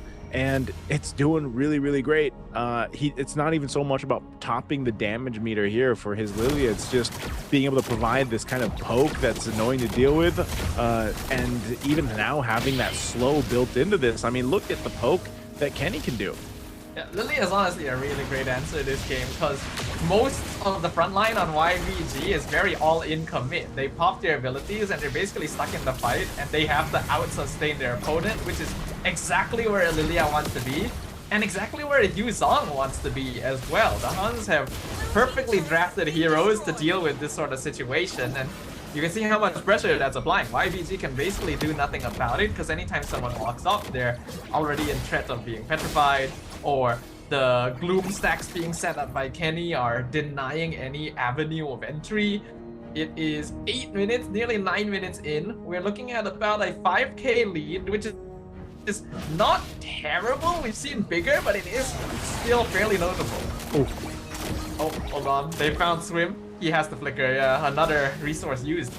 Yeah, resource used. And it's just a great showcase from the Huns. In a way, it's very different. Like, I feel like they're even more disciplined in this game than what we saw in game 3 of the last match. They are taking their fights better. They're utilizing even the ultimates that they have. Again, the Black Dragon form, sometimes, even if they don't fully commit to it, it's just more of a zoning tool. And it's working out really, really well from Bankai to give space to the team. Meanwhile, like I said, Yuki's able to go ahead and farm up, get to where he needs to be. I think Bilexi, you know, this Claude he's done really well on, but it's going to take him a little bit longer to get online here. Lord is now up, and this should be just a clear take for the Huns. YBG might just make the smart choice, just go ahead, give it up. Let's go ahead and defend on our base, and it seems like that's exactly what's going to happen here, as they need still, I would say, a good 4 or 5 minutes. They need to be able to go ahead and get a the Trinity locked in for Lexi on the Claude, but also a little more durability on their front line to catch up here and withstand that damage that's being thrown at them. One of the great things I will say, though, Staffa, is the Unicorn has this Valier, so even if there's, for example, like a forced initiation coming through, at least you can go ahead and use a torrent, push them back a bit. But the main problem is surviving Bunkai. I think that's what they have to solve, because as soon as Bunkai turns into the Black Dragon form, it's that, but it's also like the Petrified, because if they get set up, they get dove on with Furious Dive and then Petrified, they're going to be in a very tough position to even fight back on. It's clear they have to respect that initiation, that backline dive potential that the Huns have, especially since Yuki just finished Holy Crystal, Kenny just finished Divine Glaive. This is deep power spike timing for the Huns, and they're gonna make full use of it. They got the Lord crashing in down bottom. There's no holy defense to burn through it, but it is just the first Lord, so IBG should be able to handle it. Still, 3-man penalty zone comes in from Fish God, sets them up, but they are so tanky, and the gold difference is a little bit too high. No one ends up going down. In fact, Bankai still diving Fish God mid. There's gonna be no casualties yet, but there's still more minion waves streaking in. First one to connect is gonna be that bot wave. The Huns, though, gonna make the disciplined choice, gonna try and avoid this. Instead, it's gonna be the shield unity colliding in with OUs. Hunt comes out, Yuki going ham on the Harif once again, double kill for Yuki. Oh man, it was a bait. The Huns, they went and forced YBG into a fight when they thought they had a moment of hope, and now they're gonna take down this mid-base turret. And that's why I was saying Yuki has just been chilling the whole game, and now he's able to pop off. Oh, Bunkai? Oh, healing. The heal is insane. That's literally half his HP bar from a single minion wave. The Huns are completely dominating this right now. I don't know if YBG has any anti-heal, actually.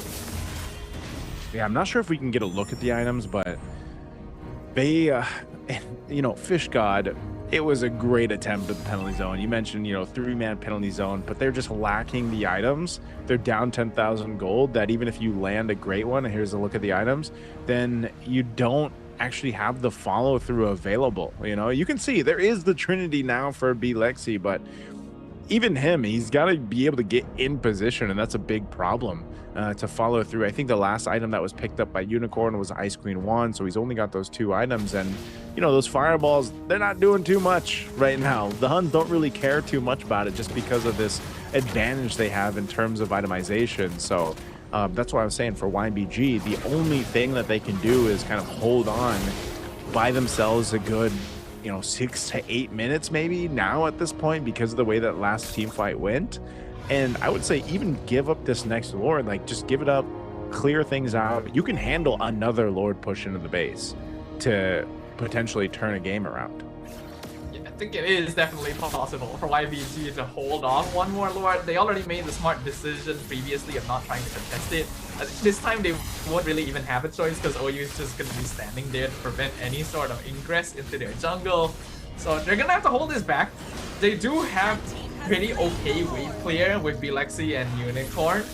And since they do have a Claude, there is still late game comeback potential. But I think they need to try and get some shutdowns into him. If you can get a kill on Yuki or Bankai, that would be ideal, because then that would be a very solid gold injection. And they need that right now. A 10k gold difference is pretty big. Yeah, there has been games that have been turned around, even with a 10,000 gold deficit to work against. So it's not completely out of the realm of possibility here for YBG, but this Lord making its way down mid, there's a massive disadvantage in terms of itemization. It looks like they're going to force the fight. Dragonborn comes in, blazing the way, gonna be used, cancelled instantly by the Petrified. They just have no damage anymore, and Huns are just gonna run them down. The Lord collides in, LYC is the first one down. Still, Meta does get traded. That's actually a pretty good shutdown, except it went into swim, so that's not ideal. Bilexi will pick up Hilda, but he'll go down to Bankai. Yuzong, still the absolute beast of the Huns, and they will secure game number 1. My goodness, Bunkai. No wonder the Yuzhong was banned out multiple times against them. don't give this guy that Yu Zhang again if you're YBG going into game 2, because what a showing for this Yu Zhang. I think even down to the end there, like, he was able to just do so much. He canceled out that Blaze duo like you mentioned. He was able to go ahead and just be kind of this distraction in the air, but like also at the same time just a massive damage that the HUNS was able to lean into. And when you're an XP laner, you know, think about it, you're a Terizla across from him, and you're Fish God. You're like looking up being like, man, I wish I could be you know, because he's in this position where Fish God, and granted, like I said, Fish God really did attempt to get back into the game, but he was kind of behind. And even at that point, even if he caught up and had some good penalty zones, again, it didn't really matter because his team couldn't follow through on those setups. I'm pretty sure there actually is some kind of legend out there where Fish wishes that he could be a dragon. I think this is a very good depiction of that story. Darn this mace. It's just really, really solid. It is literally one of the snowball machines of MLBB, right? The way you handle Yu Zhang is you just make sure he cannot snowball. Unfortunately, that did not happen this game. I feel like YBG kind of disrespected the zone control that the HUNS had by literally trying to run into their jungle on that first turtle fight. It's not only disrespecting the Lilia, it's disrespecting the dragon, right? You literally see Bankai flying towards you. The three of you are grouped up together in prime petrify position. Prime petrify position. And you just decide, I'm just gonna let it happen. Yeah. It's, oh man, and that's what I'm saying, like, it was, because usually I think that's the way that it works even with Yu Zhang, right? Like, in the XP lane matchups, you just don't want to give him like a kill or like an advantage if you're an XP laner, because you know that if Yu Zhang gets, I'm not sure if this is still the case, but he has like one of the best like level early level like ones, level 2 1v1s. That might still be the case. So that when he gets a kill, let alone like 2 or 3, your lane is done, man. You know, like if you're the XP laner, you're not going to be winning that lane. The most you can do is just kind of stop the bleeding. And that's why Bankai was just so efficient and so useful here, because when you take that lead on a hero like a Yu Zhang, you just, you know, you continue to press on that advantage. So deserving MVP, of course, here. On the Yu Zhang, and now I get it. I get why Bankai, his Yu Zhang is banned out. It seems like next game we are going to need to see a ban for this Yu Zhang, right? YBG probably needs to take a page out of Feiyun's book and decide, nope, this is a little bit too much to deal with, but at the same time, there's so many heroes to ban in the meta right now. Yeah, the Yu Zhang's a threat, but then what do you let through in exchange, right? The Harley, the Zeusins, you know, the Marcells. The Freya, I think, is another common one banned out in this one. Yeah, there's a lot for them to consider, because now you're thinking like, what are you gonna, if you do want to ban it, if you're YBG and you do want to just ban it out, like what do you forfeit in the typical bans, you know? Just because, I don't know, like some teams, maybe they're just going to have a different game plan to deal with the Yu Zhang pick, because I feel like even in that sense, Terizla is more so just go ahead and you pick it up because, you know, you should be okay, like okay in the matchup, the 1v1 matchup in the XP lane.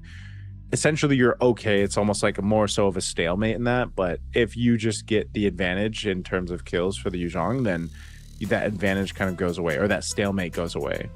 And so I don't know what they're going to want to change there entirely if they don't ban it out. I'd be actually surprised, though, Staffa, if they don't just ban it out and let something else go through. But then that goes back to the question again, like, what do you let through, man? Like, the Freya, maybe? Like, maybe because, you know, is someone actually going to play the Freya? Because all we've seen all day so far, and even in our own regions, is a whole lot of Cloud and Heron.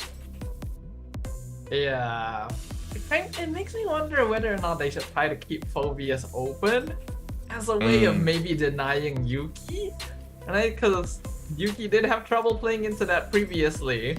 Yeah. But that depends on which side of the draft you're on as well, right? If you're on red side, then it might be a little risky, but then I guess it's still kind of manageable since you would still have the Claude for yourself, right? And we know that YBG also plays a very mean Marcel, so if they can get to be on blue side again, they might want to maybe trade some stuff, try to keep that open. There's a lot of options you can go. You could even lock in heroes like Valentina. Right? Valentina, then you can steal the Black Dragon form, right? Though maybe not quite as effective, since I think the original Yuzong's probably going to trump out just in items. Yeah, and you know, I asked for it stuff. I was like, man, I hope we get to see the Valier. And then the Valier just didn't end up like, brother, the Valier didn't end up doing anything. You know, it was like kind of sad because it's like that worked for them in their qualifier. They picked it up multiple times actually, and they won with it. But you know, in this sense, it was surprising that we also got to see a shakeup in terms of a Lilia come through for Kenny, and then like he was actually able to do just so much. And you know, Lilia, when you're playing against a Lilia, you really know what it's like to just be kind of dealing with those glooms, you know, continuously going off. And that's why I was saying it was also just part of having the ability. Once you just had a glowing wand, I believe it was just a glowing wand and an Ice Queen wand, the two wands that was built up on the Lilia was enough to like, you know, kind of make their frontliners even second guess going forward, just because like, what are you going to do? You're just, by the time you actually initiate, because of the way that the gold lead had built up so quickly too, you're kind of dead. You know what I mean? You're like half health, or you're close to dying. So even the Lilia just ended up being way more annoying than the Valier would have been, because you know, when you're thinking about Valier, it's like, okay, well, at least I got this, I can go ahead and get the fireballs off, I can get the stuns off. It's also annoying to deal with. Like if you've played against the Valier, you know what it's like, right? Yeah. But the Valier wasn't able to really even get to use his kit as much, just because of, again, the advantage that was built up that started with Bunkai, which then snowballed the entire darn team of the Huns. So we're just a bit away from this draft, and I guarantee you we'll see the Yuzhong band out. The entire goal of the draft from YBG that game is to have a whole bunch of super buff dudes standing in front that can delay the fight long enough for the fire to slowly burn them and for Claude to slowly whittle them down. So the whole plan falls apart if the buff dudes are no longer able to stand in front long enough, right? And then if you're just getting petrified and you're just standing in this purple exploding stuff, then you just can't really do too much. Lilia is such a good hero for anti-tank strategies, and it surprises me that it took until the end of the day for her to show up, because I really do think she's good. Yeah, I'm glad to see it. Again, I'm glad to see some of the different heroes pop up. Hopefully we'll see that for the gold lane though. If you know, again, I think there's, even if the Freya goes through, I don't know if one of the teams would really want to go ahead and pick it up, because I feel like if you wanted a Freya gold to work, you really got to have the game plan to build around it, right? And maybe we see that throughout these few days for MCT EA, but I think you have to make that decision of, is there a way for them to secure, for example, the Harley or the Marcel? I think the Marcel was like a cornerstone to making things work for YBG. So we might even see that, depending again on what side they're on, who gets that blue side priority. I think that's where we see, like, are they looking to play into a Claude pick priority? Or are they looking for a Marcel priority? Or, you know, what's the idea here? Yeah, I think so. And we need to see a slightly clearer plan of what they need to play for. Now that they've had a chance to experience what the Huns can really bring to the table, they can no longer let their guard down. Remember, they could be one loss away from losing out on that playoff slot, and they do not want that to happen. So prioritizing heroes that can get them that victory is gonna be important. I highly doubt that the Huns are going to let Marcel through, because I think anyone watching can tell that he was the linchpin of their victory before. But beyond that, maybe other heroes could be possible. You say that the Freya gold isn't being played as much anymore, which I agree with, I actually feel like we're seeing a bit more Freya in the EXP. At least for me in MPL MY, anytime Freya shows up, it's more of an EXP laner compared to when she was the gold lane menace. Yeah. So maybe that's an option, but then Phobius is always going to be something you worry about as well. So you gotta be very smart with those first couple bans. Yeah, I think that's why we see, you know, even at this point, again, you got to remember what's on the line here for these teams. One of these two teams, either the HUNS or YBG, will be going forward to the playoffs tomorrow to compete with the teams that are waiting for them over from the Mythic group. And that will, you know, consist of multiple teams fighting out for those spots into the MSC, not just a direct spot, but also 3 wildcard spots. So obviously, that's what's at stake here. So YBG or the HUNS, you know, one of being one of those teams to get to that point, they need the win here. Maybe we are fortunate enough to get 3 games through, but you can see that Yusheng going to be banned out, the last one for the first phase. This is what we were expecting. Marcel on the other side. This is probably what? Claude? Yep, Claude. Yep. Makes sense to me. Should be a Harif response straight away from the HUNS. Wouldn't be too surprised. Leo Mordharith. Could be. Liam Harif is pretty good. Then YBG responds with Guinevere. You know. I think that what is interesting is that the teams are on the same side as before, right? Because if I'm not wrong, YBG was blue side, HUNS was red side for game 1. So it looks like they have agreed upon having these particular sides for themselves. Having that red 5 is pretty crucial. That's where the Lilia came out previously for the HUNS, and it was such a good solution to everything. The HUNS also don't actually need to pick Harif straight away, since there's no risk of it being stolen anymore. They can save it for 3, and that is exactly what they will do with the Leomord and Hilda. Okay, Leomord Hilda. I'm wondering too, because we don't actually get to see until we load into the game what map we're going on, because the last one was Dangerous Grass. So I'm wondering what map 2 is going to be, but the answer right now, the Fredra and the Valentina come through. We did mention the Valentina even earlier on. You know, if you want something to go ahead and also force your opponents to be a little more cautious on what they decide to take. I'm not sure if the HUNS are going to be that kind of team, though. Like, it just feels like they've got their game plan in mind and they're willing to go ahead and play it either way. So, but we have seen this over in the MPO Philippines, where Valentina is actually picked up against, for example, the Leo Motocross, and you actually see the Valentina pick up a lot of the Phantom Steed, right? They get your own Barbiel to charge into the fight with, which gives you a ton of space to work with. And that's why the response, because that Valentina is there for now too, and the rest of the picks here from YBG, you get a Phobius, and this is one of the heroes you really pointed out earlier on, Stafa. Yeah, it's actually an interesting adaptation from the HUNS here, because I thought for sure that they were going to pick Harif as their third and then ban Phobius. But they went the other way around instead, which means that Yuki's signature is going to get banned out by YBG, and we'll actually get to see him play a different gold lane hero for the first time today. They will get rid of the glue themselves, but I'm wondering what else that they're concerned about. If they are countering for the EXP lane, then probably next would be Alice or Uranus, since those are typically the EXP laners that Phobius has the most difficulty playing against. That was banned out in, was it match 1? I was trying to think. I know we saw the Uranus banned out at some point. The HUNS is going to ban out Cho though. So they ban out a Cho. They focus in on the roam options. What's left here for Swim? Again, we only really saw him play the Marcel today. He's such a strategist on that, but they're also going to make it even more narrow for the gold lane.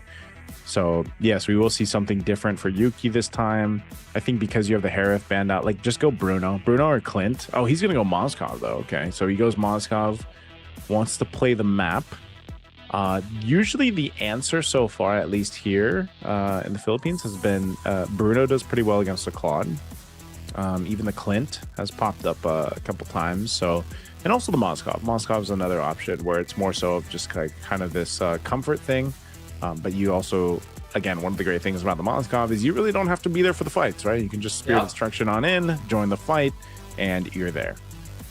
I was anticipating that this would probably be a high-lows for the side of YBG, and looks like my suspicions are proven.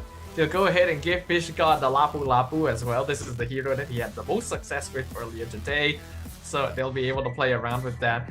I feel like this is another good game for Lilia. Honestly, there's a lot of solid front line for YBG that Lilia will work well against. Maybe the Lapu Lapu is a little less vulnerable since he has ways to get back out of the fight with the Raging Slash, but I still think that it's a very solid pickup. They decide to go a different direction though. The Farsa for Kenny.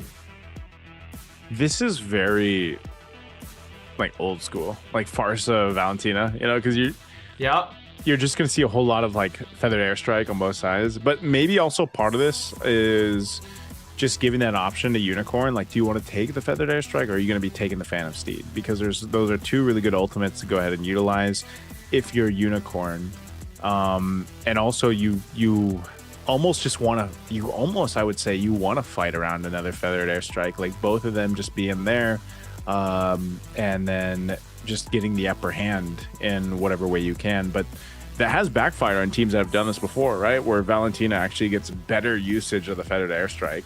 Not only that, but then just kind of having that Terrify in the kit and just being able to utilize even that early game pressure is something that they have to kind of work around here. So I don't know, man. Looking at both drafts, I'm not sure where I am favoring for game two. I think it's almost a 50-50 in my eyes.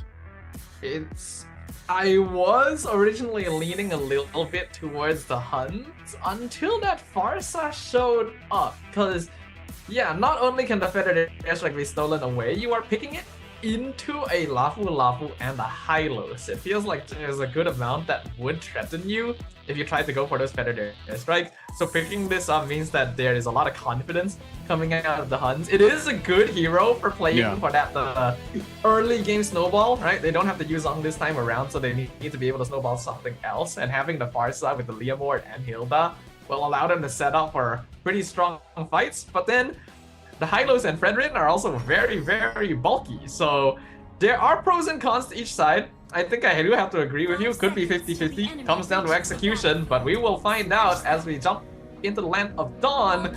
Will YBG be able to claw their way back into this one and bring us to another full series? Okay, and we're also on Broken Walls. So I was just curious about that in the draft. So we get Broken Walls. I think this, when you really look at it too, like in this form, Broken Walls, one of the biggest impacts is not just around the team fighting in the jungle, but later on for objectives, just having that extra opening, you know, in the Turtle Pit or eventually the Lord Pit. Teams are actually pretty good at playing around that in some way or another based on their compositions, and that's something that we can see work here. Some poking in the mid lane as we expect here in the early game, fighting for this first rotation. The Lith Wanderer going to be go ahead and secured over by the Huns, and they'll kind of work around this. I think even for Swim, he already had to use a Revitalize, so we just got to make sure that if you're YBG, you know, you don't want to get caught. Like, you don't want to overstep into this, because once that level 4 is available for still meta, they could make a pretty quick play on a Hylos who doesn't. Oh, whoa, Unicorn. I saw that. I saw Unicorn's positioning. I'm like, this guy wants to do something. This guy wants that kill. You can see it in his eyes. And he did kind of mess up the skill 1 flicker, but it's okay since he's more than enough damage to finish off Kenny anyway. So that's already a very, very good trade early on. Even managed to get a little bit of that gold shield. So YBG has solid early mid lane priority. Unicorn gonna get poked out again a little bit here. They're trying to set up for Siddle meta with the Phantom Steed. He's going for the Valentina. Beautiful pushback. Picks up the kill. They might get Swim as well. They do. Oh man, that was so good for YBG until that setup happened, and the Huns called for it. They knew that they could make that, make those kills happen because still meta was level 4, but this turtle might be YBG's. Oh, and look at Fish God in the background picks off Kenny. That's what I was worried about with the Farsa. LYC secures the turtle with the Appraiser's Wrap, and now they get the stun on Still Meta. Bankai gonna try and push back, but not much more he can do about that one. That is going to be a deadly award in the hands of the Valentina, and he'll instantly rotate over to stealing the purple buff as well. I don't think Bankai should be here. This is a risky game you're playing. Tried to steal it, not able to. That was kind of a odd decision also by HUNS. Like, just as I mentioned, like, great setup for them in the mid lane, but then I'm not sure why Still Meta decided to go ahead and show face around that turtle. They should have just given it up, honestly, because he didn't have the Phantom Steed flicker burn by OU. They could have just given up the turtle and then just kind of reset from there. Yeah, it does feel a little uncharacteristic considering how cleanly the HUNS were playing before, but they do also recognize that this draft has a little less late game insurance than the one they were playing. Looks like they're gonna go for a two-man gank on Bankai. He saved the flicker for the very last second, was trying to hold on to it. Unicorn. Not able to do so. Meanwhile, in the top, and the Bankai does go down. Unicorn picks him off from the backline flank, and Swim will also be traded up in the top lane from a three-man gank. Oh man, Unicorn doing so good on this Valentina. I saw him, you know, he was holding on to the feathered airstrike from Kenny, and he saw that Bankai was low, so capitalizes on a kill. Will be able to pick up his glowing wand already, so that's going to go ahead and help them out a little bit more here. But for the HUNS, they at least go ahead and you know, try to trade something out. They end up getting a kill themselves, but they've got some ground to cover. Nothing too crazy that they've fallen behind, but YBG definitely means business this game. You got 14 seconds for that lord to come up, so they're going to get in position. I think for the HUNS, they're almost just better off letting Yuki do his thing, farm up on this Mozkov. Oh no. Three-man gank onto Bankai. He's going to try and sustain for as long as possible, but his team is nowhere near him. He is buying a lot of time, but will eventually fall. Appraiser's Wrap going to be used. Meanwhile, the HUNS are not really able to blitz the turtle in time. Feathered airstrike kind of used preemptively. Doesn't get too much done, so YBG will maintain control over the turtle pit, and this should be a free objective for them. I think they were just, I don't know if they wanted to fight or if they decided to go for the turtle because the Phantom Steed was already used. Feathered airstrike also timing was off, and I think Bankai was maybe trying to call them to just join that fight because they weren't even close to securing that turtle. So a bit of a misstep there from the HUNS. YBG definitely, you know, profiting from some of these mistakes the HUNS are making, and Lexi will just continue to go into farm up on this Claude. That's all he has to do. As long as they give that opportunity to be Lexi on the Claude, get the Trinity when he needs it, they're going to be fine. And you could almost say the same for the HUNS playing for Yuki. This first turret, though, will hold up a little bit of HP left, but LYC and the rest of the team rotating down towards this bottom side of the map. Feathered airstrike stolen by Unicorn and now used again by Kenny. They're focusing everything onto Still Meta, and they actually do find the kill. And now they're revitalized, keeping the entire team alive and healthy. And Bankai will be picked off as well. Yuki able to do some chunking onto the mid-tier 1, but not really worth it, as now YBG officially building up that gold lead. Oh, and then their YBG's actually rotating up top. Yuki's still there. LYC getting some information on the purple buff, but you know what I'd like to see is Yuki, you know, even if he doesn't follow through with it, just throwing out the Spear of Destruction, the SOD, sometimes will make teams second guess if they fully commit to a team fight or not. He hasn't really used it, I don't think once or maybe much at all. Oh, initiation. They're diving into the backline. Here comes Landshaker as well. Fish God just finishes off Kenny. And again, I really question why the Farsa was the choice. Because Kenny not able to do the things that we know Kenny to be able to do. And YBG just diving in. Lilia and Eve would have made so much of a difference here to prevent this sort of gameplay. But YBG is just kind of getting away with everything right now.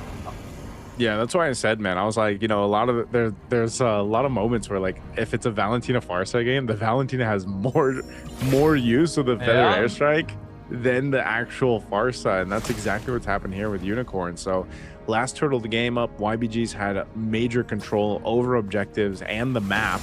LYC jumping forward. LYC gonna get caught out, chunked down very low. I don't think he has enough stacks. He can't pop his ultimate. He falls. And now still Meta trying to hold the front line. Blazing Duet comes out though, Bilexi. Unicorn sets up the killing spree. Spear of Destruction will connect, but the rest of his team is already dead. So Yuki's not gonna take that for sure. YBG once again coming out on top in that fight, and this time Bilexi able to pick up multiple assists from it as well. See, I'm just so curious because LYC gets killed. There's a team fight that follows through. If the SOD was a little bit earlier, maybe they wouldn't have fully committed to fighting that, or maybe the HUNS could have turned that around. I know he just picked up the Golden Staff, so I think he's only got 2 items locked in. Yeah, he's only got the Crystal side, he's got Golden Staff, so maybe Yuki just feels like he's not ready to fight, even in those moments there, because he's not too far behind Bilexi. I mean, it's 600 gold, so he's just kind of farming up. Maybe wants to just hit that power spike with the Trinity, but you know, again, sometimes these SODs are just thrown out from teams that play the Moskov just to kind of keep teams on their toes, you know, maybe kind of consider like, is this guy gonna follow through, and like, are we gonna have to deal with a Moskov? But you know, so far Yuki's been very passive with the SOD. Even that one was a little bit too late, so you know, just like that, YBG finds themselves with a Lord. Yeah, I agree with you. I've seen cases where Moskov players are just basically dropping the Spear of Destruction off cooldown as a way of hope to get information, to pressure, and we're not really seeing that right now. I understand that the HUNS are behind, but you could still try to get something done with it. And now we're looking at a 6k gold lead though, with Lord pushing down mid, as well as a Claude on YBG's side. We could be expecting a full series this time around. It's very clear that they've brought their best heroes out to play to make sure they can still make playoffs. I'm almost wondering if this is a case of Sodalfo, where Yuki really isn't comfortable on the Moskov, you know, just positioning wise, maybe not being able to, you know, because we've only seen him really play the Harith. This Lord is going to charge into the mid turret. It will go down rather quickly, but half health on that turret in the mid lane already. They should clear out the rest of this. Feathered Airstrike used as well. Glorious Pathway gonna be used. Phantom Steed comes out, but they just dive straight in. There's so much HP thanks to that revitalized. Bankai dropping low, has to flicker away from Pegasus Wrath. Really not doing all that much. Yuki is just not participating. He's going for this wave clear in the mid lane. They lose still meta. Spear of Destruction used point blank. Alright, sure. I feel like he could have used it in that fight. The pressure on this turret. I think he can kill the Hylos at least. That's gonna be a shutdown for Kenny. Blazing Duet comes out. Meanwhile, they're gonna dive straight in. LYC tanking the tower. Fish God with the killing spree picks off one. LYC will go down, but Bankai will also be taken out. Mega kill for Unicorn. Kenny flying forward. Seems a little bit risky because the stolen Feathered Airstrike gonna instantly push them back into the base. Yeah, something is not happening here for the Moskov right now for Yuki. Maybe again, I just want to say maybe he's waiting for the 3 items to be locked in here, but there's so many moments where I'm almost just expecting, out of habit from watching it so much, of an SOD coming through. You know, he's got the Trinity now, he's got a DHS. Maybe we'll see Yuki be a little more proactive with that, but you know, that there is these moments, there's these little windows of opportunity where the HUNS can utilize what they have. Again, their defense and clear capability is pretty good. Oh no, OU, he's not getting away from this. Even if he sprints on out of there, no flicker, he's going to be an easy pickup. I think YBG has just figured out how to dismantle the HUNS. I think it just comes down to comfort. It feels like it's a hero pool issue here, because YBG is playing all the heroes that they were basically dominating with at the start of the day, and Yuki is playing a different hero for the very first time. Again, I do judge the far side. Stolen Feathered Airstrike nearly kills off Kenny himself, as now the Glorious Pathway lets YBG just walk in, take the tower. Phantom Steed's actually pretty solid, clears the minion wave up in time, but that tower is literally 1 hit from death, so I don't really count it as alive. And anyway, YBG takes the purple buff. They're gonna restart the fight. You can see how much damage Bilexi is doing. Yuki literally can't do anything about it. Meanwhile, Fish God cuts Kenny out of the sky, surrounds Bankai, finishes off the Phobius. The minions will collide down bottom. That inhibitor will fall. And YBG can really just stand here in the base. Glorious Pathway comes out again, slows down too. Phantom Steed gonna be used. They get the taunt in. The Crystal still standing for now, but neither is OU. Yuki gonna be jumped on. Blazing Duet doing good damage. Moskov will be able to go back and heal. but that buys enough time for another minute to collide. Mid tower will fall, and looks like YBG will be happy with that one. Yeah, now 9,000, almost 10,000 gold ahead. They'll go ahead and grab the orange buff on the way to the Lord here. The Huns, I don't think they want anything to do with YBG in this game. Phantom Seed going to be used. Oh no. Still meta, you are way too early. Your team is nowhere near. Unicorn might get blasted here, and that's going to be a shutdown for Kenny. Pretty nice gold swap. Yuki comes from the flank. Really bad angle to enter from. I don't think he's going to escape from this one. Actually, he might. They're not looking to chase him too hard. So the Huns do still have the numbers advantage thanks to that play. Wow, I can't believe they actually stopped the Lord being secured by YBG, even though they had the clear take for it. But, you know, still meta. He went for a Hail Mary play, he made it happen. Now fighting in the mid. Fish God 1v1 with Bankai. I don't think either side really wants to full commit this one.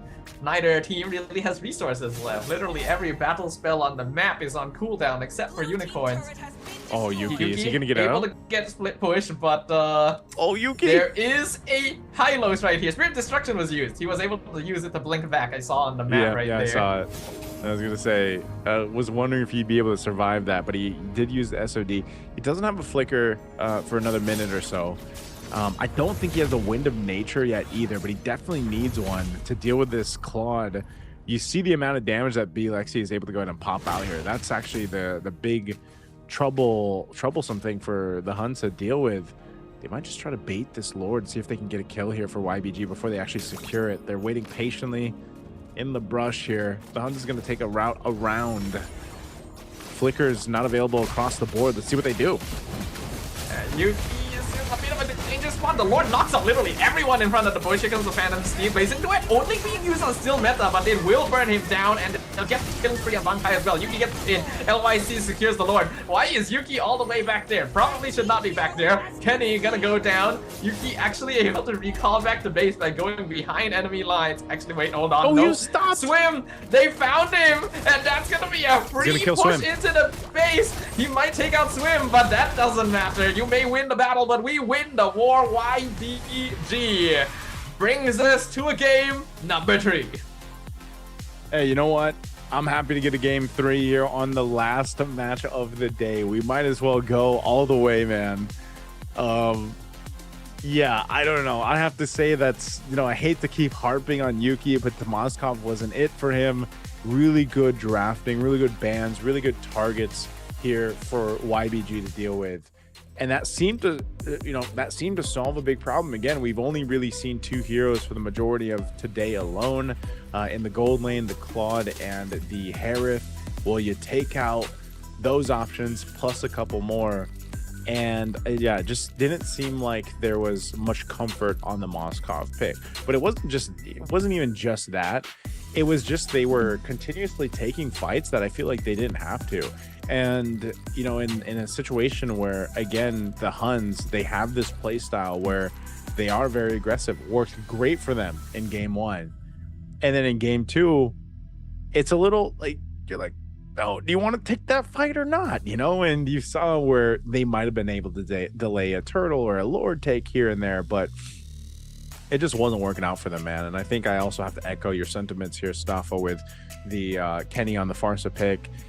He just wasn't able to do as much, wasn't able to do much at all with the Farsa. It definitely felt like they could just done some different things with the draft, actually. Like, they had the option to go Harith and then ban Phobius, but they decided to pick Phobius instead, which, alright, sure, I can kind of get behind that, but then it didn't look like Yuki was too comfortable on the Moskov. And then, yeah, the Farsa, when you still had Lilia wide open. I can't remember if Eve was banned. That one I'm not too sure about.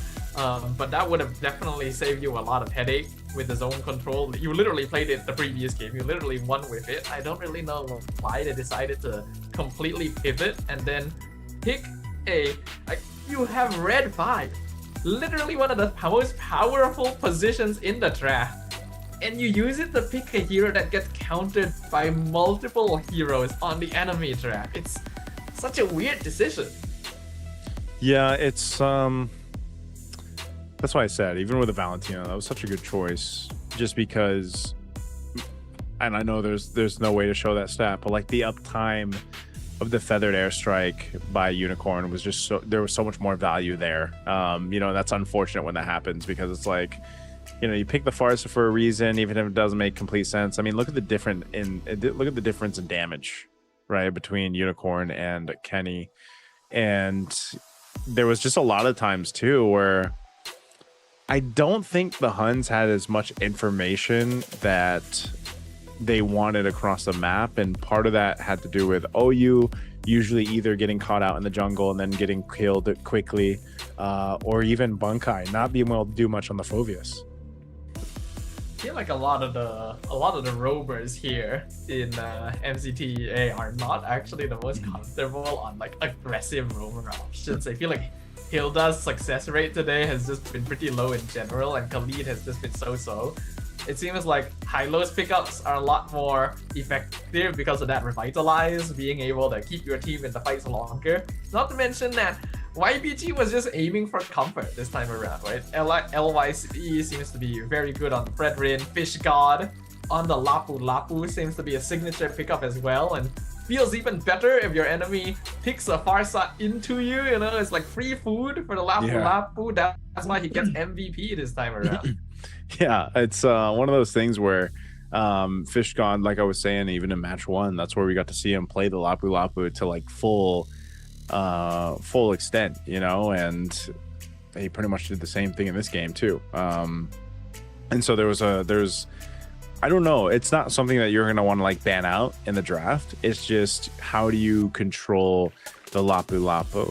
And it's so contrasting watching like Bunkai have that amazing Yuzhong game in game 1, and then here in the Phoveus, it probably could have been better for him if they just worked better at as a team. You remember that one fight we saw where Bunkai was actually like 1v2ing 1v3 the guys, and I thought the team was going to rotate to like just fight, because there was also a moment where it's like, are they going to turtle? Because we didn't have the camera on it just yet, but it was like they had used their ultimates too, an early feathered airstrike and a Phantom Steed. And I think even Bunkai like thought that they was gonna like rotate into a fight and just win that fight and then maybe go turtle. But there was just moments, and this is what we saw in the last matchup with that they had with Fenrir Gaming, right? Like they Fenrir Esports, they had the moments where it just seemed like some things weren't connecting, like some of the ideas were a little bit different, and it just so happened that in game 2 it ends up happening here. And like we mentioned, YBG is one of those teams where if they do see that happening, they will punish it. And it started in the draft. I think the drafting was great from YBG. So hopefully, if it's not done in the draft, because I both looked at that and we're like, okay, maybe this is a 50-50, and so I think even if it's a 50-50, it's really just cleaning up the errors that we saw here from the Huns. I feel like it could have been a 50-50 if the Huns just kind of played a little bit more effectively with your draft. This is a very aggressive draft. You should be like trying to punish, you should be trying to rotate, you should be especially trying to make sure that you get mid lane priority. So if your mid duo is having trouble, I'd hope to see the jungler at least come by, help clear the wave a little bit. Doesn't really need to be poking or like fighting, just help reset equilibrium so that they can rotate and make things happen. It's a Farsa, literally. But then, the Valentina literally just eyeing the Farsa like a hawk in the sky. You see them low on HP, instantly flicker in, get the kill, and then the game is just, alright, now you don't have the mid laner that you literally tried to play for. Yeah. And what do you do from there? It's one of those things where I think I don't even want to say that if it just wasn't a Farsa, it would have been a different result, because I feel like it was just a combination of just many different things going wrong for the Huns in game 2, which is, again, that's why I said it's such a contrast, because it's like you have such a, like, I don't want to say it was total dominance, but it was like in the XP lane at least for Bunkai, but it's like you have such a strong game 1, and then game 2 felt like, yo, is this the same team that was in game 1? Like that's kind of how it felt sitting there thinking. Maybe that's part of the result of just Yuki also not being on comfort. just because, again, we've only seen Yuki play the Harith essentially throughout this. So I think even that information is enough for YBG to say, you know what, let's just go ahead and keep those bans up, you know, keep that advantage if we can have it. Again, it's so weird because it's not as if YBG themselves did anything in particular to make sure that Yuki couldn't play his Harith. The HUNS did it themselves. They decided like, hey, we want the Phobius more than we want the Harith, and then it got banned because, like, who wouldn't at that point? So, like, alright, I can get it if you are going to be testing something, you know, since you do have a 1-game leeway, but that is also a very risky choice if that actually was what happened. We'll see. Right, now that we're going into game number 3, I definitely expect YBG to just stick to comfort, right? Pick the majority of the same hero. It's just a guarantee they make it to the wildcards at least. So the ball is in the court of the HUNS, right? What do you pull out? Is it time to just return to the Harith, make sure that Yuki gets to play the game that he wants to play, or is there something else that they still want to show us? Oh man, I think there's a lot. This is also really good information for the teams in the playoffs, like waiting tomorrow for this to see which team like will join them, just because of the way that it's been so different from team to team to team. But I feel like when you start off in the playoffs tomorrow, you have a lot of teams that are very similar in experience or very similar in like drafting style. The HUNS would be I think if I could see the HUNS being one of the bigger shakeups if they manage to get it tomorrow, but I almost want to also see YBG make it so they get the rematch versus Guangzhou Gaming, man, because there's already, I feel like, these little rivalries building up within their own regions. And, you know, I think a lot of people, like a lot of the fans of MLBB, have been waiting for that to happen over in ever since like China, for example, joined competitiveness or the competitive scene of MLBB. It's like, now you've got these own kind of rivalries building up over there, and we could essentially see that matchup tomorrow. But I don't know, because it's tough to see which team, or like look forward to which team is going to make it past today. Because even the HUNS, they've impressed me, but I'm also sitting here wondering like what happened. I would say the same thing about YBG in game 1. They were so dominant. I'm talking about 19-0 and 18-1 games in their match 1. And then you see them get handled by the HUNS in game 1 of this series. So it's like, what's going on here on both sides? So it's perfect. Stop off of that, we get a game 3.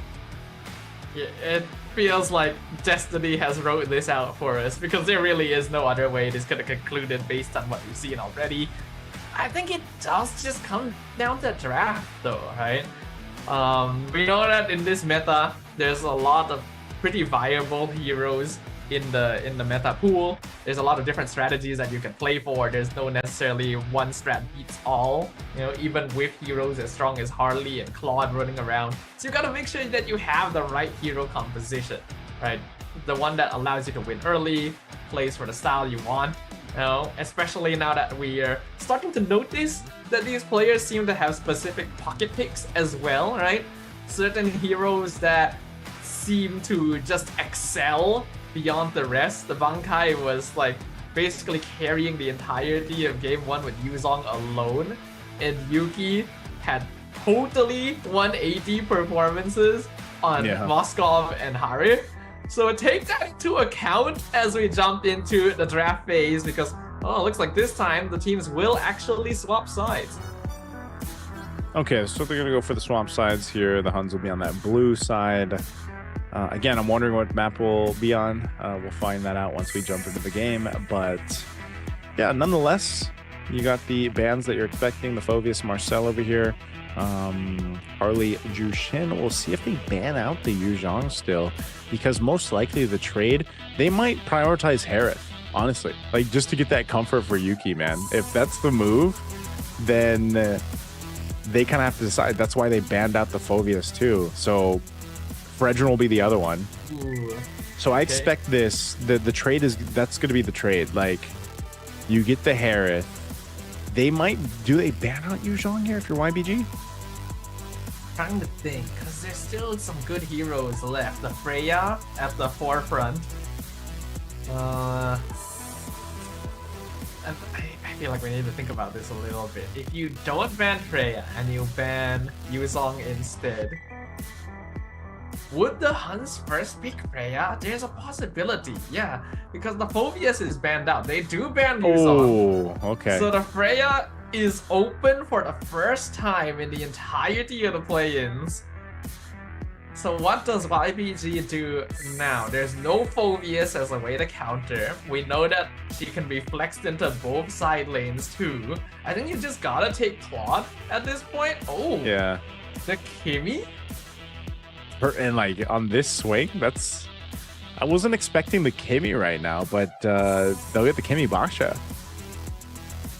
Really? So, okay. This is a little bit different pattern than I was expecting. But yeah, the Freya has been banned out throughout the day, so they end up going this, which is, I think it'll end up working out. But yeah, I know you mentioned you see it more so in the XP lane, right? Yeah. Okay. Well, we've seen it in both. So this we can't completely count it out that this is actually flexed in the hands of Bunkai. I wouldn't be surprised. I feel like Bunkai would probably be able to play it pretty well. Yeah. And then they grabbed the Khalid and Suyo. Kind of a shift here. This is not the typical opening for either of these teams. Okay. Oh, the carry as well. I guess I can see that. Probably one of the better marksmen for dealing with Freya, at least. I feel like Claude would have still been fine, personally, but alright, I guess both teams are just having that gentleman's agreement. Hey, last game, time to do something different. Yeah, time to make it happen. Mid lane options are going to be narrowed down here for Kenny. He could, I don't know, maybe he just ends up going to Lilia again here. They ban out the Hylos, so the Hylos Kadra, like I was saying, for YBG, Kadra seemed to be one of the picks that they really leaned towards to get to this point, to the qualifiers. They'll go and pick up the Kalea anyway, which is surprising that the Kalea has been kind of slept on. It's one of those picks that just is still basically meta, great potential. You almost force the team to take 2 Purifies when the Kalea is picked up. We'll see if they end up doing that or not, or they just kind of play with a little risk here for the Huns, but their next 2 picks will really tell us the picture here if this is going to be a Bunkai Freya or not. Nope. So they're going with the Lapu Lapu. So gold lane Freya. Maybe this is way more comfortable than what we saw with the Moskov for him. I hope so. I thought that Moskov would be okay, since it's also a dash type marksman, not too dissimilar from Harith, but it really did feel like a different performance entirely. They'll pair it up with the Eve, so Eve Khalid should be pretty strong overall and do pretty well in matching up to the Kimmy's clear, but oh, the Benedetta! Making an appearance at the very end here in the hands of Fish God. YBG showing us something different. Okay. I know we talked about the Benedetta earlier on. I'm excited to see it in the hands of YBG for Fish God, who has been pretty consistent so far. I would say in the XP lane, other than the game where he was left there sitting, wishing that he could fly to on the Trizla. But, now he's got mobility himself on the Benedetta, and this can actually give them really good opportunities to go ahead and get the space that they need to make this work. So I like it, man. Staffa, based off these drafts, who you think is going forward to the playoffs tomorrow? I feel like on paper, the Huns should have the easier draft to play. They just literally run down their opponents, right? They got Freya, they got Lapu Lapu. As long as they get a solid enough early in the mid game, they've got multiple fighters that can take over. But if they're not able to end the game quick enough, then you do have a carry on the opposite side for superior scaling, and then there's the Benedetta as well that can delay the game through split pushing. So there are clear time conditions for both sides here where the Huns need to play hard and fast and make sure not to delay, whereas YBG can slow it down. You know, they got double marksman, they got Benedetta, their late game scaling is very strong. Yeah, I like this. I think YBG has great late game potential. But also, I don't know. I don't know what to expect with Yuki on the Freya. I think that's such a big question mark for me to lean more towards the Huns. We're gonna look at the emblems come into play. He is running the Warcry emblem, and you see even with the Kalea across from them, they're only gonna take one Purify, and that's on Yuki. So if Yuki gets shut down or put in a position where he wasn't able to do too much, like in the previous game, that's gonna be really tough to utilize here for the Huns. Whoa. That was a bit of a strange interaction. Swim actually grabbed and flickered backwards to try and put OU out of position, but I highly doubt they're killing the Khalid at level 1, so feels like a bit of a waste of battle spell there, but then again, not like he's gonna need it for anytime soon. We see very active movements from the Huns already in the river early on, which is exactly what we want to see from this team with the double fighter side lane. Yeah, this is what we were asking about the Huns when we first saw them play in the last series was, you know, just how aggressive are they going to be? And I think it's teetering along the lines of being overly aggressive and not being too passive is what we see the struggle for the Huns. But with this kind of lineup, they can kind of do that. They just don't want to get punished. I think a big part of this too is not letting Fish God get an advantage on the Benedetta. You can see you used the Petrify earlier on, but you know, if you get into these team fights, especially that first hurdle, since it's going to be up towards that XP lane, you have to be very cautious if you're the Huns, because a Benedetta early game with a Petrify like the final blow is enough to just shred through your team. And you know, maybe the only one that's really able to survive that would be OU, but or maybe even because I don't know if the gold laner is going to join. Look what's happening here. They're cutting the waves. Yuki in between. There's actually a big gank happening. 3v1 situation, and hold on. Yuki actually able to get that first blood right there. So already good start for the Freya. When you go when you go fight or gold lane, you definitely want to snowball early if possible. We see a bit of an exchange happening up top as well between Fish God and Bankai. But still, Meta's gonna be the one on top of the turtle here. Rolls in. LYC steals the turtle away in the drive-by. Like the final Petrify going to miss thanks to the flicker from Kenny. RWM catches 3, forces the flicker from Unicorn as well. But that's gonna be it. Man, I was gonna say like YBG should just give up that turtle, but LYC drive-by gets it secured. Great pickup for him. And it's a good thing they didn't overcommit to that, because I feel like the Huns could have really punished them if they continue to try to fight it out. But Swim's level 4 now. He's got the Tsunami Slam. Is he going to go for it? Oh. Then he's going to grab the Khalid instantly. Tidal Strike sets up the kill and even gives it to Lexi. So that's basically the best case scenario for them right there. Yeah. Didn't even need to use the Flicker, obviously, for that one. So good pickup there. Taking a look at the items, you can see a bit of a stalemate right now in terms of gold, at least in that gold lane. Even with the Freya first blood kill, you can say Lexi, he's got his own kill. He's pretty much neck and neck right there. Same with the roams. The mid's not too far apart. Jungle slight lead, but XP the same. So, you know, really good kind of equilibrium happening here across the map to all the roles. So now that the level 4s are in play, you have to look at the roamers. How aggressive are they going to be on trying to set things up for their teams? Both roamers have great potential, but it's more so going to be Swim, because that's just the job of the Kalea. You want to go ahead and get these Tsunami Slams down, and now that it's available, you can see, you know, they're kind of looking for a pick if they can find one. The only thing is, you have quite tanky durable heroes over here for the Huns.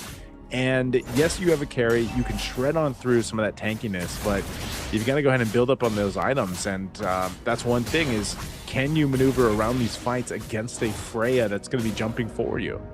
I think YBG needs to be aware this game that most likely they're not going to be able to contest a lot of objectives, even with the tank jungle on their side, just because of the double fighters. They're still going to try though. So they have control over Turtle first. I'm kind of the Huns are letting them do this. Raging Sands from Flicker connects on 3, but there's just no follow-up. Turtle is secured. Here comes Yuki from the bot lane. RWM doesn't really hit anyone, but the damage is really building up thanks to the Freya in the backline. Like the final blow used to escape, but Lexi not going to be quite as lucky. LYC should be tanky enough to get out of this one. And the Huns will convert over to stealing the buff as well. well.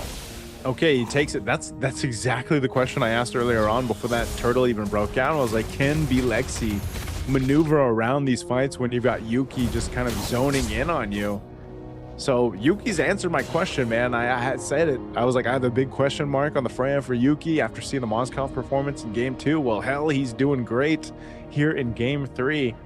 And as long as Yuki is able to go ahead and continue to scale up, get this threat that a Freya gold lane provides, you know, when you have 2 fighters on the side lane, like you mentioned, this is a huge amount of work that has to be done by YBG, and why we say, you know, for BLexi, he needs the support of his team here, just like this. They're gonna full collapse in the top lane. Swim ends up going down. That's actually ideal as long as BLexi survives. And they actually pick up the kill on Bankai as well. They're not able to move away. Well, we can see FishGod trying to cut them off from behind. Not really able to find the angle for it, so they'll convert over the mid lane, make sure that Yuki is unable to get free tower down there, and leave BLexi up top to farm up the Indian. Yeah, a bit of a trade happening here across the map, but I will say this again, for game 3, this has been so far just an equal game. They're managing things really well. There is a little bit of a breakthrough now for the gold lane, of course, for Yuki. Turtle's going to be up last one of the game. YBG has controlled the turtle pit so far. They've made really good decisions on fighting it, but they've got to deal with Yuki. I think that's, if somehow, some way they can take Yuki out of the picture, YBG will have a opportunity to scale into where they need to be, especially with a carry here. That's why they're going and trying to set things up. It's the responsibility, basically, of Swim to make something happen here with the Tsunami Slam. OU also playing up front, doing a really good job at that. FishGod trying to go on the off angle here with this Benedetta, not going to be able to pull through on it. He does have a Petrify, though, so the positioning is what matters so much here. Yuki jumps in, Valkyrie form. They're going to fight for it. Gonna beat you. RWM drops down. LYT is trapped inside it, and Baxia goes down. Meanwhile, in the backline, Bankai going and picks up Unicorn. Does end up going down to the tower thanks to Tsunami Slam, but they also pick off FishGod on the opposite side. The HUNS definitely winning this fight out right now, and Swim not gonna be able to escape either. Double kill over for Kenny. 3 turtle, 3 mid tier 1. A total victory for the HUNS here. Just a fantastic team fight from the HUNS, and a bit of a whiff from YBG. I mean, they wanted to go and fight for that. FishGod even looking for that off angle, but the Electro Final Blow, the Petrify, just not what he was looking for. LYC trying to desperately hold on to this turret. I'm not sure if he really needs to do this. Yeah, I don't really think so. He's gonna get... Oh, traction plus on 2 is good. They pick up the killing spree for Yuki. Valkyrie descent used to escape, and they just have no chase. In fact, now YBG may have extended a little bit too far out. They're gonna chase them down. Both marksmen in a vulnerable position. RWM! Beautifully done from Kenny! The Tsunami Slam not gonna do anything here as the Eve picks them off one by one. Triple kill for Kenny, and the HUNS walks out with another win and a tower up top. Oh man, YBG tunnel visioned after that traction pulse. They got caught out too, and then sandwiched in under the turret, giving a triple kill over to Kenny. And this is the scary thing, you know, glowing 1 and wishing lander, that's pretty much all he has, but he's able to go ahead and just set up that RWM, that real world manipulation so well, and the team capitalized on it. Again, Bankai on this Lapu Lapu, what a set that he was able to do to allow Kenny to make that happen, and they'll just get a whole bunch across the map here. Tier 2s falling, top and bottom side. YBG is just losing real estate across the map here, and now they find themselves in a very precarious situation. Lord's coming up in 30 seconds. Most of these team fights have not gone in their favor, and it's all about positioning, man. They have not been able to get in favorable positioning, and BLexi, again, he's got to be that guy to shred through these members of the HUNS, but if you don't have any space to work with, you're on a carry who has one of the lowest, you know, shortest attack ranges, and that's why it's so important to get the Malefic Gun, but you need time to be able to build into that. Sure, you can shred, but you got to be in position to be able to do that, so we might see them just give up this Lord. They're not in a position to find it. They're almost 7,000 gold behind, and it looks like they'll just make a choice to just go for the base defense. Yeah, I mean, you really can't do much about it at this point. I think we all knew this was going to happen as well, just based off of the drafts themselves. This is literally a late game comp. You got multiple marksmen, you got a Benedetta going. What seems to be full damage on the YBG side. It's pretty clear that you're not going to be winning out these early fights. I thought that YBG would be aware of that. The correct decision here is just not to overcommit, you know? Well, go for poke, get pick-offs where you can, but otherwise, there's no real need to force. They've just not done that. They've been trying to force them, and they've been giving up so much each time. Yeah, this is going to be a troubled area. Oh! If you find someone... No, oh, you actually will be able to survive that one. He just quick and guards back up. Meanwhile, Yuki going ham, surrounded. Fish God actually goes down, trying to go flank, gets found out by Kenny. Lord colliding up top. The HUNS still 5-man strong. OU is the only one low on HP, and RWM comes out once again, blocks them away from top, and Fraction Pulse really doesn't do much. Yuki gonna just jump straight in and doesn't get punished much for it. The gold lead for the HUNS is just way too big at this point. Instantly moving back over to the mid lane, they see the flying cloud come in. Bunkai. Dynamic Slam not available, so swim and flicker forward. Bankai will actually drop, ended up diving a little bit too deep, and now Yuki also in a bit of danger, trying to jump away as far as possible. Pop Purify at the very last second. Will he be able to survive? He actually trades for one, but does eventually get shut down, and Fish God also finds Kenny in the mid lane, though he gets traded as well. Still Metla comes in, gets a bit of revenge. Oh my goodness, there's just fights everywhere. That's what I was saying about all matches today, man. But this one especially, at least for YBG, they get a couple kills, actually a few out of the exchange. Yes, they lost their base turret up top, but that's not too bad. They got a big shutdown, what they needed there. You can see, you know, across the board, Kenny was doing a ton of damage. They had to take him out. They got him. So this is a moment, this is an opportunity for YBG to gain some control back into this game. They still have so much ground to cover, though. Still 5,000-6,000 gold behind. But you can see that, right? Lexi, he's not too far. He's got his Trinity built up. He's working into his next item. That's going to be a defensive item for him to go ahead and build into. He needs to survive some of this pressure here. But even so, you look at Unicorn, you know, he's got the Sky Piercer. He's looking to get that proc off if he can, but more importantly is getting that good traction pulse. We've seen it before. The potential is there. If you can land the traction pulse to find 2-3 members, or even one, if it just happens to be one member and they just get that numbers advantage, that'll be great for them. Fish God 2 is starting to be more of a threat. It was a little rough for him in the beginning because of, again, he had to go ahead and find these off angles to utilize a Petrify like the final blow. But he's been able to go ahead and build up a bit on the items, and he could actually just take someone low enough to put pressure on them.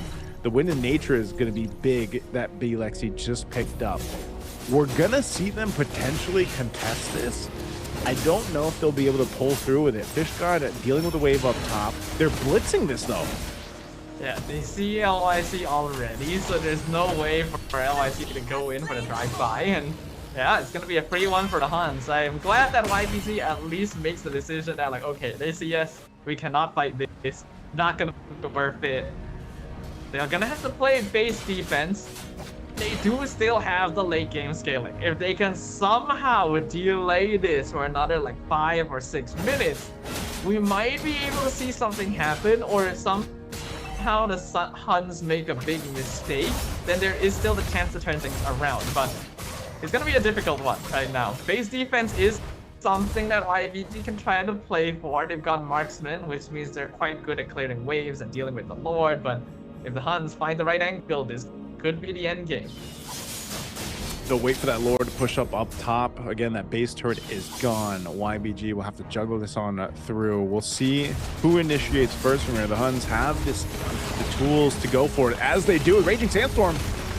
Raging Sandstorm, flicker. They're gonna be able to find Timmy and the boss, but he will be able to flicker away. Yuki's still gonna chase him down though with all 3 descent. Lexi find one kill onto the trio first. Fish-God's gonna be traded away as well. Meanwhile, Tsunami Slam gonna be used. OU gets dragged to the tower, goes down, swim very low on HP, and Fish-God finds Kenny in the back line. They've actually picked up 3. Yuki finds the tower, but YBG will actually be able to hold on to the situation. Oh my goodness, that was like such a messy fight. Kenny took like 2-3 shots from the turret, man. I don't know if he expected like that to fully break out, but either it was a Void Crystal or whatever happened. Kenny took too many shots by the turret, man. And at the same time, they decided to go and force that fight in between two base turrets. Bunkai, he's still got 1 HP on this turret here. Good Raging Slash. Oh, wow. Relexi actually has got 1 hit. Literally 1 hit from death. That's got to be a bit of a feels bad. Relexi was so close to that, but I think if the Huns weren't aware of his damage output, they are definitely aware by now. Yeah, they know now, man. They're saying, okay, you gotta watch out for Relexi because, you know, he's got the Malefic gun now too. This is the item that I was talking about that really is such a value item for the carry. That little bit of extra range. And you also got Immortality over here, and obviously even for LYC, he's needed some more time to go ahead and build up. Yes, he's going to be down in gold in comparison to a Suyo, who could just, you know, do everything that he needs to around the map. But it's also just being tanky enough to withstand what the Huns are throwing at them, and also potentially, maybe by the next one, contesting this Lord in about 20 seconds. Fish God. Whoa! Fish God in a really bad spot. Ivor and I, Electro Final Blow, everything to be used. Actually managed to get away from Yuki with the Valkyrie Descent, but the RWM catches his team instead. They came to back him up, and they're the ones getting caught out. A massive misplay from YBG. They've lost Ulexi, they've lost Swim. Flicker from Unicorn should get him out of that one, but Carry was really the main core, and they will no longer have him for this base defense. LYC still holding on, rolling away from Kenny, surprisingly surviving. But that means it's gonna be a 4v2 defense. LYC finally falls. Fish God picks up still. He's clearing. Holding on, but another mid-way is coming through. Unicorn has got Wind of Nature. The crystal's still wide open. They're still surviving for now, but Fish God will go down to the Raging Slash, and they get the stun as well. The Huns have done it. They have found the opening for the punish, and they will claim the series. The Huns had to fight for it, but man, they made it happen. It was chaotic, it was messy, but they'll win the series to move on to the playoffs tomorrow here, sending YBG out. Man, that last decision for Fish God. You know, the team wanted to be there for him when he got caught, and then it's his team that ends up getting punished. And he tried, you know, he tried to make up for it, clearing the waves, using it like the final blow and everything, but it was the damage was done. And you could just see, again, just tough one for YBG. Congratulations to the Huns here to move forward to tomorrow. And they'll be fighting it off in the playoffs here to see exactly what happens. But just, what a game 3 that was. Stop, what a game 3. I mean, it was... Yeah. We knew, we had an idea, we had a glimpse of what the Huns could do from last series. We knew it was going to be messy. We knew that it was going to be enough to put YBG off balance. And I think it did just that. Yeah, I think it really is, it was just a really good game to capstone the day, right? I think a lot of us were going in thinking, oh, is this going to be another one-sided sweep, you know, is it gonna be another predictable game? Turns out no, right? Very back and forth between both of these squads, and in the end, a very unexpected victor. The Huns able to take it, right? So we're gonna be witnessing 2 Mongolian teams in the playoffs. That's gonna be really exciting to watch. And I also have some questions about, like, why did YBG decide to shift their draft up so much at the end there? You literally have a Freya and you decide to go double marksman. You're kind of pushing your scaling a little bit too far back. Yeah, it's I don't know, man. I think I have questions for both. You know, like watching that series, you're kind of sitting here thinking like, dang, you know, like there was some obviously clear miscommunications on both sides throughout the series, but sometimes, you know, that's just the nature of the game. That's just the nature of the competition, and that happened to be the case, you know, for the Huns. Again, it got a little dicey there, you know, it got a little dicey at the end just because it seemed like, and hopefully they can fix this before tomorrow, because this is going to be a big problem for them tomorrow. The Huns, like, when they are assaulting a base, they really want that base, man. They will fight and fight and fight in the base, even if there's 2 base turrets up and they're taking base shots, you know, like turret shots to them. They'll still fight. And so I think they have to clean that up if they want the opportunity to move forward. To potentially get that spot going to the direct spot to MSC, because essentially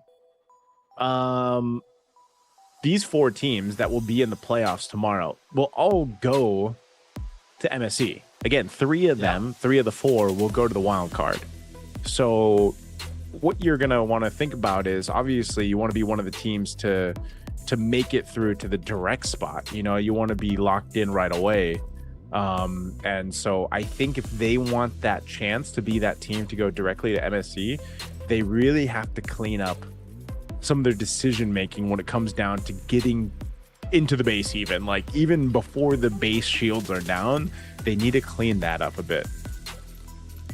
I have to agree with you.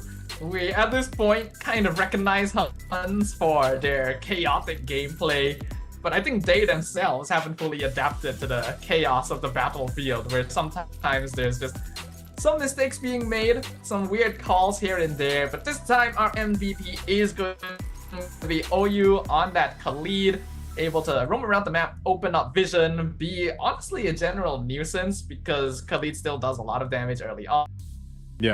And if you don't really have a lot of burst to worry about, right, it's literally a carry, a Kimmy, that the first half of the game, they're not going to be able to do much to you. You can just continuously run around the map and make things happen.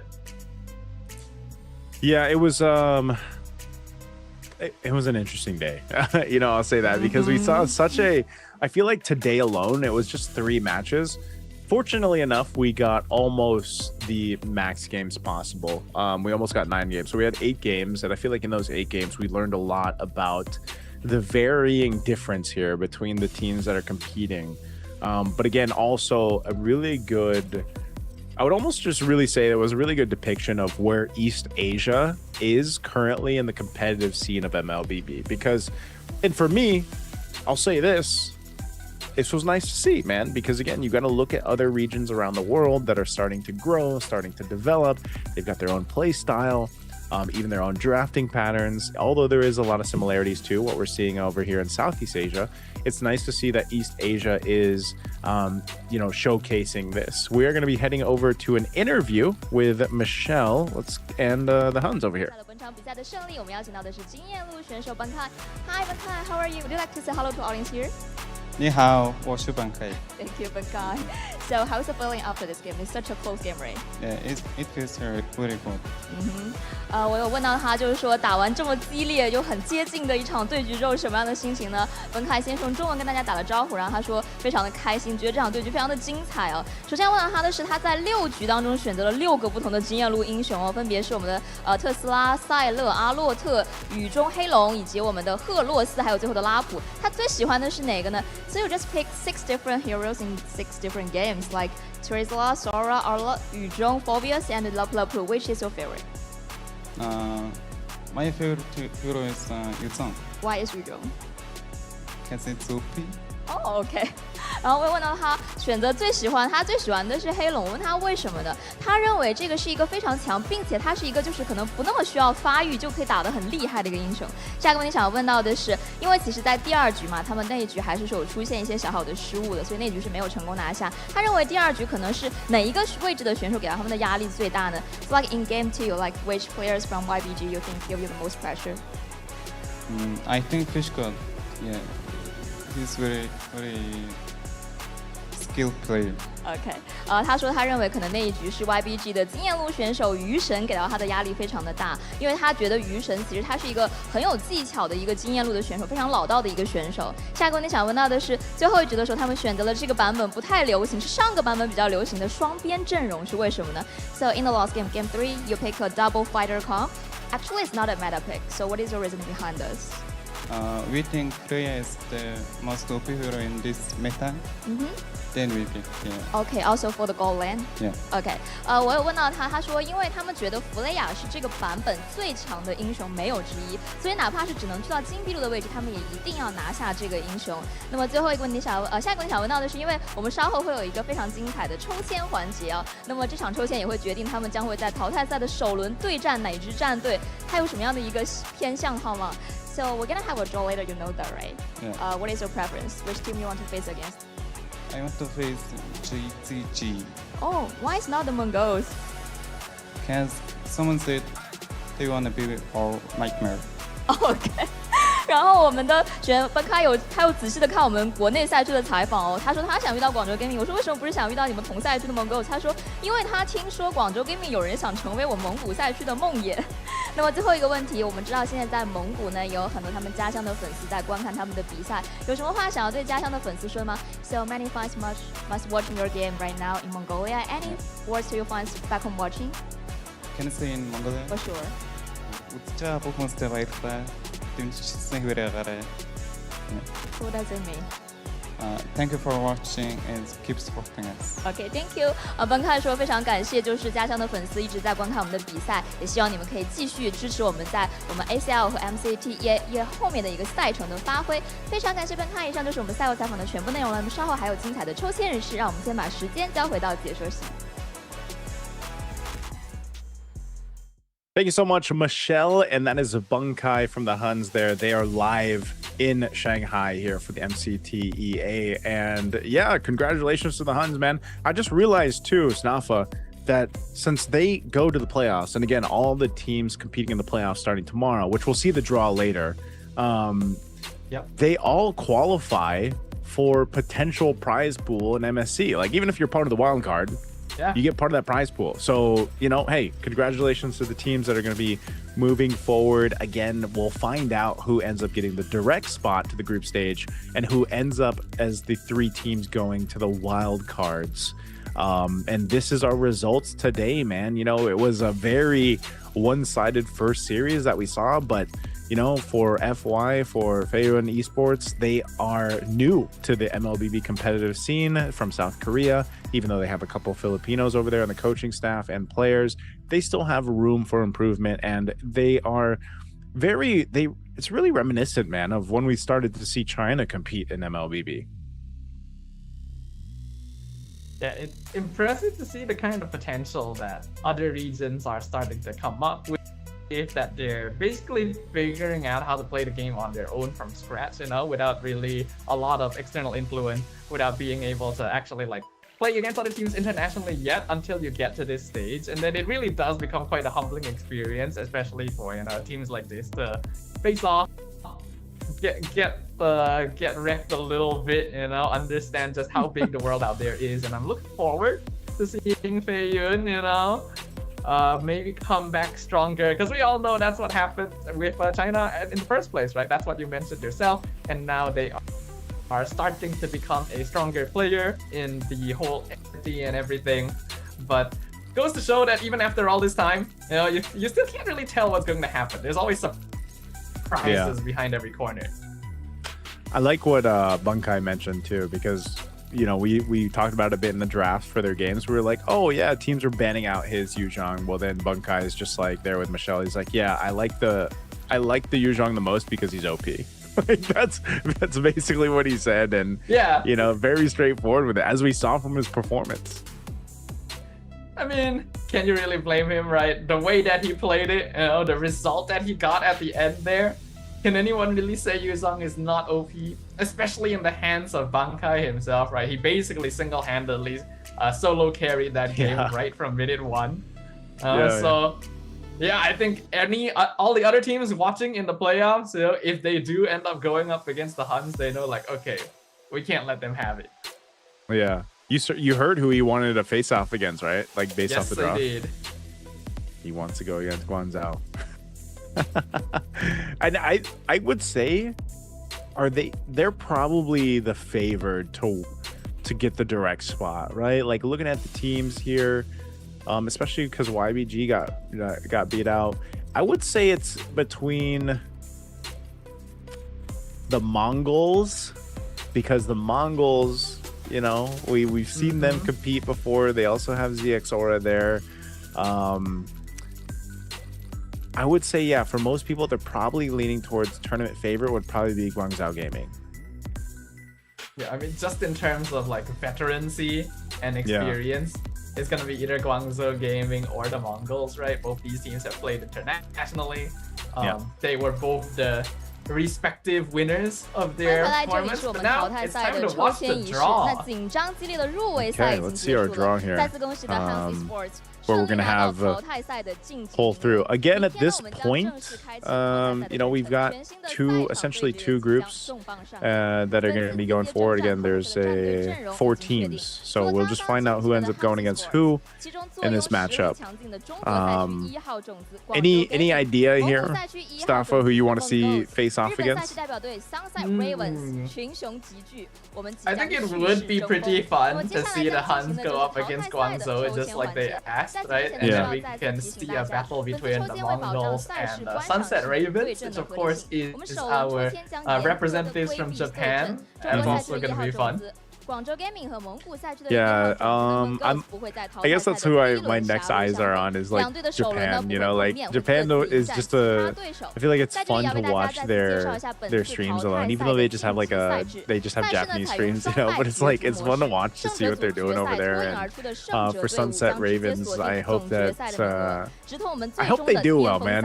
Again, they're in a similar position that China was in just a couple of years ago when their first introduction, and even though Japan had competed years ago. But it's kind of like their reintroduction into the competitive scene, and hopefully we get to kind of see them their play style develop as well. So I would say for me, I'm looking forward to, just so the wish comes true, the HUNS versus Guangzhou Gaming to start off, and then we have Sunset Ravens versus the Mongols. So see if that ends up happening. Again, small draw here, and but this could already kind of paint the picture. They are going to have, basically for the playoffs though, just so you guys know, starting tomorrow, it's double elimination, right? So it will be a double elimination. All matches are going to be best of 3 until we get to the lower bracket finals and the grand finals.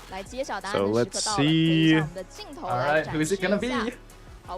Match 1 versus the Mongols. Oh, it's the HUNS. Yeah, it's gonna be the HUNS. Are we gonna be watching? Yes, we are. The Mongolian battle in match 1.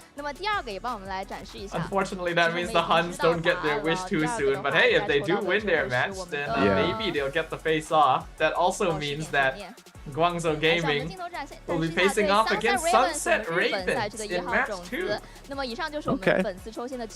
Again, you know, double elimination.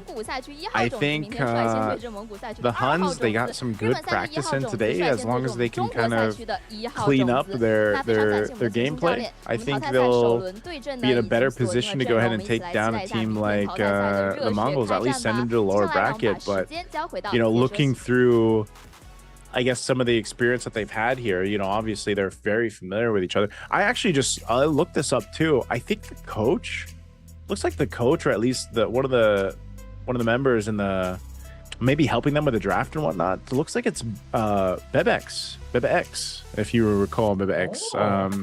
He had his time too. Yeah, he says it's their coach. Bebex has a lot of experience. Especially, you know, he was one of our first introductions of what I was saying with Team Lil Gun before, when we, you know, started to see really that strength from Mongolia. And so Bebe X was one of those first players I think that the international audience was introduced to, you know, on Team Lil Gun. And yeah, that's what we would have casted years ago. So it's nice to see that he's coaching the HUNS. Yeah, much time has passed and you still remember the name as well, but now we officially will have tomorrow's matchups, right? We're going to be having, I believe, 4, right? 4 best of 3s happening tomorrow. It's going to be kicking off with the Mongols versus the HUNS in our very first best of 3, followed by Guangzhou Gaming up against Sunset Ravens. After which, we'll be watching the upper bracket finals, the winners of both matches, and then we will be watching the very first lower bracket match where one team will be eliminated. Exciting day tomorrow. You know, I think, you mentioned, Stafa, you won't be casting tomorrow. You got to cast all the play-in matches today. Any final thoughts before we close out the day here on how things went for you? And about the teams we got to witness today? I think it was definitely unexpected, you know? They started clean sweep. I thought like, oh, are we going to see a lot of these? Where like one team is just clearly stronger than the other. But then after that, very close matches overall, some surprising picks, some questionable gameplay here and there, but you know, it's understandable since many of these are still newer teams on the international stage, developing regions. I'm hoping that we get to see more stuff like this because this was very, very fun, and I'm glad I got to cast with you today, Naisu. Well, I'm glad I got to cast with you as well, Stafa. I'm glad everybody that got to tune in on the English stream over here. Thank you so much for joining us throughout our matches today. Congratulations to the teams that move forward and come back stronger to Faerun Esports moving forward. But we'll be back here for the playoffs tomorrow, guys, for the MCT EA Championship. This is all the road leading to MSC. Thank you for joining us. We'll be back here tomorrow. I'm Naisu. That's Stafa. You guys enjoy your evening. We'll see you tomorrow.